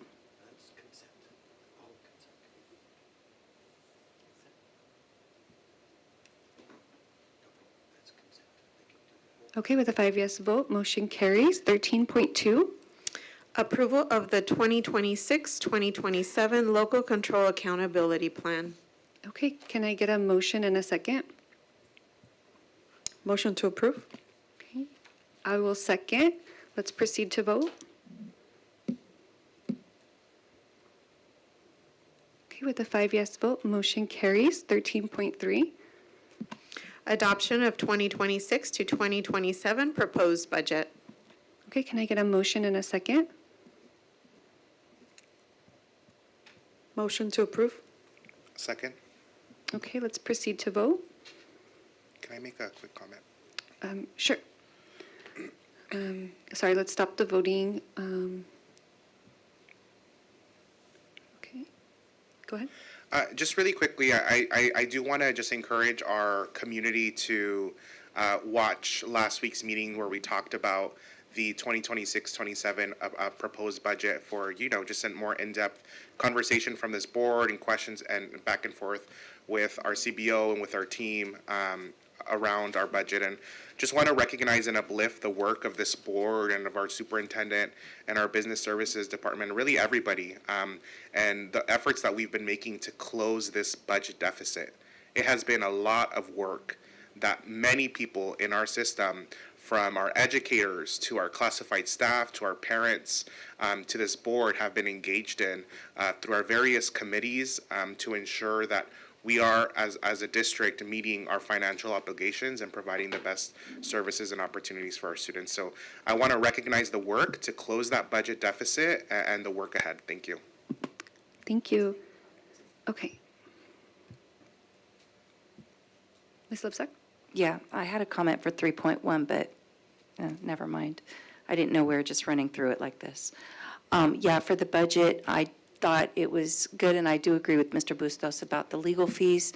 Besides special education, I would like more information about our legal costs regarding lawsuits, whether it be special education or non-special education, and just our legal fees overall, and what percentage that is of our budget. I did ask for something last week when we had the budget presentation about cell phones. I didn't see anything in the B2B on that, so I continue. Then there was 3 other questions I had on the budget. I didn't see anything in the B2B on that either. So I'll just try to put it in an email as a reminder. Okay, thank you. Thank you. Let's prepare to vote. Okay, with a 5 yes vote, motion carries. Let's move down to 13.7, and I'd like to make a motion that we group 13.7 through 13.13, as they all have to do with bids, proposals, and contracts. I'll second. Okay, thank you. I'm sorry, can I get 13.7 through? 13.13. Thank you. Okay. Do we need to vote on that? Okay, let's proceed to vote on grouping them, 13.7, 13.13. With a 5 yes vote, motion carries. 13.7, authorization to renew previously, and I'm sorry, well, I'll read them, sorry. I'm getting confused. 13.7. Do we need to read them? Yes. Okay, let's do it. Authorization to renew previously awarded bids and requests for proposal contracts for the 2026-2027 fiscal year. 13.8, authorization to award request for proposal number 11-26, expanded learning opportunities programs, elementary enrichment programs. 13.9, authorization to award request for proposal 13-26, expanded learning opportunities programs, sports enrichment programs. 13.10, authorization to award request for proposal number 1226, expanded learning opportunities program, intermediate enrichment programs. 13.11, authorization to award request for proposal number 1526, district-wide linen services. 13.12, authorization to award bid number 1626, home to school student transportation. 13.13, authorization to utilize California Multiple Award Schedule Contract Number 325111001, awarded to NMK Corporation for the purchase, warranty, and installation of hardware, hardware maintenance and repair services, software, software maintenance as a product, electronic commerce and subscription services, infrastructure as a service, platform as a service, software as a service, and other cloud computing services. Okay, can I get a motion and a second? I'll motion. Second. Okay, let's proceed to vote. Okay, with a 5 yes vote, motion carries. For the next group, 13.14 to 13.19, I'd like to motion that we group those together as resolutions. Do I have a second? Second. Okay, 1314 through 1319. And we'll go ahead and vote on grouping them together. Dr. Alvarez? Okay, with a 5 yes vote, we'll go ahead and group them. Ms. Quiroz? 13.14, adoption of resolution number 2526-3747, establish education protection account for the Santa Ana Unified School District. 13.15, adoption of resolution number 2526-3748, establish education protection account for Advanced Learning Academy.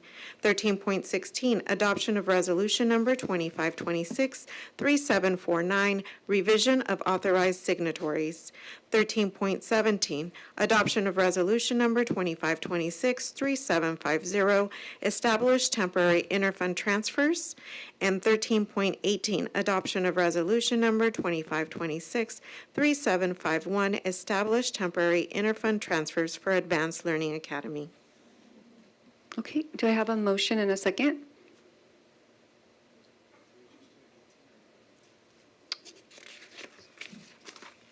I'm sorry, did I miss 19? Yes. Yes. 13.19, adoption of resolution number 2526-3752, proclamation declaring Santa Ana Virtual Academy School as a course-based independent study program. Can I get a motion and a second? So moved. Okay. Second. Okay, let's proceed to vote. Okay, with a 5 yes vote, motion carries. Let's move to our consent calendar. I see we have some time-sensitive items in our consent. And it looks like I want to make a motion that 14.17 through 14.28 be grouped together. They are all approval of revised job descriptions. Can I get a second? Second. Okay, let's go ahead and vote on grouping those together.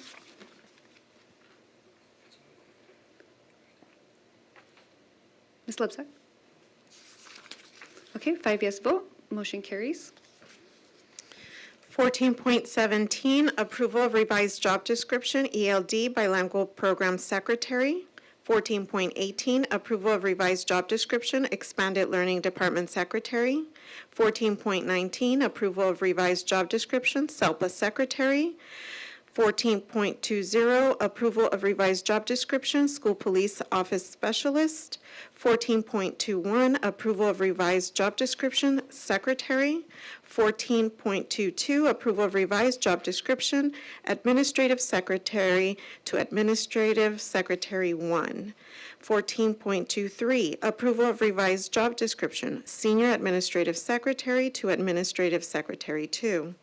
14.24, approval of job description, senior secretary. Item 14.25, approval of revised job description, school office manager, elementary to school office manager 1. 14.26, approval of revised job description, school office manager, intermediate to school office manager 2. 14.27, approval of revised job description, school office manager, continuation to school office manager 2. 14.28, approval of job description, school office manager, high school to school office manager 3. Thank you, Ms. Quiroz. Can I get a motion and a second to approve? Apologies. So moved. Thank you. I'll second. Let's go ahead and proceed to vote. Okay. Oh, Ms. Lebsack, there we go. Okay, with a 5 yes vote, motion carries. Okay, that looks like it was the main time-sensitive items. Was it the personnel? Personnel calendar, please. Excuse me, yes, 1429. Thank you. Approval of personnel calendar, including the transition of specific staff members with such topics as hiring, promotions, transfers, resignations, retirements, and leaves. Thank you. Can I get a motion and a second? So moved. Second. Okay, let's proceed to vote.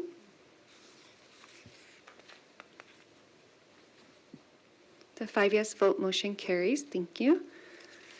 Let's go ahead and move to the rest of consent. Can I get a motion and a second to approve the remainder of the consent calendar? So moved. Okay, Second. thank you. Okay, let's proceed to vote.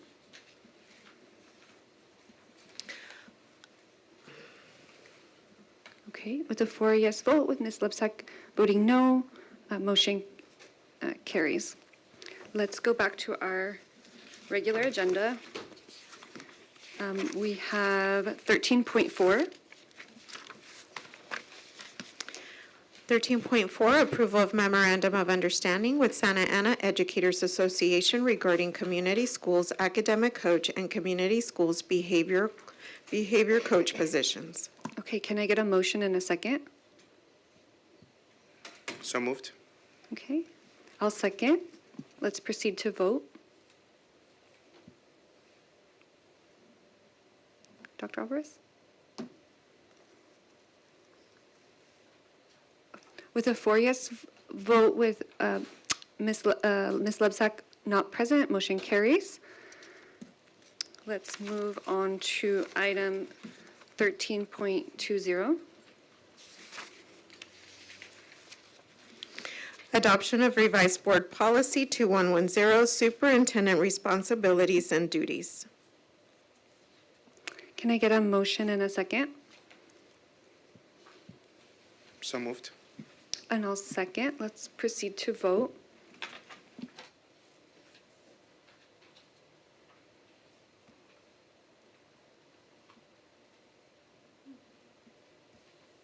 With the 4 yes vote, motion carries.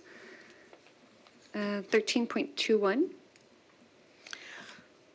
Adoption of revised board policy 3550, food service child nutrition program. Okay, can I get a motion and a second? So moved. Okay, I'll second. Let's go ahead and proceed to vote. Okay, with the 4 yes vote with Ms. Lipsack not present, motion carries. I do want to take a moment. We have 3 more items on our regular agenda, 13.22 to 13.24. I do want to acknowledge that I did skip past 13.5 and 13.6 because I did have a note here that I'll pass it over actually to Dr. Perez if you want to share. Mm-hmm. Yes, thank you. Actually, I was going to request to pull these items from the agenda. Oh, yeah, you're right. Okay, so we originally the superintendent had a need to pull them. Do you want me to give some information on that? Sure. Okay. So the request, and you're right, we got into action before it was ever turned over to me to pull these. So there was still some work that needed to get refined with this MOU and the calendar. And I did talk with each of you in agenda review around the need for this and what the discrepancies, that there were some things off about the calendar with CSEA and our 12-month employees. And so we want to make sure that the team is able to really get this solidified and the same understanding between CSEA and the district so that we can accurately have things reflected, which is not the state that it's in before you tonight. So that was why I was going to make that request. Thank you, Dr. Perez. Mr. Bustos? Thank you. With that, I'll make a motion to table items 13.4 and 13.5. Okay, I'll go ahead and second. I'm sorry, it's 13.5 and 13.6. Do you want to start over? I'll make a motion to table items 13.5 and 13.6. Thanks for the clarification. Thank you. I'll go ahead and second. Let's go ahead and vote on that. Okay, with the 3 yes vote with Dr. Alvarez and Ms. Lipsack not present, we will go ahead, motion carries. Okay, 13.22. Adoption of revised board policy 5148.3, preschool early childhood education. Can I get a motion and a second? So moved. I'll second. Let's proceed to vote.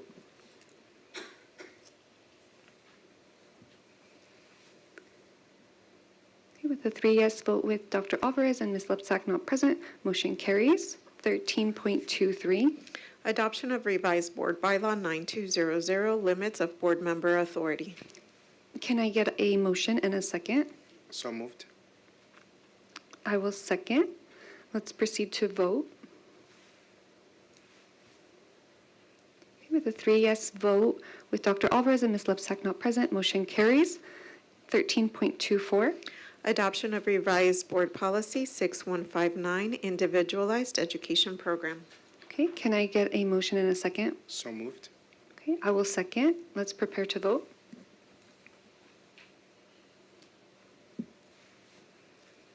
Okay, with a 3 yes vote, with 3 yes vote with Dr. Alvarez and Ms. Lepsak not present, motion carries. I believe that is all of Dr. Perez. I do want to do just a check. I could have missed this. I heard the remainder of consent. I was wondering if That 15.1 and includes 15.2 construction were and bond included. related. Typically it does, but typically we do it all together, but.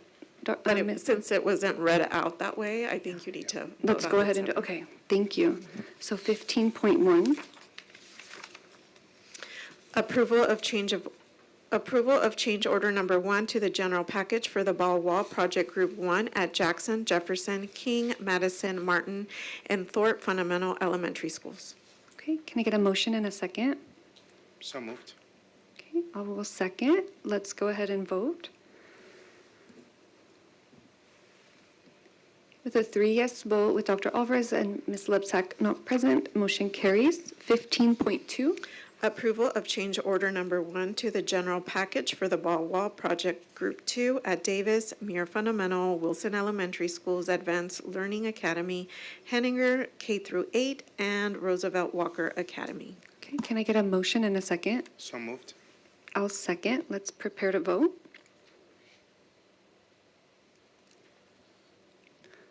Okay, with a 3 yes vote with Dr. Alvarez and Ms. Lepsak not present, motion carries.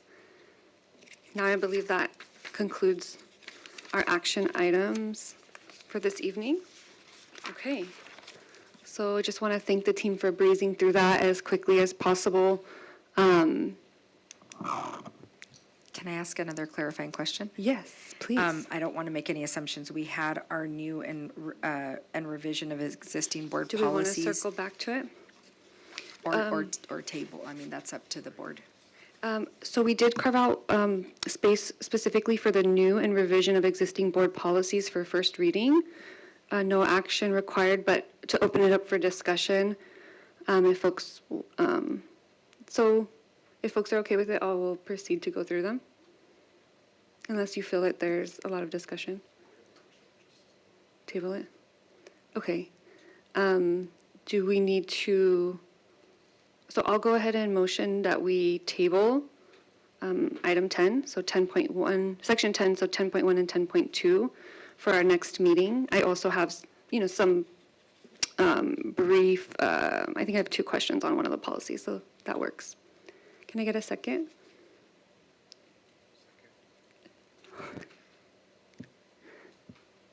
A second. Thank you. Okay, let's go ahead and vote on tabling these 2 items. With a 3 yes vote with Dr. Alvarez and Ms. Lepsak not present, motion carries. Thank you. Okay, I'm just doing another double take, make sure we're good. Okay, thank you. So having no further business to come before the board, this meeting is adjourned. The next regular board meeting of the Board of Education will be held on Tuesday, July 21st, 2026 at 6 p.m. Thank you.